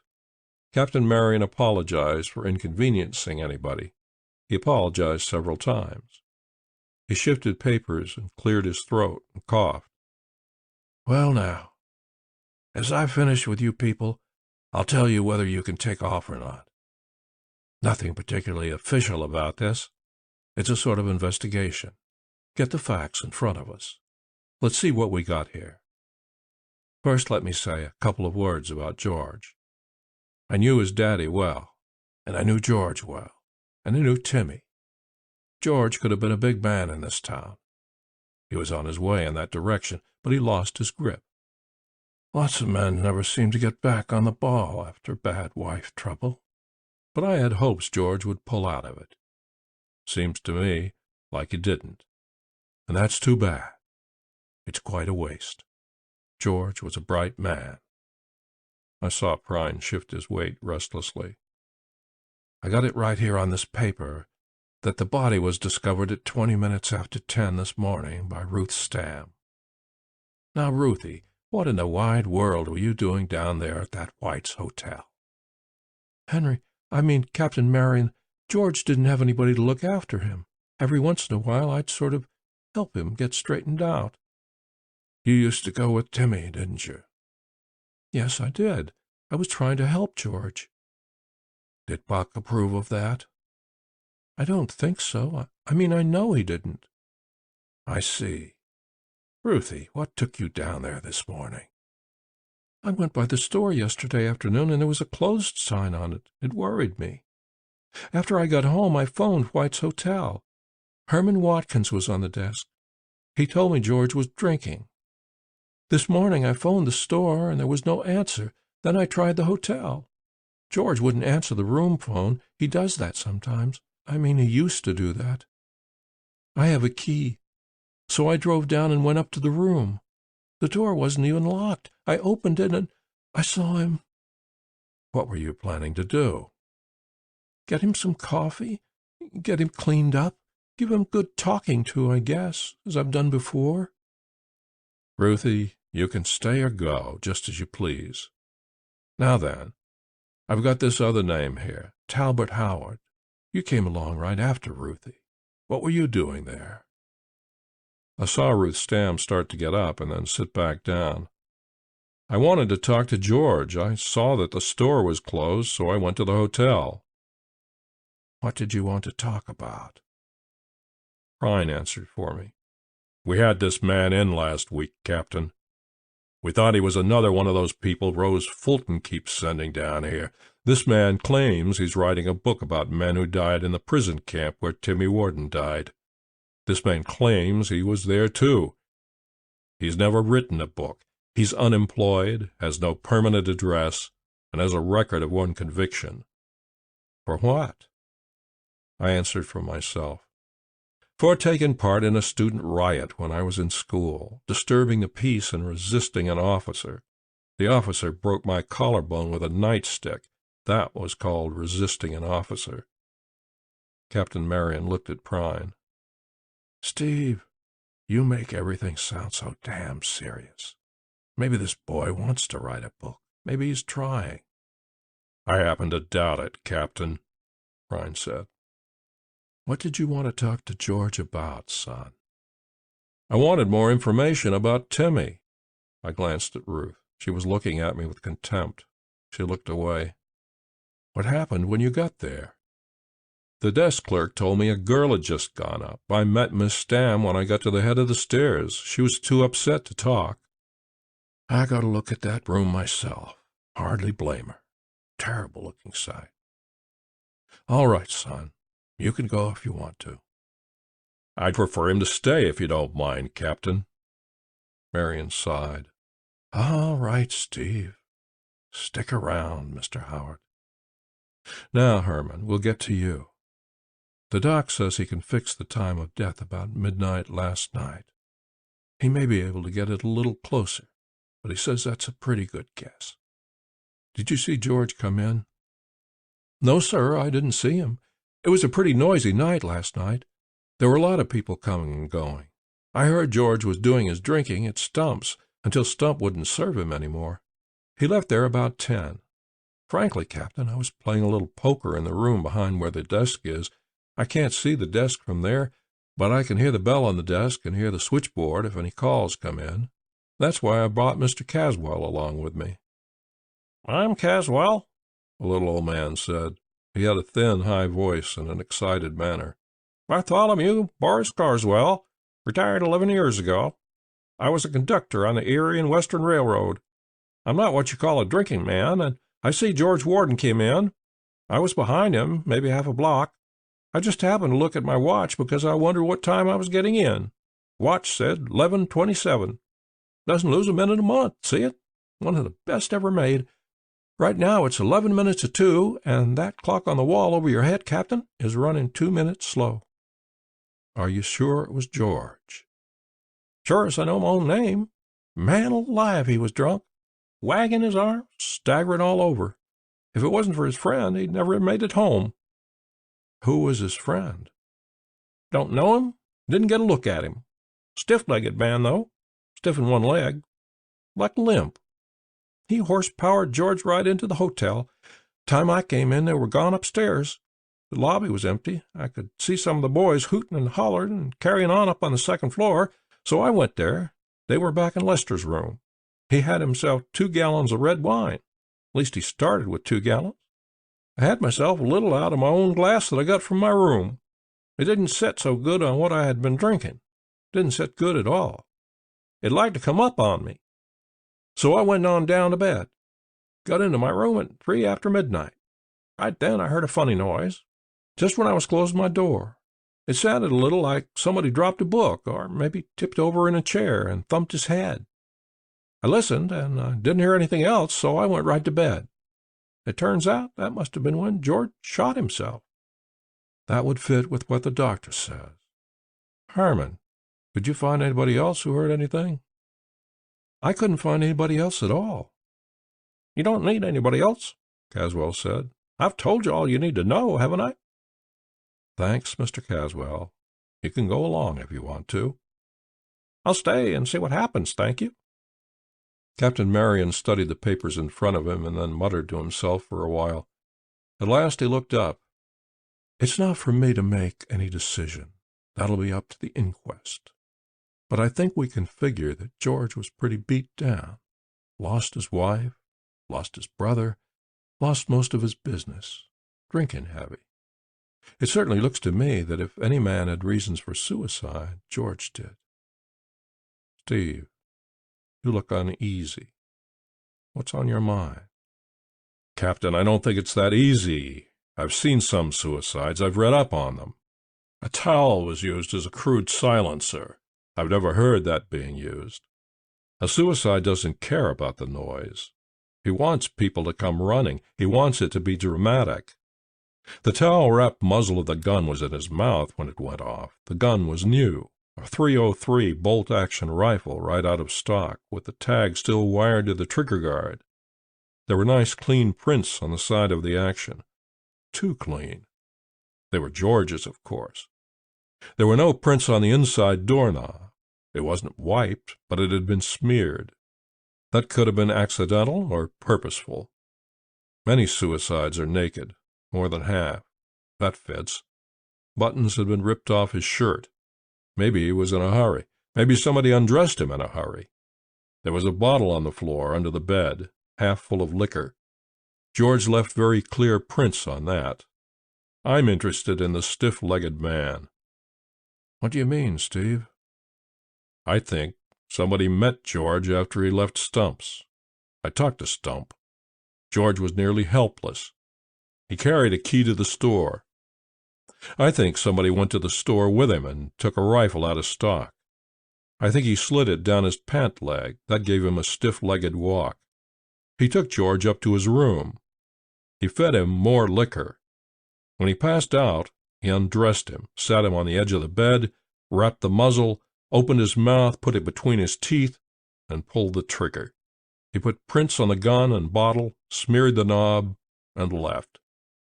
Steve, damn it, you always make things harder. Strange things are going on. I found a report from the county sheriff's office today. A man named Grassman left his stuff in a cabin and didn't come back for it. That was last Sunday. He'd been staying there a couple of weeks. Milton Grassman, from Chicago. The county police found stuff in the cabin to indicate he worked for a Chicago firm of investigators and was down here on that Fulton thing. He stayed 20 miles north of town on the Reading Road. Yesterday, a car was towed in. Overtime parking, a routine deal. Blue sedan, late model, Illinois plates. Just before I came here, I found out the registration on the steering post is to this Grassman. All right now. Grassman has disappeared, leaving his clothes in his car. George Warden dies all of a sudden. Grassman was down here looking into the disappearance of a Mr. Fulton who took off with George Warden's wife. It ties up somehow. I want to know how. If we can tie it up, we can find out for sure if it was suicide or murder. I vote for murder. It was a bold way to do it and a dangerous way to do it. The man who did it took chances, but I think he did it. Was it Grassman? Was it that man over there who claims to be writing a book? Who was it, and why was it done? Marion sighed heavily. Steve, I could never get it through my head why you take off so ugly on these men who come down to poke around. That poor Fulton woman, if she wants to spend her money, why don't you let her? It's no skin off us. I don't want my judgment or the result of any investigation of mine questioned. We're the law and order here. I don't want amateur competition. Sometimes these fellas can help, Steve. I have yet to see the day. What did those Chicago people say? Did you get in touch? No. Well, you phone them, Steve, or teletype Chicago and let them handle it with the agency. Those fellas may want to send somebody else down. Why, for God's sake? Demanded Prine, losing control. Why, to look for Grassman, Marion said mildly. Missing, isn't he? I managed to walk out beside Ruth. She was cool, almost to the point of complete indifference. Ruth, I want to be able to explain sometime. I don't think it's worth bothering about, really. The day had begun to clear, and we stood in frail sunlight. I don't know why I should worry so much about your good opinion, I said, trying to strike a light note. If I were you, I wouldn't even think about it. I'm usually frank with people, too frank, as you will remember. I expect others to be the same. I usually expect too much. I'm usually disappointed. I'm getting used to it. I found myself becoming annoyed at her attitude. It would be nice for you to get used to it. It would make it easier to be the only perfect person, surrounded by all the rest of us. What do you think I think you sound pretty stuffy, that's all. You make a lot of virtuous noise, and you condemn me without knowing the score. You don't seem exactly eager to tell me the score. We stood glaring at each other. It suddenly tickled her sense of the ridiculous. I saw her struggle to keep from smiling. Just then a man came up to us. He was young, with a thin face and heavy, horn-rimmed glasses. "Hello, Alan," Ruth said. "Alan, this is Tal Howard. Alan Perry."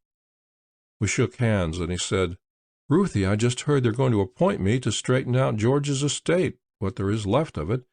Do you happen to know what happened to the household effects when he sold the Siler?" "He sold everything, Alan." Alan Perry shook his head. "I don't know where the money went. I've been in touch with the bank. There's only 3 accounts open, the lumber yard and the store and his personal account, and damn little money in any of them. You're about the only one of his old friends who saw much of him, Ruth. Where did it all go?" He liquidated an awful lot of stuff in the past year. What the hell was he doing? Playing the market?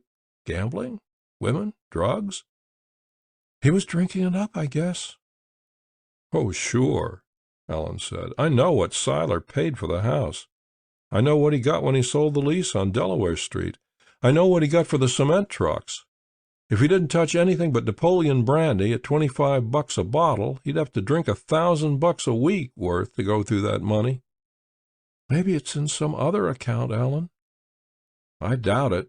He looked at me uneasily and said, I don't want to talk out of school, but he had a big tab at Stump's. He was behind on the room at the hotel, and I heard last week that Sid Forrester had a 60-day exclusive listing on the lumber yard and had an interested customer lined up. That was the only thing George had left that was making any money. Maybe when you go over his accounts, you can find out what he wrote checks for, Ellen. That isn't going to work either. He wrote checks for cash and cashed them at the bank, amounts ranging from $500 to $2,000. Ruth frowned. He didn't seem worried about money. I've tried to talk to him a few times. He didn't seem worried about anything. He didn't seem to give a damn about anything. He almost seemed to be enjoying some big joke on himself.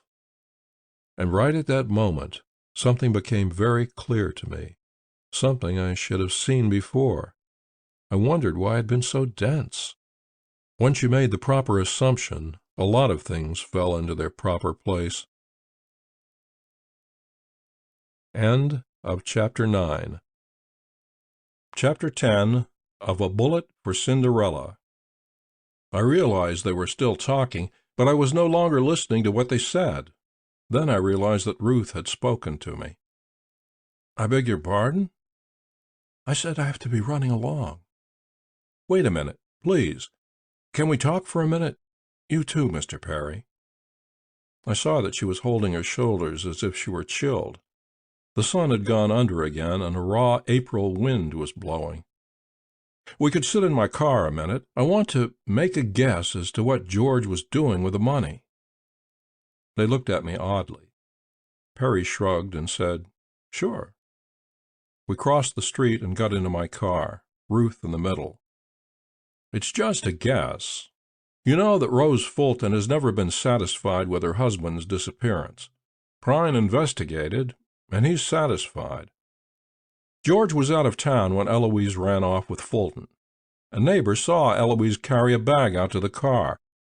Now suppose that Eloise wasn't running away permanently. Imagine that she was just going to stay the night with Fulton. She didn't want to stay at the house in case George should come home, and there were the neighbors to consider. She wouldn't want to go to a motel or a hotel in the area. She was too well known. So she planned to go up to the lake with Fulton. She took just the things she'd need for overnight. Was it the time of year when there wouldn't be people up at the lake? It was this time of year, Ruth said. Now suppose George came home and found she wasn't home. He started hunting for her and went to the lake. Or imagine that for some reason, driving back from his trip out of town, he stopped at the lake and found them there together. What would he have done? I see where this is headed, Ruth said. It gives me a strange feeling. George loved Eloise and trusted her. I guess he was the only one who couldn't see what she was. If George walked in on the two of them, I think he would have gone temporarily insane. I think he would have killed them. He used to be a powerful man, Tal. So he killed them up there at the lake. He got rid of the bodies. He could have wired weights to the bodies and sunk them in the lake, but I'm more inclined to think he buried them. Maybe he buried them on his own land there. He was lucky in that she had been seen at the inn with Fulton, and she was seen leaving with Fulton. He had no way to know that it would work out so well. He killed them in anger and buried the bodies in panic. For a long time he was safe. He tried to go on as though nothing had happened. He played the part of the abandoned husband. And then somebody found the bodies. They didn't report it to the police. They went to George. Perry said eagerly, and put the bite on him. They demanded money and kept demanding money.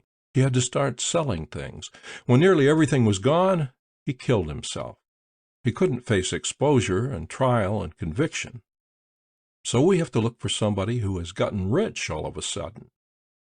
Or somebody smart enough to just put it away and not attract attention by spending it, I said. He seemed so strange sometimes, Ruth said softly. He said queer things I didn't understand. He was like one of those bad movies where people laugh at the wrong places. It would be quite a thing to have on your mind, Perry said. The more I think about it, the more logical it seems, Mr. Howard. I think you've hit it right on the head. The next step is to prove it, and that means looking for the bodies. I'd like to hear what Mrs. Fulton has to say, though. She's been annoying Prine by sending people here. I'd like to know why she's so convinced that she's willing to spend money. We could phone her, I said, if you could get her address. He got out of the car. I think I can get it. I'll be back in a minute. We placed the call from Perry's office. Perry talked to her from the inner office. Ruth and I listened on the extension, her ear close to mine. The woman had a harsh voice. How do you come into this? I don't, really. Mr. George Warden committed suicide last night. It gives us a lead to what might have happened to your husband. He was killed, and he was killed down there. Maybe that woman did it. I don't know. Now I hear that man Grassman is missing. I talked to him before he went down there. When are you people going to wake up down there? What kind of a place is that, anyhow? What makes you think your husband is dead? Henry was no damn good. He'd chase anything in a skirt. I knew it. That was the way he was. He'd always come crawling back. He even liked crawling, I think. This business with that Warden woman was more of the same. It wouldn't last any 2 years. He had $1,400 in his personal checking account. That's all tied up. He's never drawn on it. He owed payments on the car. The finance company has never been able to find the car. We've got 2 kids in high school. I'll say this for him. He loved the kids. He couldn't go 2 years without seeing them, not Henry. Personally, believe me, I'm convinced I'll never see him again, and I don't care. But he had a couple of big insurance policies. I insisted on that to protect me and the kids. What protection have I got? The companies won't pay off. It has to be 6 years from the time he dropped off the face of the earth. 4 more years I have to get along. What about college for the kids? I tell you, you people better wake up down there and find out what happened to Henry. There was more, but she merely repeated herself. The conversation ended. I hung up and looked at Ruth. Her smile was wan, and she shivered a little. That was pretty convincing, Tal, she said. Very. Perry came into the outer office. He looked thoughtful. Suppose I was the blackmailer. I find the bodies. I come across them by accident. Or maybe I was smart enough to look for them. Okay, what do? I make damn well certain that nobody else finds them and spoils the game. I want to do a better job of hiding them than George did. But I don't want to completely dispose of the bodies. I want them where they can be used. I want them where they can be a threat. I want them where they can be dug up. Ruth said, That man Grassman. We saw him out at the lake, Tal and I did. And now he's disappeared. That could mean that he found the bodies. And found the blackmailer, too, Perry said. I found myself remembering the odd conversation with George, when he had said that he couldn't give me a job and had offered me a gun out of stock. He had known that I had come from Fitz. He had thought that I was a friend of Fitz, cutting myself in on the take. It was obvious that Fitz was the blackmailer. I remembered the expensive look of the suit he was wearing when I had seen him at the inn. He had come to Hillston with the idea of finding the money Timmy had hidden. He had stayed at the cabin out on the lake. He made a point of telling me that the money wasn't hidden out at the lake. He had looked there and found something profitable and horrible. But what was most convincing was Fitz telling me that he was certain Eloise hadn't taken the money with her. He must have appreciated his own joke.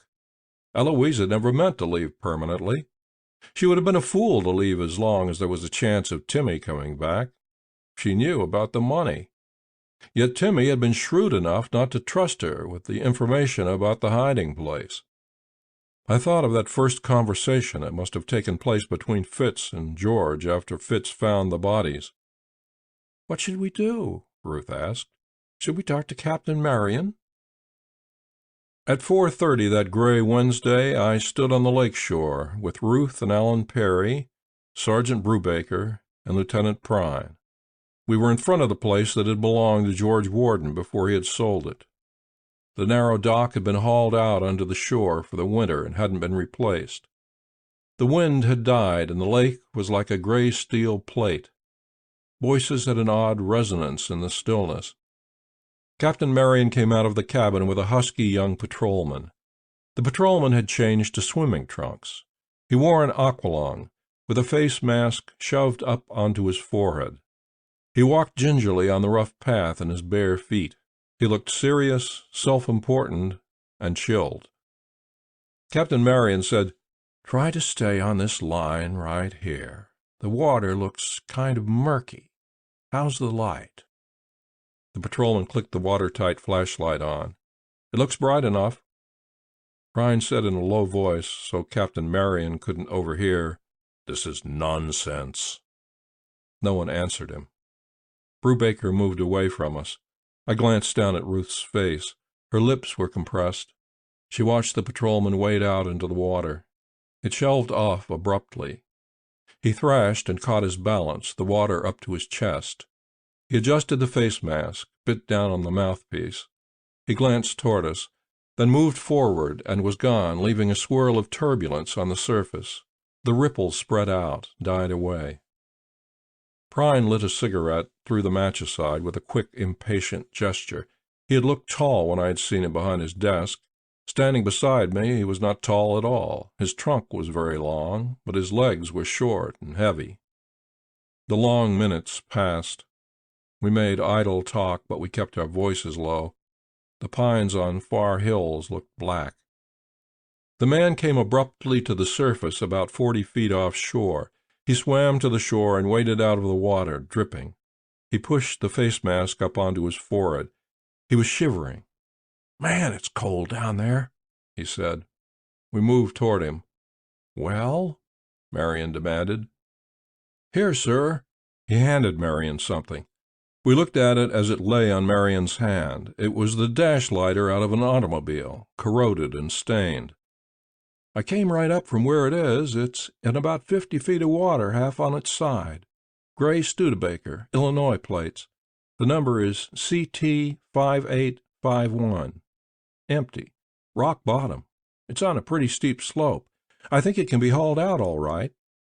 "That number checks out," Prine said in a reluctant voice. "Damn it. How do you figure a thing like that?"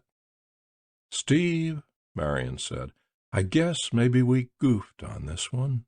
I guess maybe that Rose Fulton was right." Ruth had gone back to town with Perry in his car. She had seemed subdued, thoughtful. As Perry had credited me with making the guess that led to the discovery of the car, I was in Marion's good graces. I had not told them the second installment of the guess, no longer a guess, actually, that Fitzmartin was the blackmailer. The tow truck had arrived. It stood heading away from the water, brakes locked and wheels blocked. The taut cable stretched down into the water. At dusk they had turned on the big spotlights on the tow truck. About 20 people watched from a place just down the lake shore. Captain Marion had herded them down there out of the way. More men had come out from town. They had been searching the area, prodding into the soft earth with long steel rods. The tired patrolman surfaced again and came to shore. "It ought to do it this time," he said. "I got the hook around the rear axle and fastened back on the cable." He stood in the light. He had scratched his arm on a rock. There was a sheen of water-diluted blood on his forearm. "Try her again," Marion called. The winch began to whine again. The cable tightened visibly. I watched the drum. The cable began to come in a few feet at a time. The progress was uneven. At last, like some surfacing sea monster, the gray back of the car emerged from the water. The car was resting on its wheels. It came backward out of the water, streaming. Bright metal showed where it had been dragged against rocks. The big truck moved forward until the car was entirely on dry land. Water ran out of the car, runneling back into the lake. There was a smell of dampness and weed. "Get yourself dried off, Ben," Marion said quietly. "George, open up that back end with a pry bar." The cold, weary underwater swimmer went up to the cabin. A stocky man in uniform opened the trunk expertly. The county police, who had arrived, moved closer. I could hear the spectators talking excitedly to each other. The floodlights illuminated the interior of the trunk compartment brightly. There was drenched luggage in there, sodden clothing. Water was still running out of the trunk. Marion said, "Well, that's one place they ain't. Didn't expect them to be. Tight fit for two of them. But you can see how it was. Those shirts and socks, that stuff wouldn't jump out of the suitcase. He found them. After he killed them, he just dumped their stuff in the back end, loose-like. Then he aimed the car at the slope and started it up. It would be night, and he wouldn't have the car lights on, because that would attract attention. She got going pretty good. He knew it was deep off here. Hitting the water probably slowed it a lot, but once on the bottom, it would keep right on going down the underwater slope until it wedged in those rocks where Ben found it." I could see a woman's red plastic purse in the back end. The red had stayed bright. It looked new enough to have been carried by Eloise yesterday. Captain Marion reached in and took it out. He unsnapped it and poured the water out of it. A corroded lipstick fell to the ground. Marion grunted as he bent over and picked it up. There was a wallet in the purse. He took it out and shook the water off it and opened it.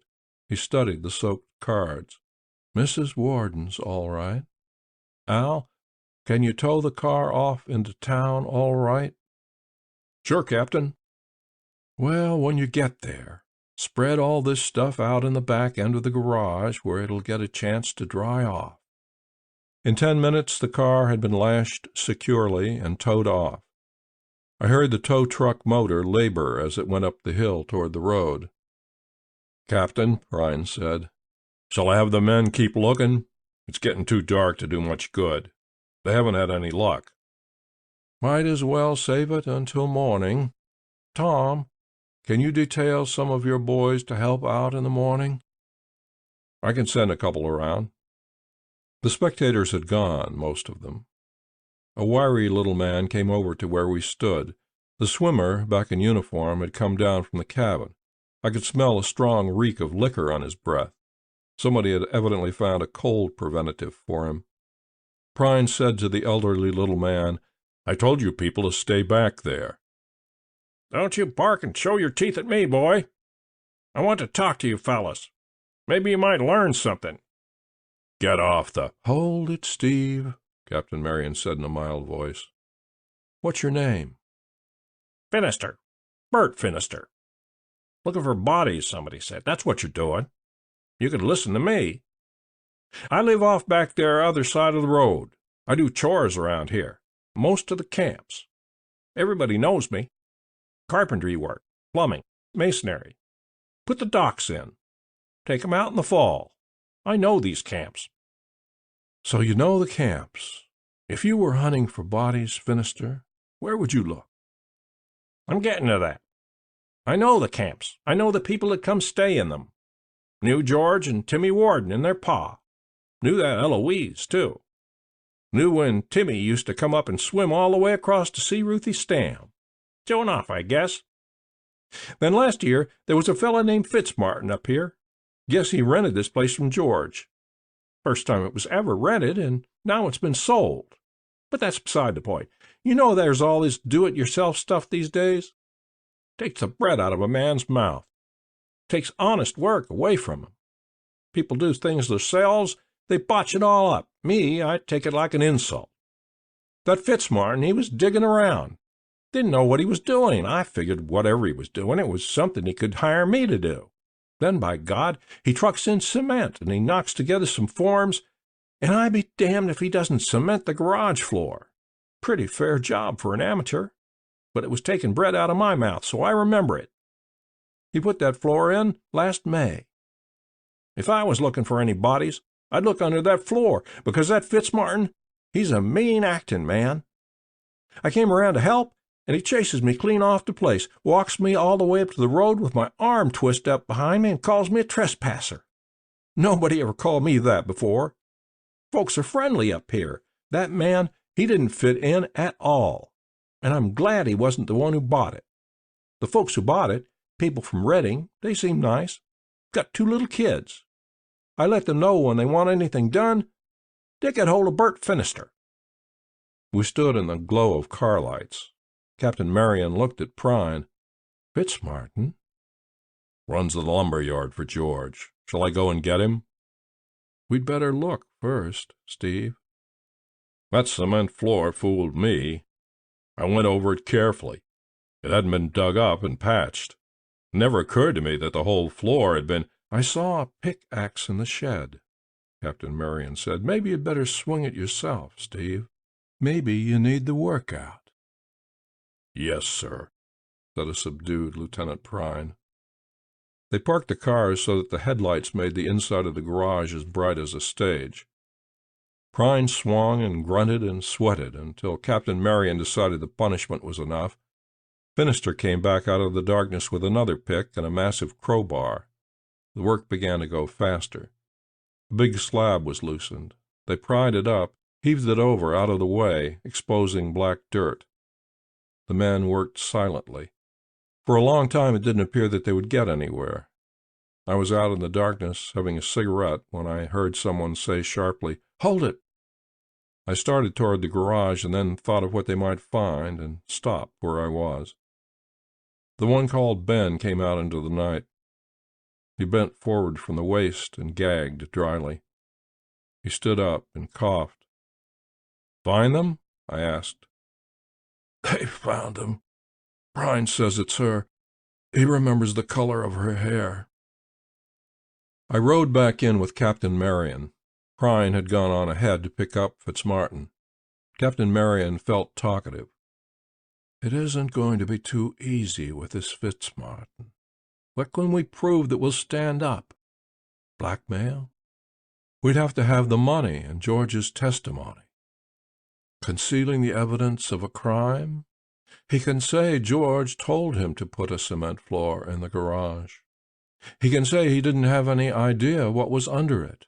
No, it isn't going to be as easy as Steve thinks it is.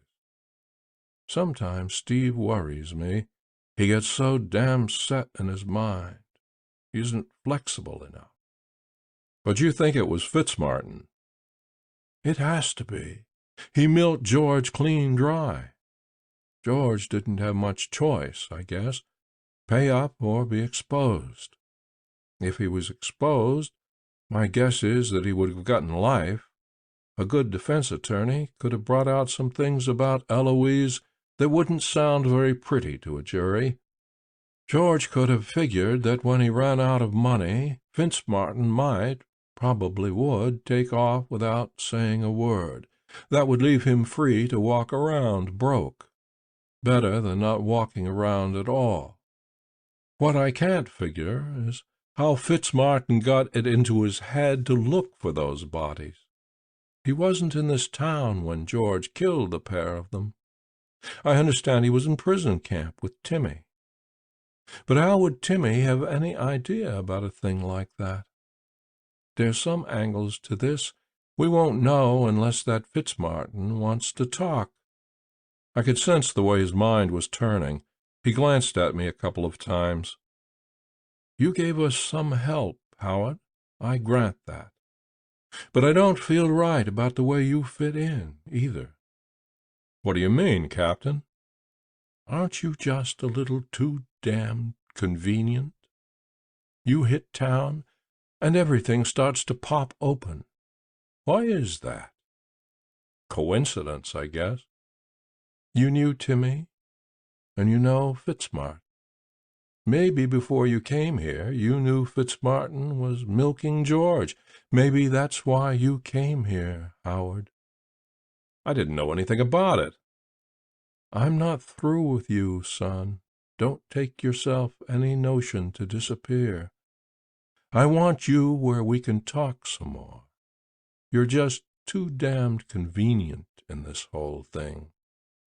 At that moment, about a mile from the Hillston city limits, a call came in over the radio. Marion answered it. I could barely decipher Prine's Donald Duck voice over the small speaker. "He's gone, Captain. Fitzmartin is gone. I put out a description of him in his car. He was living in a shed at the rear of the lumber yard. All his personal stuff is gone. I felt the space heater. There was a little warmth left. He didn't leave too long ago. How about roadblocks?" "Damn it, Steve, I've told you before. Roadblocks aren't worth a damn around here. There are too many roads. There just aren't enough men and vehicles in this area to close all those roads. That stove could have been turned off 3 hours ago. You'd have to have your blocks set up right now this minute on every road within 100 miles at least." "What do you suggest, sir?" Prine said more humbly. "Wait and see if somebody picks him up." Marion broke the connection. "Okay, Howard. You seem to know Fitzmartin pretty well. Where does he come from?" "Originally from Texas, I think." "What's his line of work?" "I think he worked in oil fields." "Ever say anything about his relatives?" "He never talked very much." "That's not much help, I guess. Where can we drop you off?" "My car's parked across the street from Perry's office." "Want to tell you that I appreciate you making a pretty good guess about this whole thing, Howard. I can't help telling you I wonder just how much of it was guessing, and I wonder why you came here. I'd like it if you'd play the cards face up." I had thought him amiable, mild, ineffectual. Hour by hour I had revised my opinion. I had thought Prine was the dangerous one. Prine was the fool. Captain Marion was something else entirely. "I'm not hiding anything, Captain." "We've got George dead, and that Grassman missing, and we've got these 2 bodies, and now Fitzmartin on the run. It has to get tied together a little better before I feel right about it." "I'm sorry I can't help you." "I'm sorry you won't help, son. Good night." They drove away. It was after 10, and I was famished. In 12 hours I would be picking Antoinette up. With luck, in 24 hours I would be gone, either with her or alone. I didn't know which it would be. Call it a form of monomania. I had thought about the money for too long. I had aimed toward it for too long. Tomorrow I would have it. Once I had it, maybe I could begin to think clearly again. I found a place to eat. I was just finishing when Brubaker came in. He sat beside me at the counter and gloomily flipped the menu open. "A hell of a long day," he said. "It has been." "And not over yet. At least they're giving me time to eat, and then back on the job until God knows when. Nobody will get any sleep tonight." "I thought Captain Marion said he'd just wait and hope Fitzmartin gets picked up." "That's right. I mean about the girl." I suddenly felt very cold. "What girl?" "I thought you knew about that. The Stam girl. Perry brought her back to town. He left her off at her car. They found her car parked on North Delaware, and nobody's seen her since. Her old man is fit to be tied. Everybody's running around in circles." I couldn't finish the little bit of food that was left. I couldn't drink the rest of my coffee. It was as though my throat had closed. I wondered how soon they'd add 2 and 2. Ruth had been subdued and thoughtful when she left the lake. She would remember that Fitzmartin had acted strangely. She was the sort of person to do her own investigating. She was the sort of person who would go and talk to Fitzmartin. She would have no way of knowing that he was a killer. She would underestimate his cleverness. It wouldn't take him long to learn that the car had been found, to learn that they were searching the area of the lake cabin. It was time to go. The string was running out. I could guess how it had happened with Grassman. Grassman, as a result of his quiet investigation, had made some sound guesses as to what had happened. He had paid a call on Fitzmartin. Maybe Grassman had wanted to cut himself in. Maybe he had made a search of the place where Fitzmartin lived while he was out. He could have found the large sum of money Fitz had extorted from George Warden. Fitz could have found him there and killed him, driven the body into town, and put it in my car. From the violence of the blow that had killed Grassman, it could be assumed that it was an unpremeditated killing. In the moment he killed Grassman, Fitz became more deeply involved. He waited, expecting me to be jailed for the Grassman murder. When I wasn't, he would know that I had successfully gotten rid of the body. No one had spotted it in my car. Thus, when it was found, it could be as readily traced back to him as to me. Assuming he could be questioned about Grassman, then George became the weak link. George, by talking, could disclose Fitz's motive for the Grassman murder, and so George had to die. Fitz had killed him boldly, taking his risk and getting away with it. Prine had been right about the towel. Just when he thinks everything has been taken care of, Ruth Stamm arrives. He can't leave without her immediately spreading the alarm. He needs a grace period, time to get away before someone else makes the same guess she has made. That left him with a choice. He could tie her up and leave her there, but that would be too clear an admission of guilt. He could take her with him. That would be awkward and risky. Or he could kill her. One more death wouldn't make any difference in the final penalty. "You're doing a lot of sweating," Brubaker said. "It isn't that hot in here." I managed a feeble smile. I said I would see him around. I paid and left. It was too easy to visualize her dead, with raw new lumber stacked over her body, her dark red hair against the damp ground in the coolness of the night. What shocked me was the stunning sense of loss. It taught me that I had underestimated what she meant to me. I could not understand how she had come to mean so much in so short a time, more than Charlotte had ever meant. End of Chapter 10. Chapter 11 of A Bullet for Cinderella. I went directly to police headquarters. I demanded to see Captain Marion. After 15 minutes, they let me see him. I told him that I thought Ruth's disappearance had something to do with Fitzmartin. He looked older and tireder.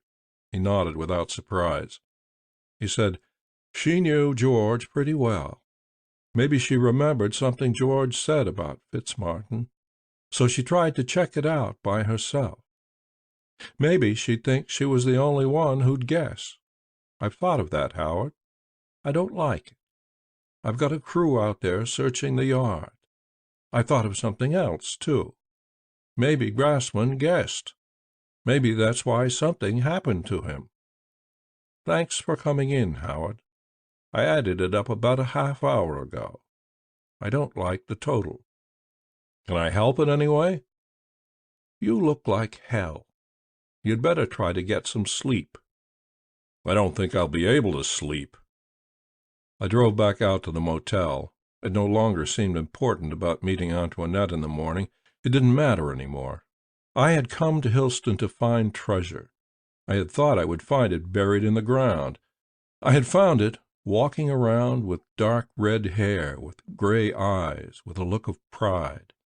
And I hadn't recognized it. I had acted like a fool. I had tried to play the role of thief, but it didn't fit. It never would fit. The money meant nothing. Ruth meant everything. I had a chance, and I had lost it.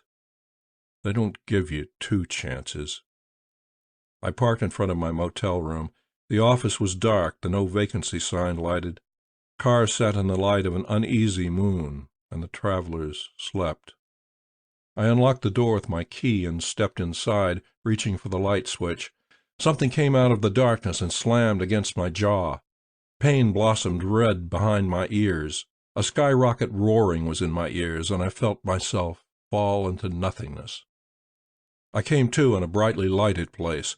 I opened my eyes and saw nothing but the white glare, and closed them quickly. The white glare hurt. My hands were behind me, fastened there somehow. I was in an awkward position. Something soft filled my mouth, holding it open. I opened my eyes again, squinting. I saw that I was in the small tile bathroom of the motel. The door was closed. I lay on my side on the floor. Earl Fitzmartin sat on the side of the tub. He wore khakis. He looked at me with those eyes like smoke. His pale, colorless hair was tousled. I could sense at once that he had gone beyond the vague borderline of sanity. It was like being in a cage with an animal. He stood up, closed the lid on the toilet, bent over me, picked me up with disconcerting ease, and sat me on the closed lid, holding me for a moment till he was certain I wouldn't topple over. He sat on the rim of the tub again, facing me. "We aren't going to talk over a whisper, Tal. We aren't going to make any sudden noises. If we make any sudden noises, I'm going to snap your neck with my hands. It wouldn't be hard to do. Nod your head if you're going to be quiet." I nodded. He took a knife out of his pocket, opened the blade, and leaned toward me. He put the cold steel against my cheek, holding it there, smiling in an odd way, then yanked it toward him, cutting the strip of sheeting that held the dry washcloth in my mouth. I pushed the washcloth out with my tongue, and it fell to the floor at my feet. "Where's Ruth?" That was just a little bit too loud. Not much too loud, just a little bit. So soften it up, Tal. Ruth is all right. Thank God. Not God. Me. I had the idea, not God. She was on the ground, on her face, out like a light.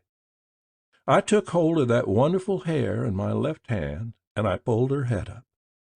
I held this little knife against her throat. It's sharp enough to shave with. I was about to pull it through her throat when I suddenly began to wonder if she might be worth something. So I didn't do it. She's all right. Don't thank God. Thank Earl Fitzmartin. She isn't comfortable. She isn't happy. But she's still alive, Tal. Where is she? Not over half a mile from here. But you don't know what direction. It's across country. I was trained to fight at night. I move well at night, Tal. I'm good at night. You know how I used to get around the camp. You remember that. She's well tied, Tal. She can't even wriggle. She can't make a sound. You're really worried about her, aren't you? She came to the yard for a little heart-to-heart talk. Did they find the bodies, Tal? They tore up the garage floor. Now they can ask George all about it, but George won't have a word to say. George isn't talking. George didn't have much more left, just a little equity in the lumber yard, a little stock in the store, not enough to stay around for. He was good for $47,700. It should have been more. He didn't have to give up. He could have gotten on the ball and started making more. He could have tried to fatten up the kitty, but he was selfish. He would have lived longer. You killed him. That was just a shade too loud, Tal, just a bit too loud. How are you coming with Cindy, Tal? Find her? You took an awful chance killing George. He smiled again. You won't believe this, but I didn't kill him. He started to come to while I was stripping him, but I poured more liquor into him. I read that people drown themselves and shoot themselves and cut their wrists naked. Did you know that? Very interesting. I got him propped on the side of the bed. I got the muzzle with the towel around it between his teeth. The gun was about the only thing holding him up. I wanted the angle to be right, and I wanted to do it when there was a lot of noise on the floor. But I wanted to do it, Tal. You know, you plan a thing and work it out just right. You want to do it. But he opened his eyes. He looked right at me. He looked ridiculous with the gun in his mouth. He looked right at me and put his big toe against the trigger before I could stop him. I don't know if it was an accident. What do you think? I think he did it on purpose. So do I. So do I. It makes me feel a little strange. He maybe did it like a joke. He did that well. He didn't do much else well. He didn't do well marrying that woman or burying her either. I thought I'd hit the 60,000 when I dug under the pines, but it turned out to be the woman and the salesman. It disappointed me, Tal. But it turned out to be just like finding money, didn't it? They're all after you now. Do you think that worries me? Now hear this. It doesn't worry me a bit. Maybe you ought to be worried. Where is Grassman? I didn't think you could get out of that. You surprised me a little, Tal. I thought it would give you the jumps. What did you do with it? I hid the body in a barn, an abandoned barn. And I'll bet you did some sweating. Grassman was smart. He was in my league, Tal, not yours. He added things up. He was a pro. He added things up and came after the money. He knew I had to have it around somewhere. He knew I was too smart to spend it. I caught him looking for it. We had a little talk. He got rough. I got mad and hit him too hard. That made it awkward. I put him in the back end of my car. I didn't know where to dump him. I was thinking of an alley, so they'd think he'd been mugged. But I found your car by accident. It saved me a lot of time. After I killed Grassman, I knew I had to get George out of the way. He was the only one who could tie me to Grassman. It took some planning and some luck. I won't have time to work on the Cindy angle. How are you coming? I could see the shape of it. George could tie him to Grassman, and George was dead. I could tie him to both of them. It was only through his greed that I could buy time, buy my life. I've found her. He waited 10 seconds. He said, 107,000 sounds better than 47. I think I'd better have that much before I take off, Tal. They're going to get you. I don't think so. I don't figure it that way. They might have got me if I'd cut her throat. I wanted to, but I didn't let myself. They would have hunted me too hard. Now you can trade information for her, Tal. If she doesn't mean anything to you, too bad. I can kill you right here and go and kill her and be on my way and be careful and take my chances. I couldn't leave you here telling them about George and Grassman and then finding my 60,000. I'd rather nobody found it. Somebody's going to find it anyway. The girl is going to find it. She knows where it is. Where is it, Tal? She wouldn't tell me. I told her too much. I couldn't find out any other way. She's more in your league, Fitz. I'm picking her up tomorrow morning in Reading at 10 o'clock. She's going to go with me to where the money is hidden. He smiled in that wild, unpleasant way. You're kidding the troops, boy. You're stalling. I scared you, and you're making things up. You're just smart enough to know that if you are going to get it tomorrow, and yet you don't know where it is, I've got to leave you alive. You're that smart, and that's why you made it up. It's the truth. I don't think it's the truth at all. I think maybe you haven't gotten any place. I think I've stalled around here too long. I think I'd like to hear your neck snap. I can do it so quick you'd hardly know it happened. Maybe you wouldn't know it at all. Wait a minute. Look in the closet in the bedroom. Her luggage is there. For the first time he looked uncertain.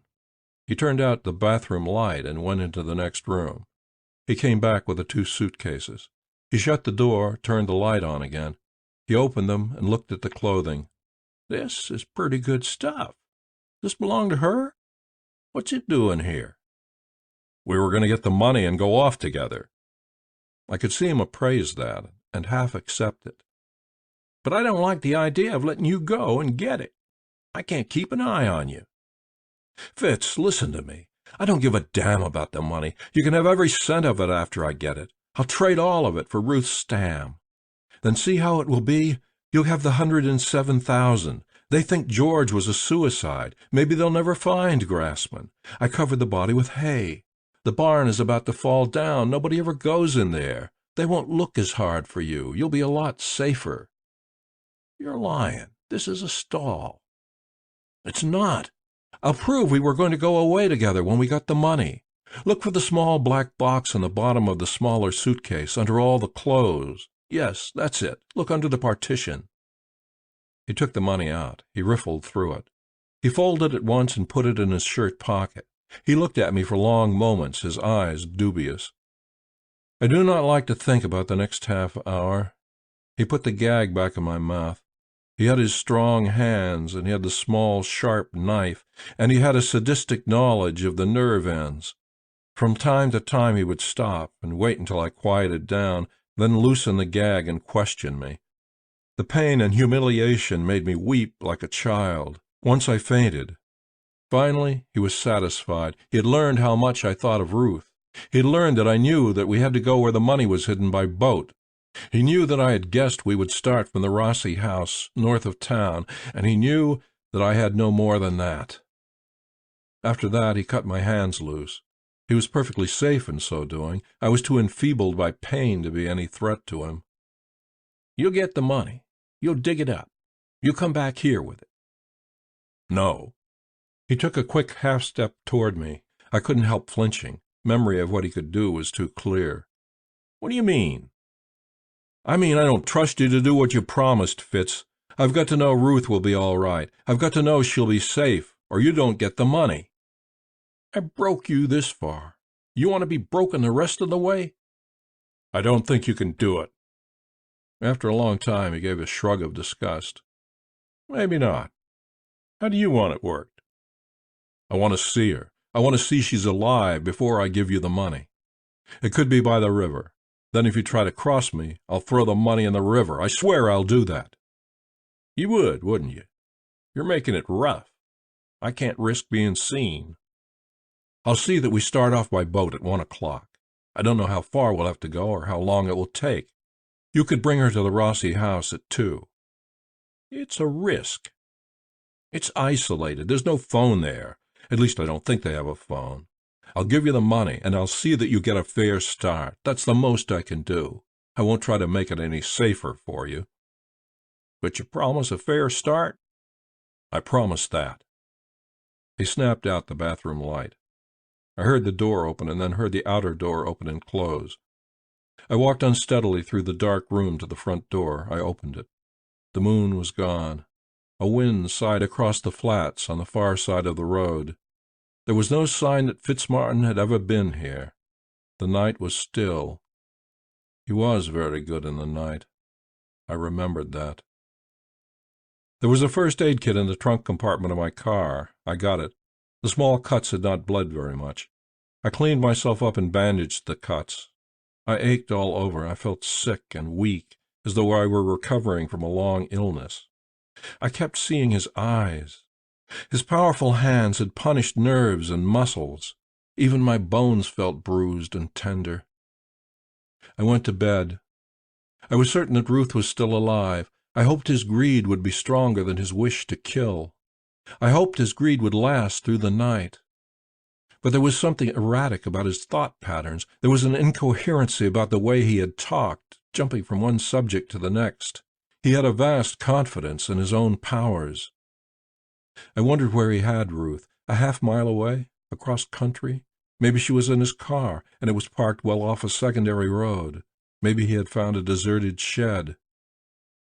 As I lay awake, trying to find some position in which I could be comfortable, I heard it begin to rain. The rain was light at first, a mere whisper of rain, and then it began to come down. It thundered on the roof. It made a drench of the world, bouncing off the painted metal of the cars, coming down as though all the gates of the skies had been opened. End of Chapter 11. Chapter 12 of A Bullet for Cinderella. I awoke at dawn. It was still raining. It seemed to be raining harder than before. I was surprised that I had been able to go to sleep. I took a hot shower to work the stiffness out of my muscles. The small cuts stung. My face in the mirror looked like the face of a stranger, with sunken eyes and flat, taut cheeks. I prayed that Ruth was still alive. I prayed that she had lived through the night. I knew what would have happened the previous night had I not found Cindy. I would be lying dead on the floor. They would find me there. I shaved and dressed and left the motel. I got uncomfortably wet in the 10 feet from the motel door to the car door. I drove slowly into town, the lights on, peering ahead through the heavy rain curtain. I drove through town and found a gas station open on the far side. I had the car gassed up. Farther along I found an all-night bean wagon. A disc jockey in Reading was giving the 7 o'clock news. The plastic radio was behind the counter. As yet on the disappearance of Ruth Stamm, only daughter of Dr. Buxton Stamm of Hillston. It is believed that the young woman was abducted by a man named Earl Fitzmartin, Marine veteran and ex-prisoner of war. Fitzmartin had been employed for the past year by George Warden, Hillston businessman. Fitzmartin was a newcomer to Hillston. George Warden committed suicide this week. But certain peculiarities about the circumstances of Warden's suicide have led Hillston police to believe that it may have been murder. Yesterday, the Hillston police, assisted by Gordon County police officers, searched a summer cottage once owned by George Warden and found under a cement garage floor the bodies of Eloise Warden, wife of George Warden, and Henry Fulton of Chicago. At the time of the Warden woman's disappearance 2 years ago, it was believed she had run off with Fulton. Discovery of the bodies and of the Fulton car, which had been driven into the lake in deep water, has led police to believe that George Warden killed both of them after finding them together at the summer cottage. An intensive search is being made for Fitzmartin and Miss Stamm. Full details of the case have not yet been released, but it is believed that there is some connection between Fitzmartin and the bodies discovered yesterday at the summer cottage. It is expected that federal authorities will be called in on the case today. Miss Ruth Stamm is 26 years old, 5 feet 8 inches tall, and weighs about 128 pounds. She has dark red hair and gray eyes, and was last seen wearing a dark green skirt and a white cardigan sweater. Fitzmartin is about 30 years old, 6 feet tall, weighs about 180 pounds. He has very blonde, almost white hair, pale gray eyes. He may be driving a black Ford, license BB 67063. Anyone seeing persons of this description should contact the police at once. Listen again at 8 o'clock to WRED for complete local news. The disc jockey stopped and whistled softly. How about that, folks? They give me this stuff to read, and sometimes I read it and don't even listen, but that's a hot one. That one can grab you. Bodies under concrete, cars in lakes, suicides that aren't suicides. A red-headed gal and an ex-Marine. Man, that's a crazy mixed-up deal they've got down there in Hillston. That's all the makings of a national-type crime. Well, back to the mines. Got to spin some of this stuff. But before I do, let me tell you a little something you ought to know, you good folks out there, about the Atlas Laundry and Dry Cleaning people right here in Reading, over on Downey Street. If you've got clothes you're really proud of, and I guess we've all got one set of those good threads at least, then you— The fat young girl behind the counter turned off the radio. "That character," she said amiably to me. 10 minutes of commercials between every number. Drive you nuts. I just turn him on for the news. If you want, I can turn him back on or find something else." "No, thanks." "How about that Stamm girl? I met her once. We had this dog, see? Got him when he was a puppy. But this highway, it's bad to try to have a dog when you live on the highway. He got himself hit, and we took him to Stamm's. The girl was real nice, pretty sort of girl. But Blackie was too far gone, busted his back, so they had to give him a shot. Honest, I cried.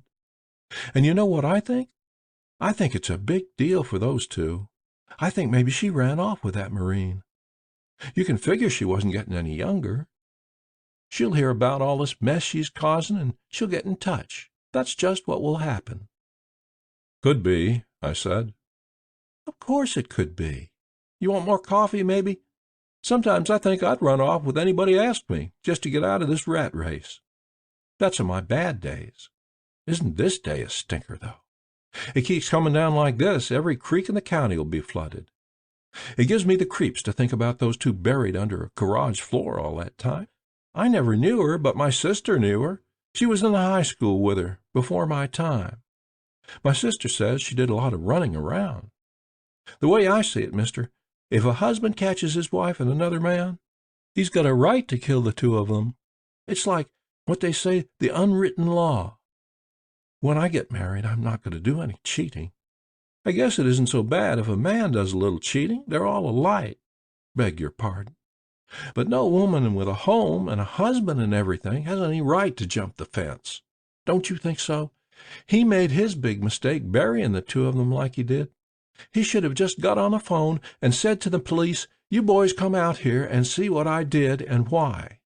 Then it would have just been what they say, formalities. The way I look at it, I was saved by 2 truck drivers who came in from the big red combo that had just parked in front of the place. After she served them, she came back, but I had finished. As she gave me my change, she said, "You remember what I told you now? That girl and that Marine ran off someplace. Drive carefully." I drove on through the rain. The cars I met were proceeding with great care. It should have been full daylight, but it hadn't gotten appreciably lighter since full dawn. It was almost 9 o'clock before I got to Reading. I parked near a drugstore and phoned her number from a booth at the back of the store. She answered the phone at once. "Hello." "This is Tal." "I'm sorry. I'm afraid you have the wrong number." "I'll be there at 10, just like you said."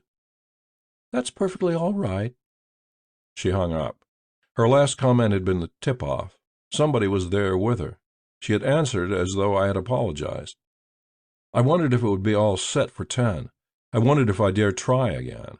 I went to the drugstore counter and had coffee. The counter was emptying rapidly as people went to work. I bought a Reading paper. The discovery of the bodies had been given a big play.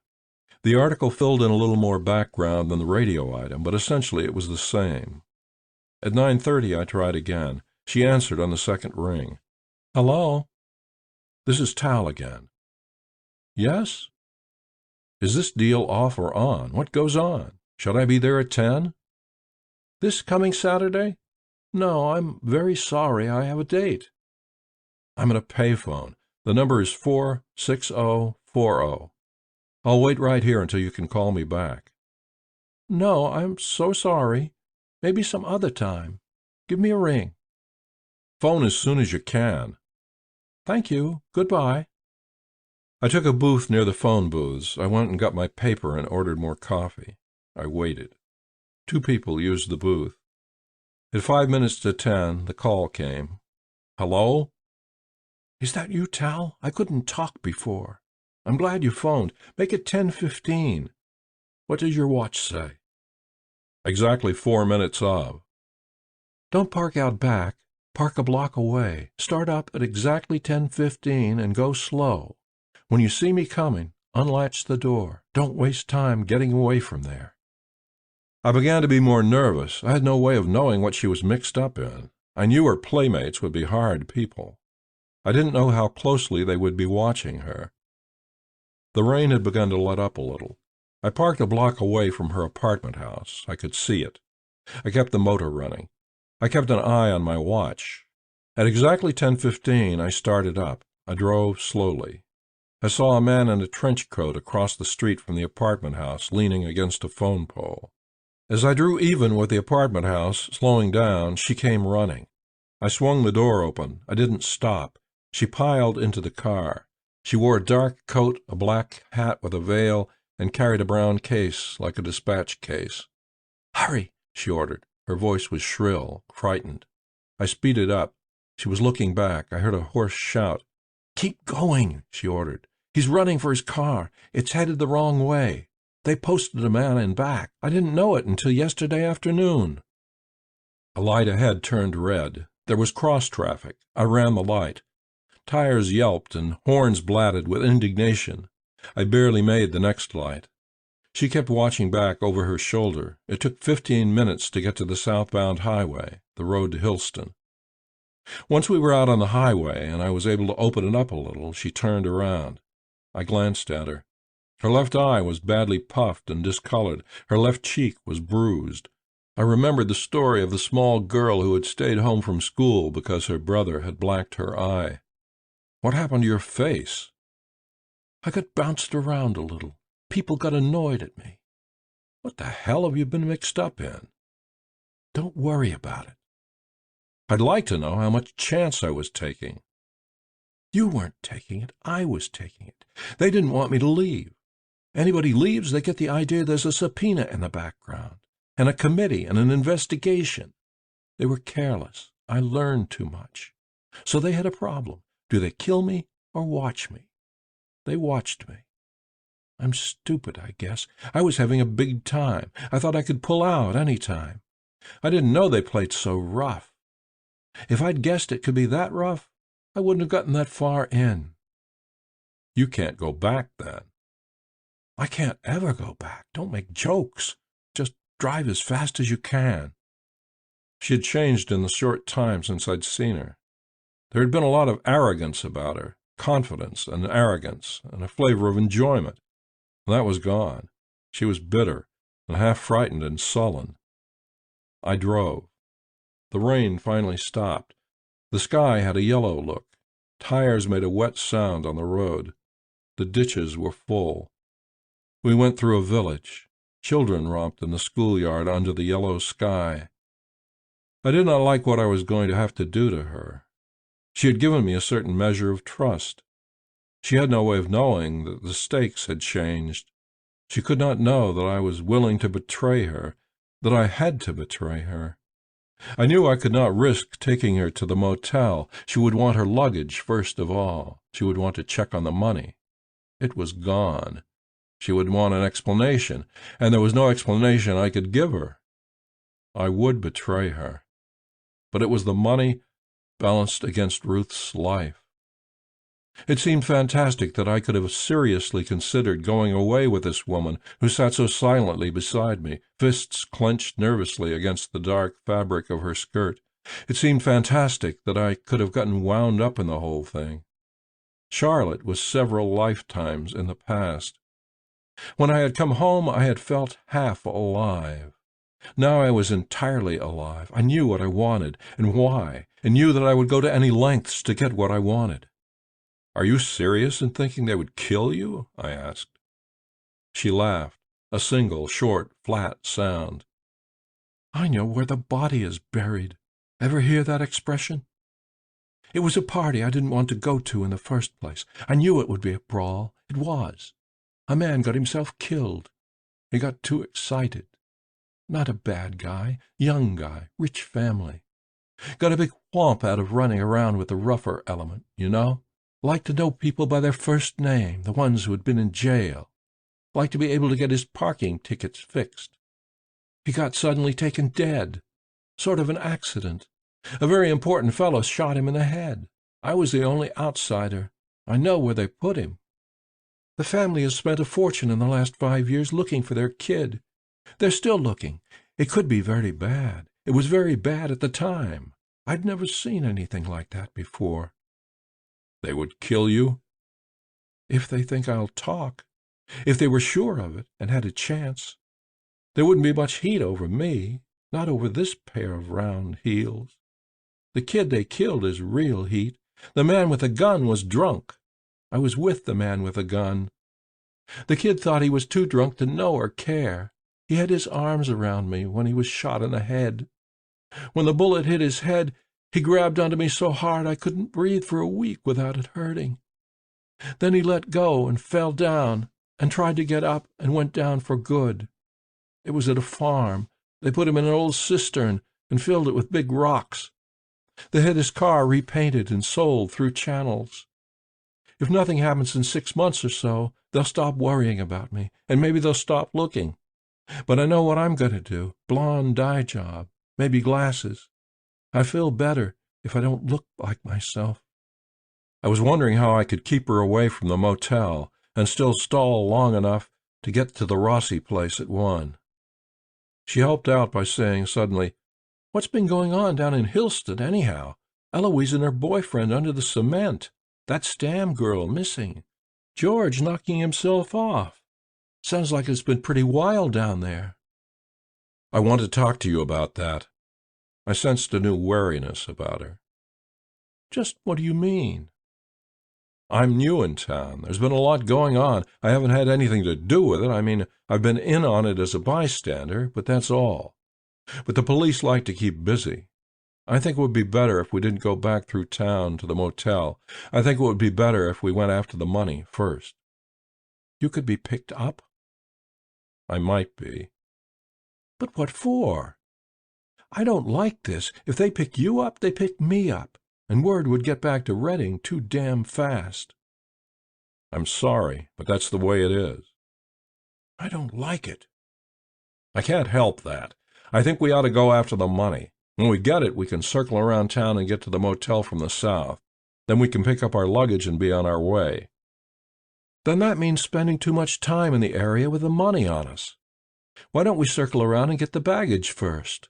Then when we get the money, we're on our way. They know where I'm staying. Suppose they're waiting there to pick us up. Damn it! How did you manage to mess this up, Tal Howard? I didn't mess it up. It isn't a big city. I'm a stranger.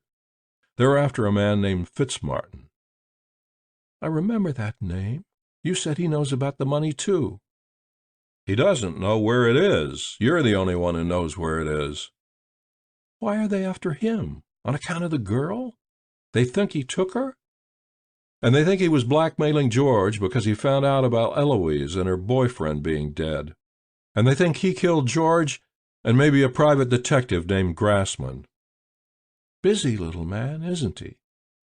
That puts me in the picture because the three of us, Fitz, Timmy, and I, were in the same prison camp. I knew this was going to be a mess. I knew it. Don't be such a pessimist. Why the hell didn't you bring all this stuff along right in the car? Why didn't you check out? If I checked out, they'd be looking already. I suppose so. But you could have brought my stuff anyway. I didn't think of that. You don't seem to think much of anything, do you? Don't get nasty. It isn't going to help. Everything gets messed up. I was all right. Now I'm out on a limb. I should be laughing? I think we ought to get the money first. I can't go like this. I don't want to ruin these clothes. Ruin your clothes? Where are we going? Never mind that. You haven't got anything but good clothes, and I stopped too suddenly. So you had to poke around, she said, vibrating with anger. Did you have a good time? Did you like what you saw? It's nice stuff. I know it's nice. Sometimes it wasn't so nice earning it, but I know it's nice. I have good taste. Did you count the money? Attractive color, don't you think? Green? I counted it. It better all be there. And the jewelry better all be there, every damn stone. The jewelry more than the money. A lot of people thought it was junk jewelry. It isn't. It's worth 3 or 4 times the money. It's all there. It's safe. It better be. I can't go in these clothes. We'll have to go somewhere where I can pick up some jeans. I thought I could buy them in Hillston. Now you can't go into Hillston, so where do we go? You know the area better than I do. Let me think a minute. She told me where to turn. We made a left, heading east, 20 miles north of Hillston. It was a narrow, busy road. 10 miles from the turn was the town of Westonville, a small, grubby town with a narrow main street. I circled a block until I found an empty meter. I watched her walk away from the car. Men turned to look at her. Men would always turn to look at that walk. I went into a drugstore and came back with cigarettes. She was back in about 10 minutes with a brown parcel. All right, she said. Let's go. I've got what I need. We headed back toward the Reading Road. She said, Find a place where you can get off the road. I want to change into this stuff. How about ahead there, on the left, that little road? I turned up the little road she pointed out. We passed 2 dreary farmhouses. The road entered a patch of woods. I turned onto an old lumber road. The clay was greasy under the wheels. After we went around a bend, I stopped. She opened the door on her side and got out. She bent over the seat and undid the parcel. She took out a pair of burnt orange slacks, some cheap sneakers, and a woolly yellow sweatshirt. She took the black suit jacket off and folded it and put it on the back seat. The odd light of the yellow sky came down through the trees. The leaves dripped. She undid her skirt at the side and stepped out of it carefully. There was no coyness about her, not the slightest flavor of modesty. She did not care whether I stared at her or averted my eyes. She folded the skirt and put it with the jacket. She took her blouse off and put it carefully on the back seat. She stood there in the woodland in black hat with veil, black shoes, skimpy oyster-white bra, and panties, looking both provocative and ridiculous. The hat was last. She gave me a wry look and said, "Strip-tease al fresco. Aren't you supposed to stamp your feet or something?" "Aren't you cold?" "I'm a warm-blooded thing." She put the woolly, baggy sweatshirt on, then stepped into the slacks and pulled them up around her full hips and fastened them with zipper and buttons. She sat in the car seat and took off her black shoes and put them in back and put on the sneakers and laced them up. "Good God! I haven't had clothes like this in years. How do I look, Tal?" I couldn't tell her how she looked. It wasn't a return to the girl who had gone on the bike trips with Timmy. I would have guessed it would have made her look younger and fresher, but it didn't. Her body was too ripe, her eyes and mouth too knowing. The years had taken her beyond the point where she could wear such clothes and look young. She read the look in my eyes. "Not so good, I guess." "Not good at all. You don't have to say it." "You look fine." "Don't be a damn fool. Wait a minute while I use the facilities, and then we'll get out of here."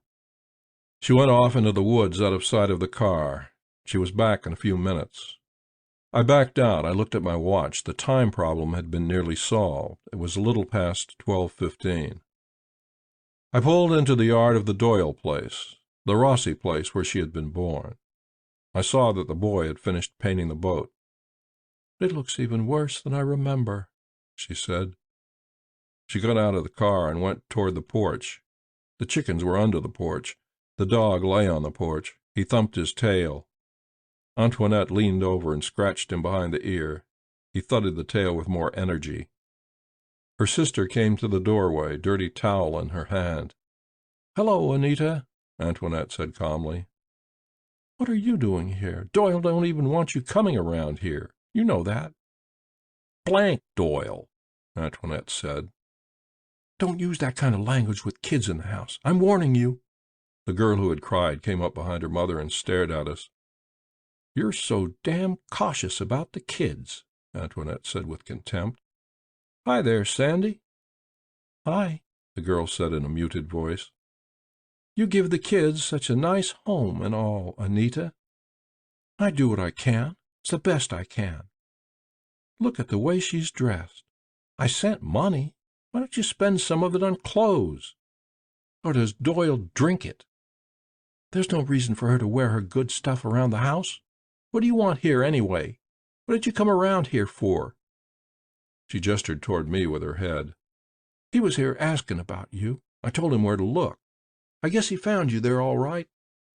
In the big sinful city. Good God, Anita, come off it.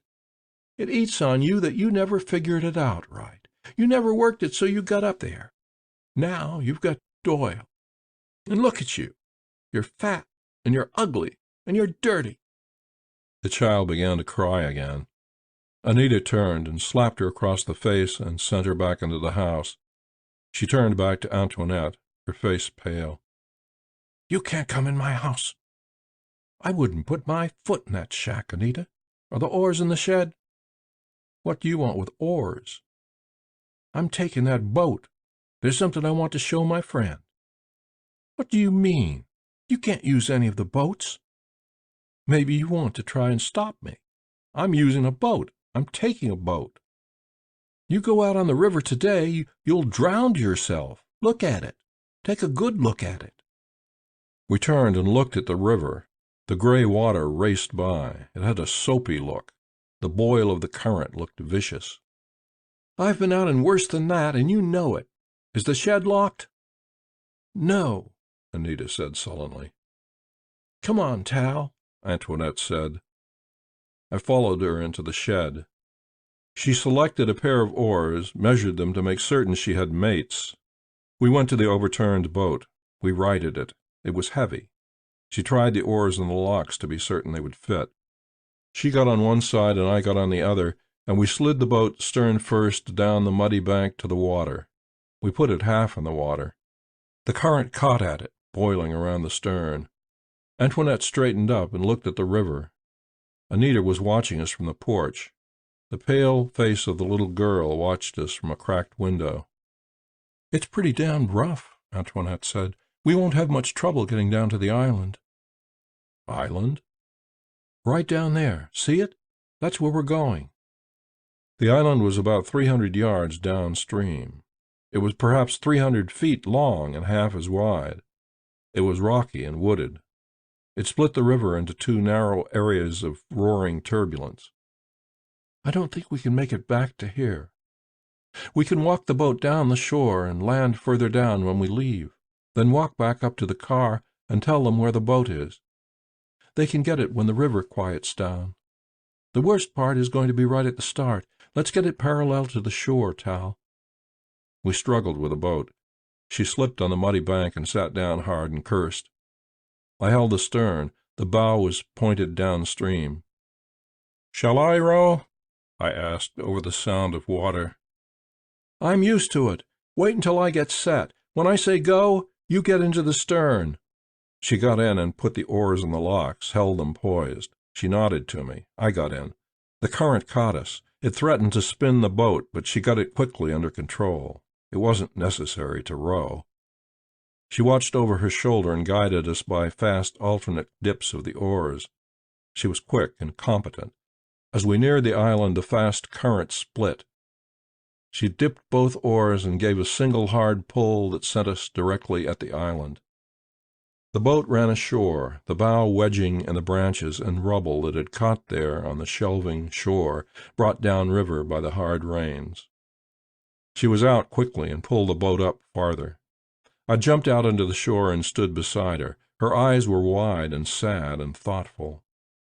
"We used to come here a lot. Come on." I followed her. We pushed through thickets and came to a steep path. They had come to the island often, and so had a lot of other people, leaving behind them empty rusting beer cans, broken bottles, sodden paper plates, waxed paper, tinfoil, empty cigarette packs. The path climbed between rocks. She walked quickly. She stopped at a high point. I came up beside her. It was the highest point of the rocky island, perhaps 60 feet above the level of the river. We stood behind a natural wall of rock. It came to waist level. I could see the shack, see Anita in the distance walking heavily across the littered yard, see the gleam of my car through the leaves. "Look," Antoinette said sharply. I looked where she pointed. A flat-bottomed boat was coming down the river. It was caught in the current and it spun. The man, kneeling in the stern, using a single oar as a rudder, brought it under control. A dingy red boat under a yellow sky on a soapy gray river, and the man on the boat had pale hair. He came closer, and I saw his face. He looked up and saw us. To him we were outlined against the yellow sky. Then the dwarfed trees screened him. "He landed on the island," Antoinette said. I knew he had landed. I knew he had watched us. I guessed that he had gotten hold of a boat and waited on the opposite shore. Fitzmartin would not take the chance of trusting me. Maybe he couldn't. Maybe Ruth was dead. "That's Fitzmartin," I said. She stared at me. Her eyes were hard. "You arranged this?" "No, honestly. I didn't arrange it." "What does he know? Why did he follow us?" "I think he's guessed we're after the money." She leaned calmly against the rock and folded her arms. "All right, Tal. This is the end of it. You and your friend can hunt for it. Have fun. I'll be damned if I'll tell you where it is." I took her by the shoulders and shook her. "Don't be a damn fool. That man is insane. I mean that. He's killed 2 people, maybe 3. You can't just wait for him and say you won't tell him. You think he'll just ask you politely? After he gets his hands on you, you'll tell him?" She pushed my hands away. I saw the doubt in her expression. I tried to explain what Fitzmartin was. She looked down the path the way we'd come. She bit her lip. "Come on, then," she said. "Can we circle around and get to the boat?" "This is better," she said. I followed her. End of Chapter 12. Chapter 13 of A Bullet for Cinderella. I thought I heard him call, the sound mingling with the noise of the river. I followed Antoinette. She led the way down a curving path toward the south end of the island. The path dipped into a flat place. Rock walls were high on either side of us. It was a hollow where people had built fires. She paused uncertainly. "It's so overgrown," she said. "What are you looking for?" She moved to one side and looked at the sloping wall. She nodded to herself and went up, nimble as a cat, using the tough vines to pull herself up. She stopped and spread the vines. She was above a ledge. She turned and motioned to me. My leather soles gave me trouble. I slipped and scrambled, but I made it to the ledge beside her. She pushed tough weeds and vines aside. She sat down and put her feet in the dark hole and wormed her way forward. When she was in up to her hips, she lay back and, using her hands on the upper edge of the small slit in the rocks, pulled herself in the rest of the way. I made hard work of it. It was narrow. She pulled at my ankles. Finally, I was inside. She leaned across me, her weight on me, and pulled the weeds and vines back to cover the hole. At first I could not see, and then my eyes became used to the light. Daylight came weakly through the hole. The hole itself, the slit in the rocks, was not over 30 inches long and 14 inches high at its widest point. Inside it widened out to about 5 feet, and the ceiling was about 3 feet high. It was perhaps 7 feet deep. She said in a low voice, "Timmy found it. He was climbing on the rocks one day, and he found it. It's always dry and clean in here. See? The sand is dry, and feel how fine it is. It became our place. It became my favorite place in the whole world. I used to come here alone, too, when things got too rugged. We used to keep things here, a box with candles and cigarettes and things. Nobody in the world would ever find us here. We kept blankets here and pillows. We called it our house. Kid stuff, I guess. But it was nice. I never thought I'd come back here." "Then this is the place he meant." "Let's look." It was easy to dig in the sand. She found the first one. She gave a little gasp of pleasure when she found it. She dug it out of the soft sand. We held it close to the weak daylight and opened it. The wire clamp slid off easily. The rubber ring was stuck to the glass. I pulled the top off. The bills were tightly packed. I pulled some of them out, 2 10s and a 20. We both dug in the place where she had found it. We found 3 more jars. That was all. We lined them up against the wall. I could see the money through the glass. I looked at the money. I remembered how I had thought it would be. I had thought it would be an answer. But I had found the answer before I found the money. Now it meant only that perhaps it could still be traded for a life. "Now he's coming this way," she whispered. I heard him when he called again. "Howard! Tal Howard!" We lay prone, propped up on our elbows, our heads near the small entrance, her cheek inches from mine. "Tal Howard!" he called, alarmingly close. He was passing just below us, his head about 6 or 7 feet below the ledge. He called again at a greater distance, and then all we could hear was the sound of the river. "What will we do?" she whispered. "All we can do is outwait him. We can't deal with him. He won't make any deals. He's way beyond that. We'll have to wait until night. I don't think he'll leave. We'll have to try to get to the water at night. Can you swim?" "Of course."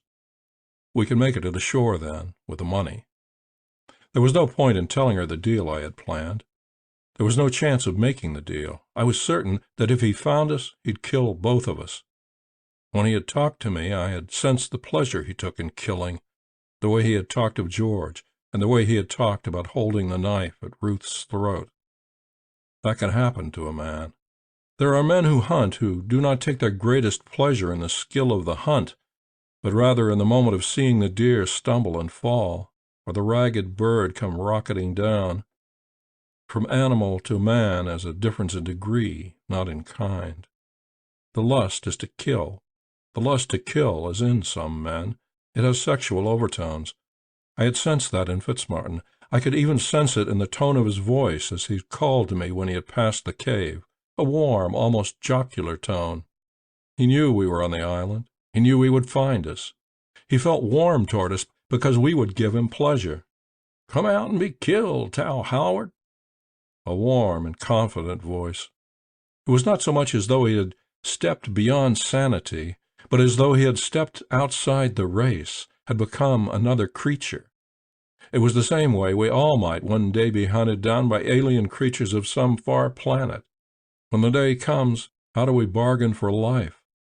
What can the rabbit say to the barrel of a gun? I lay on my side. She lay facing me. I saw the sheen of her eyes and whiteness of her teeth in the half-light of the cave. I could sense the soft tempo of her breathing. "So we wait," she said. "I will have to be very careful. He likes the night." "We'll be careful. It's worth being careful. I thought all along this would get messed up. Now I don't think so any more. Isn't that strange? Now that it is as bad as it can get, I think we're going to make it." "I hope so." She rolled onto her back. Her voice was soft. "We're going to make it. We'll get to the car. There's enough money here. It isn't worth the risk of going back after my things. We'll drive through the night, Tal. We'll drive all night. We'll take turns. I'm a good driver. I know just how it's going to be. We'll go to New Orleans. We can be there late tomorrow. I know a man there. He'll help us. We'll sell the car there. We'll catch our plane there. We'll have everything new, all new clothes. Mexico City first, I think, then over to Havana. I was in Havana once, with a friend. No, not Havana. Where will we go from there, Tal? Rio? Buenos Aires? Then Paris." "Paris, of course. It's funny. I've always been looking. Like that game where you come into the room and they've named something, but you don't know what it is, and you have to find out. I've been looking for something I don't know the name of. Ever feel like that?" "Yes." You don't know what it is, but you want it. You look in a lot of places for it. You try a lot of things, but they aren't it. This time I know I'm going to find it." We were quiet for a long time. She turned toward me again. I put my hand on the curve of her waist, let it rest there, and felt the quickening tempo of her breathing. I do not try to excuse it. Until then, she had had no special appeal to me. I can try to explain it. It is an urgency that comes in times of danger. It is something deep in the blood, that urgency. It is a message from the blood. You may die. Live this once more, this last time. Or it may be more complicated. There may be defiance in it. Your answer to the blackness that wants to swallow you, to leave this one thing behind you, to perform this act which may leave a life behind you, the only possible guarantee of immortality in any form. When catastrophe strikes cities, people learn of this basal urge. Men and women and more know it. It is present in great intensity in many kinds of sickness. Men and women are triggered by danger, and they lie together in a hungry quickness in the cellars of bombed houses, behind the brush of mountain trails, in lifeboats, on forgotten beaches, on the grounds of sanitariums. By the time it happened, I knew that I was hopelessly in love with Ruth Stamm, and I knew this woman in the cave with me was hard as stone. But she was there. I took from her the stubborn slacks and the bulky sweatshirt and the satin-white bra. Her flesh gleamed dusky in the cave light. We did not speak. It was very complete for us. It was enough that she was a woman. But with the first word she turned back into Antoinette Rossi and destroyed any possible emotional overtones. "Well, aren't we the ones?" she said, her voice a bit nasal. She bumped her head on the roof as she was getting her shirt back on, and commented on it with a very basic vocabulary. I turned so that I did not have to look at her. I lay and looked out the entrance through the gaps between the vines and leaves. I could see the rock wall on the other side of the hollow 30 feet away. By lowering my head and looking up, I could see a wedge of yellow sky above the rock. As I watched, I saw Fitzmartin's head and then his shoulders above the rock wall. Behind me, Antoinette started to say something in a complaining voice. I reached back quickly and caught her arm and grasped it warningly. She stopped talking immediately. She moved forward and leaned her warm weight against the back of my left shoulder so that she too could see. It was instinctive to want to pull back into the cave, but I knew he could not see my face or hers behind the dense screen. He stood on the rock against the sky, feet spread, balancing easily. He held a gun in his hand. His big hand masked the gun, but it looked like a Luger. The strange sky made a dull glint on the barrel. When he moved his head, he moved it quickly, as an animal does. His mouth was slack, lips parted. His khaki pants were soaked to the knees. He studied the rock wall where the cave was, foot by foot. I flinched involuntarily when his gaze moved across the cave mouth. He turned and moved out of sight. She put her lips close to my ear. "My God, I can see what you mean. Dear Jesus, I'm glad I didn't wait to have a chat with that. He's a damn monster. How come he was running around loose?" "He looked all right before. It was on the inside. Now it's showing." "Frankly, he scares the hell out of me. I tell you, they ought to shoot him on sight like a crazy dog." "He's getting worse." "You can't get any worse than that. What was he looking over here for?" "I think he's eliminating places where we could be, one by one. He's got a lot of daylight. I hope he eliminated this place." "You can't see much from over there, just a sort of shadow, and the hole looks too little, even if it didn't have the stuff in front of it." "I hope you're right." "He gives me the creeps." I kept a careful watch. The next time I saw him, he was climbing down the wall on the far side. Antoinette saw him too. Her hand tightened on my shoulder. Her breath was warm against my ear. "What's he doing down there?" she whispered. "I think he's trying to track us. I don't know how good he is at it. If he's good, he'll find that our tracks end somewhere in the hollow." "Ground was soft," she whispered. "Dear God, I hope he doesn't know how." He was out of sight. We heard one rock clatter against another, audible above the soft roar of the river. We moved as far back in the little cave as we could get. Nothing happened for a long time. We gradually relaxed again, moved up to where we could watch. It must have been a full half-hour later when I saw him on the far side clambering up. He sat on the rim at the top. He aimed carefully, somewhere off to our right, and pulled the trigger. The sound was flat, torn away by the wind. He aimed and fired again, this time closer. I realized too late what he was doing. I tried to scramble back. He fired again. Antoinette gave a great raw scream of agony. Blood burst from her face. The slug had furrowed down her face, smashed her teeth and her jaw, striking at an angle just under her cheekbone. She screamed again, the ruined mouth hanging open. I saw the next shot take her just above the left collarbone, angling down through her body. She dug her fingers down into the sand, arched her body, then settled into death as the next bullet slapped damply into her flesh. I was pressed hard against the rocks at the side. He shot twice more into her body, and then there was silence.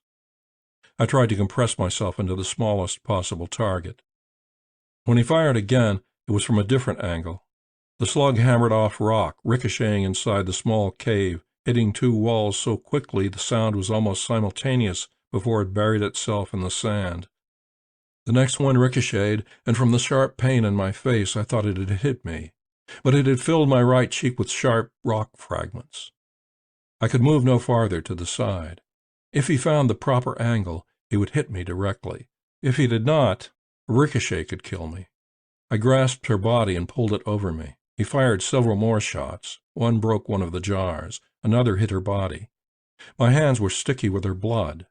I shielded my head against her heavy breast, my legs pulled up. I tried to adjust the body so it would give me maximum cover.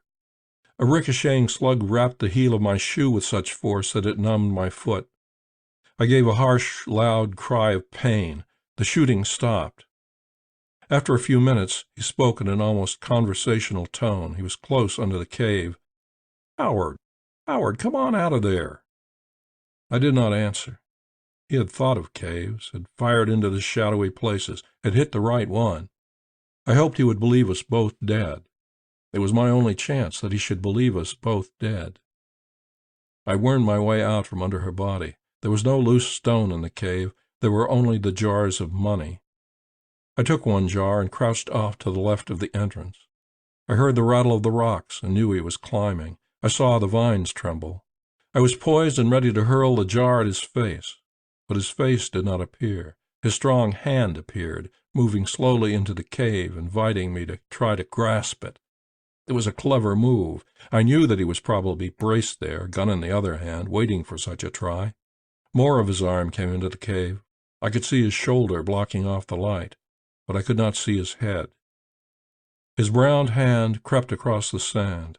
It touched Antoinette's dark hair, paused for a moment, felt its way to her face, touched lightly her dead eyes. She lay curled where I had pushed the body and crawling out from under it. The hand moved across the sand again. It came to her flexed knee, touched her knee, felt the material of the jeans. In that moment I realized that he thought it was my knee. He had only seen her from the waist up when he had approached the island in the boat. She was curled in such a way he did not relate the knee to the face he had touched. His powerful fingers bit through the blue jean material, caught the flesh underneath, and twisted it cruelly. I heard his soft grunt of satisfaction. I readied myself. He put both arms in and wormed his way in head first. I knew he would not be able to see immediately. The gun was in his hand. As soon as the head appeared in the opening inside the vines, I smashed the glass jar full into his face. The jar smashed, cutting my hand. I tried to snatch at the gun, but I was too slow. He was gone. I heard the thud as he fell. I knew that I could not afford to give him time to recover. I scraped myself badly as I slid through the entrance. I grasped the vines and stood up, teetering on the ledge. I saw him below me. He was on his hands and knees, gun still in his hand, shaking his head in a slow, heavy way. It was a 12-foot drop, perhaps a little more. I dropped onto him. I landed on the small of his back, heels together, legs stiff. My weight smashed him to the ground. The fall jolted me. I rolled to my feet with agonizing slowness and turned to face the expected shot. He lay quite still. His fingertips touched the gun. I picked it up and moved back away from him and watched him. By watching closely, I could see the movement of his back as he breathed. I aimed at his head, but I could not make myself fire. Then I saw the breathing had stopped. I wondered if it was a trick. I picked up a stone and threw it at him. It hit his back and bounded away. Finally, I approached him and rolled him over, and I knew that he was dead. He died in a curious way. He had fallen back off the narrow ledge, fallen with the broken pieces of the heavy glass jar. Stunned, he had gotten to his hands and knees. He was trying to clear his head. When I had smashed him back to the ground, a large piece of the broken jar had been under his throat. As I had watched him, his blood had soaked into the sandy soil. His blood had soaked a thick wad of the money that had been in the jar. A wind blew through the hollow. There were some loose bills. The wind swirled them around. One blew toward me. I picked it up and looked at it stupidly. It was a $10 bill. I went up to the cave again. I think I had the idea of carrying her down. I knew I could not make it. I looked at her. Paris was out. It was done. I looked at her and wondered if this, after all, had been what she was looking for. It could have been. It could have been the nameless thing she sought. But I guessed that had she been given her choice, she would have wanted it in a different form, not so ugly, not with ruined face and cheap clothes. I climbed back down. I was exhausted. A few feet from the bottom I slipped and fell again. I gathered up all the money. I put it in the cave with her. They could come and find it there when I told them where it was. I went back to where we had left the boat. The river seemed a little quieter. I took the line and walked the boat down to the south end of the island. The current tugged at it. Below the island, the river was quieter. I got into the boat. Just as I started to row toward the shore, it began to rain again. Rain that fell out of a yellow sky. The rain whispered on the gray river. It diluted the blood on my hands. The rain was on my face, like tears. The banks were high. I found a place to beach the boat about 1,000 yards below the Rossi place. I walked through wet grass to the road. I walked to the Rossi place. Anita came out. I asked if she had a phone I could use. "We've got no phone. Where's the boat? What did you do with the boat? Where's Antoinette? What's all the blood on your clothes? What's happened?" She was still screaming questions at me when I fitted the key into the ignition, started the car, and drove away. Heavy clouds had darkened the afternoon. I had never seen it rain as hard. Traffic crept through the charcoal streets of Hillston, their lights yellow and feeble in the rain. I turned through the arch and parked beside the police cars in the courtyard of the station. A man yelled at me from a doorway, telling me I couldn't park there. I paid no attention to him. I found Prine. Captain Marion wasn't in. He'd gone home to sleep. Prine stared at me in a funny way. He took my arm when he led me to a chair. "Are you drunk?" "No, I'm not drunk." "What's the matter with you?" "I know where to look for the girl, for Ruth, north of town, near the river, if she's alive. If she's dead, I don't know where to look. She wouldn't be far from where he got the boat." "What boat?" "Will you have people look for her right now?" "What boat, damn it?" "I'll tell you the whole thing after you look. I want to come too. I want to come with you." They sent cars out. They called Captain Marion and the chief of police. They sent people out to look in the rain. Scores of people searched. I rode with Prine. In the end, it was a contingent of Boy Scouts who found her. They found the black coupe. The trunk compartment was open a half-inch. We sped through the rain when word came over the radio, but the ambulance got there first. They were loading her onto the ambulance when we arrived. They closed the doors and drove away before I could get to the ambulance. The car was parked behind a roadside sign. It had been covered with roofing paper. Some of the paper had shifted in the wind. One of the scouts had seen the gleam of metal. 2 policemen in black, rain-wet rubber capes were there. "What shape was she in?" Prine demanded. One of the men spat. "I don't think she'll make it. I think she was about gone. She looked about gone to me. You know, the way they all look, just about breathing. Color putty. Pretty banged up." Prine whirled toward me. "All right. We've got her now. What about Fitzmartin? Start talking." "He's dead." "How do you know he's dead?" "I killed him. I'll tell you the rest later. I want to go to the hospital." End of Chapter 13. Chapter 14 of A Bullet for Cinderella. I sat on a bench in the waiting room in the hospital. Water from my sodden clothing dripped onto the floor. Captain Marion sat beside me. Prine leaned against the wall. A man I didn't know sat on the other side of me. I looked at the pattern of the tiles in the floor as I talked. From time to time, they would ask questions in a quiet voice. I told them the complete truth.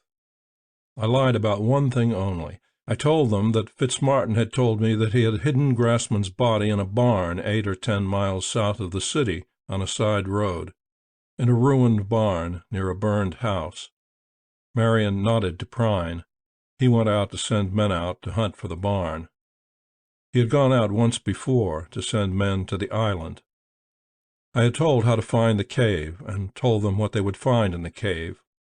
I told them they would find the gun in my car.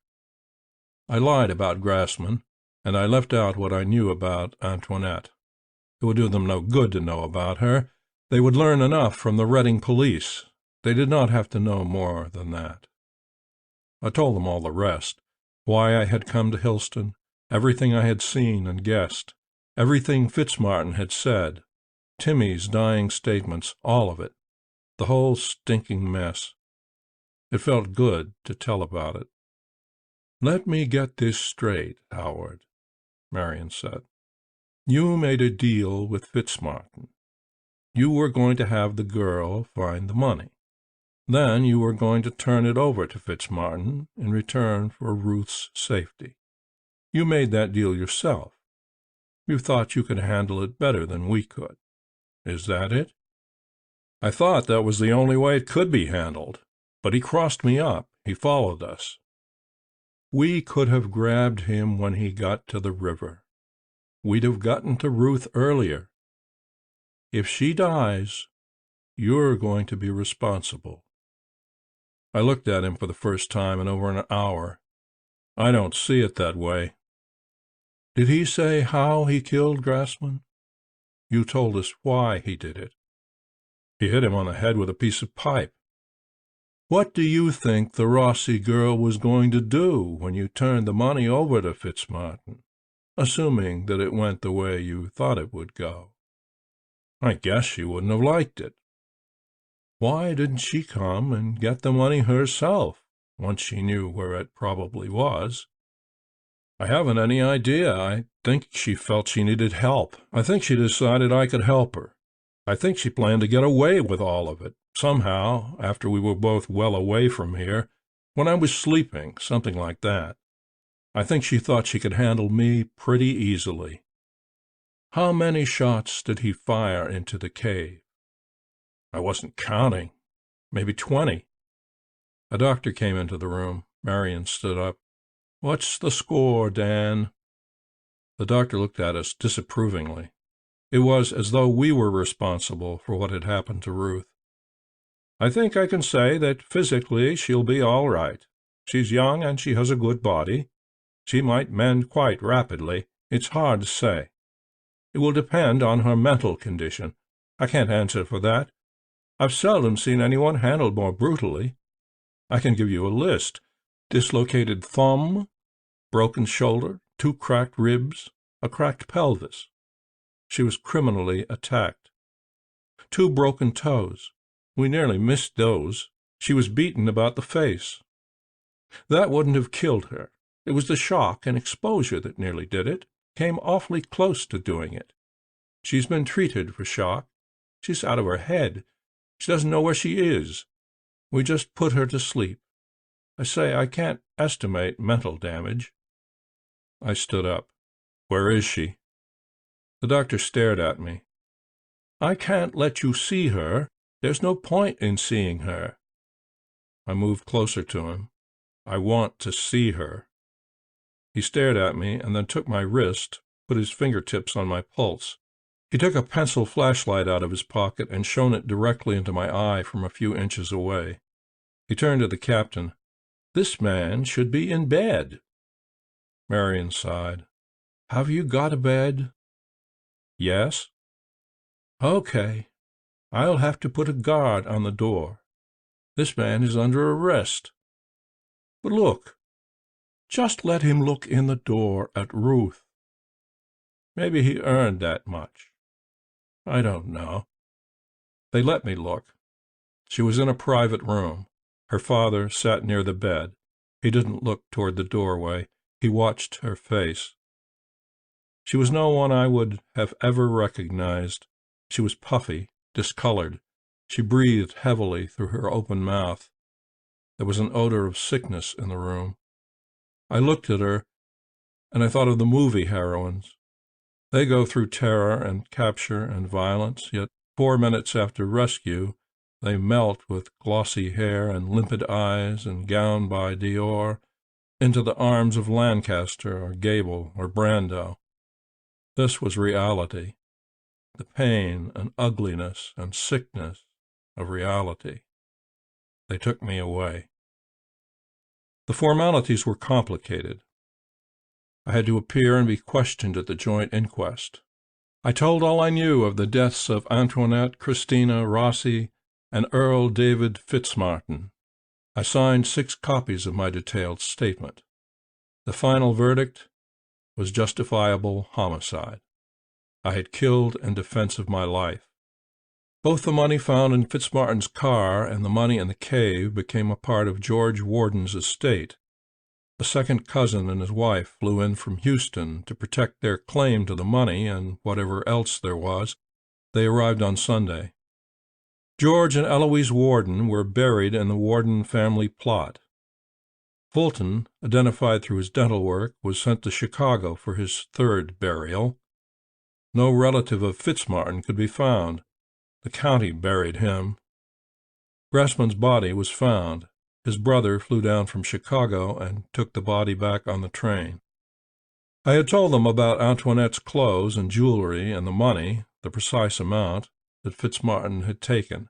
The court appointed an executor for Antoinette Rossi's estate, and directed that the clothing and furs and jewels be sold, and made an informal suggestion to the executor that the funds be used for the Doyle children. When something is dropped and broken, the pieces have to be picked up. The mess has to be cleaned up. They were through with me on Tuesday. Captain Marion walked down the steps of the courthouse with me. We stood on the sidewalk in the sunshine. "You're through here, Howard. We're through with you. There are some charges we could have made stick, but we didn't. You can be damn glad. We don't want you here. We don't want to see you back here." "I'm not leaving." He stared at me. His eyes were cold. "I don't think that's very bright." "I'm going to stay." "I think I know what's on your mind, but it won't work. You've spent all the time you could with her. It hasn't worked, has it? It won't work for you. Not with her. I want to stay and try. I've made my peace with her father. He understands. I can't say he approves, but he understands enough so that he isn't trying to drive me off. You're beating your head against a wall." "Maybe." "Prine wants to run you out of town." "Do you? Actually?" His face flushed. "Stay, then, damn it, stay. It will do you no good." I went back to the hospital. Because of her private room, visiting hours were less restricted. I waited while the nurse went to her. The nurse came back. Each time I was afraid the nurse would say I couldn't see her. "She'll see you in 5 minutes, Mr. Howard." "Thank you." I waited. They told me when it was time. I went to her room as before and pulled the chair up to the bed. Her face was not as swollen, but it was still badly discolored. As before, she turned her face toward the wall. She had looked at me for a moment without expression before turning away. She had not yet spoken to me, but I had spoken to her. I had talked to her for hours. I had told her everything. I had told her what she meant to me, and had received no response at all. It was like talking to a wall. The only encouragement was her letting me see her at all. The doctor had told me she would recover more quickly if she could recover from her listlessness, her depression. As on other days, I talked. I could not tell if she was listening. I had told her all there was to tell about the things that had happened. There was no point in repeating it, no point in begging for understanding or forgiveness. So I talked of other things, and other days, places I had been. I told her about Tokyo, about Busan, about the hospital. I told her about the work I used to do. I conjectured out loud about what I could find to do in Hillston. I still had $700 left. I was careful not to ask questions.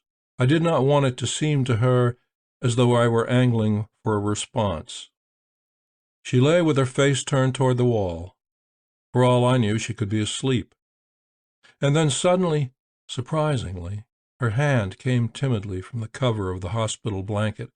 It reached blindly toward me, and I took her hand in both of mine. She squeezed my hand hard once, and then let her hand lie in mine.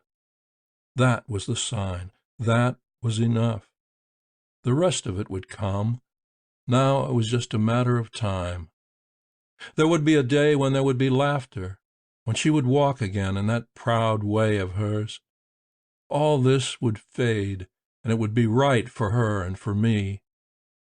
We both had a lot of forgetting to do, and we could do it better together. This was the woman I wanted. I could never be driven away. This was treasure. End of chapter 14.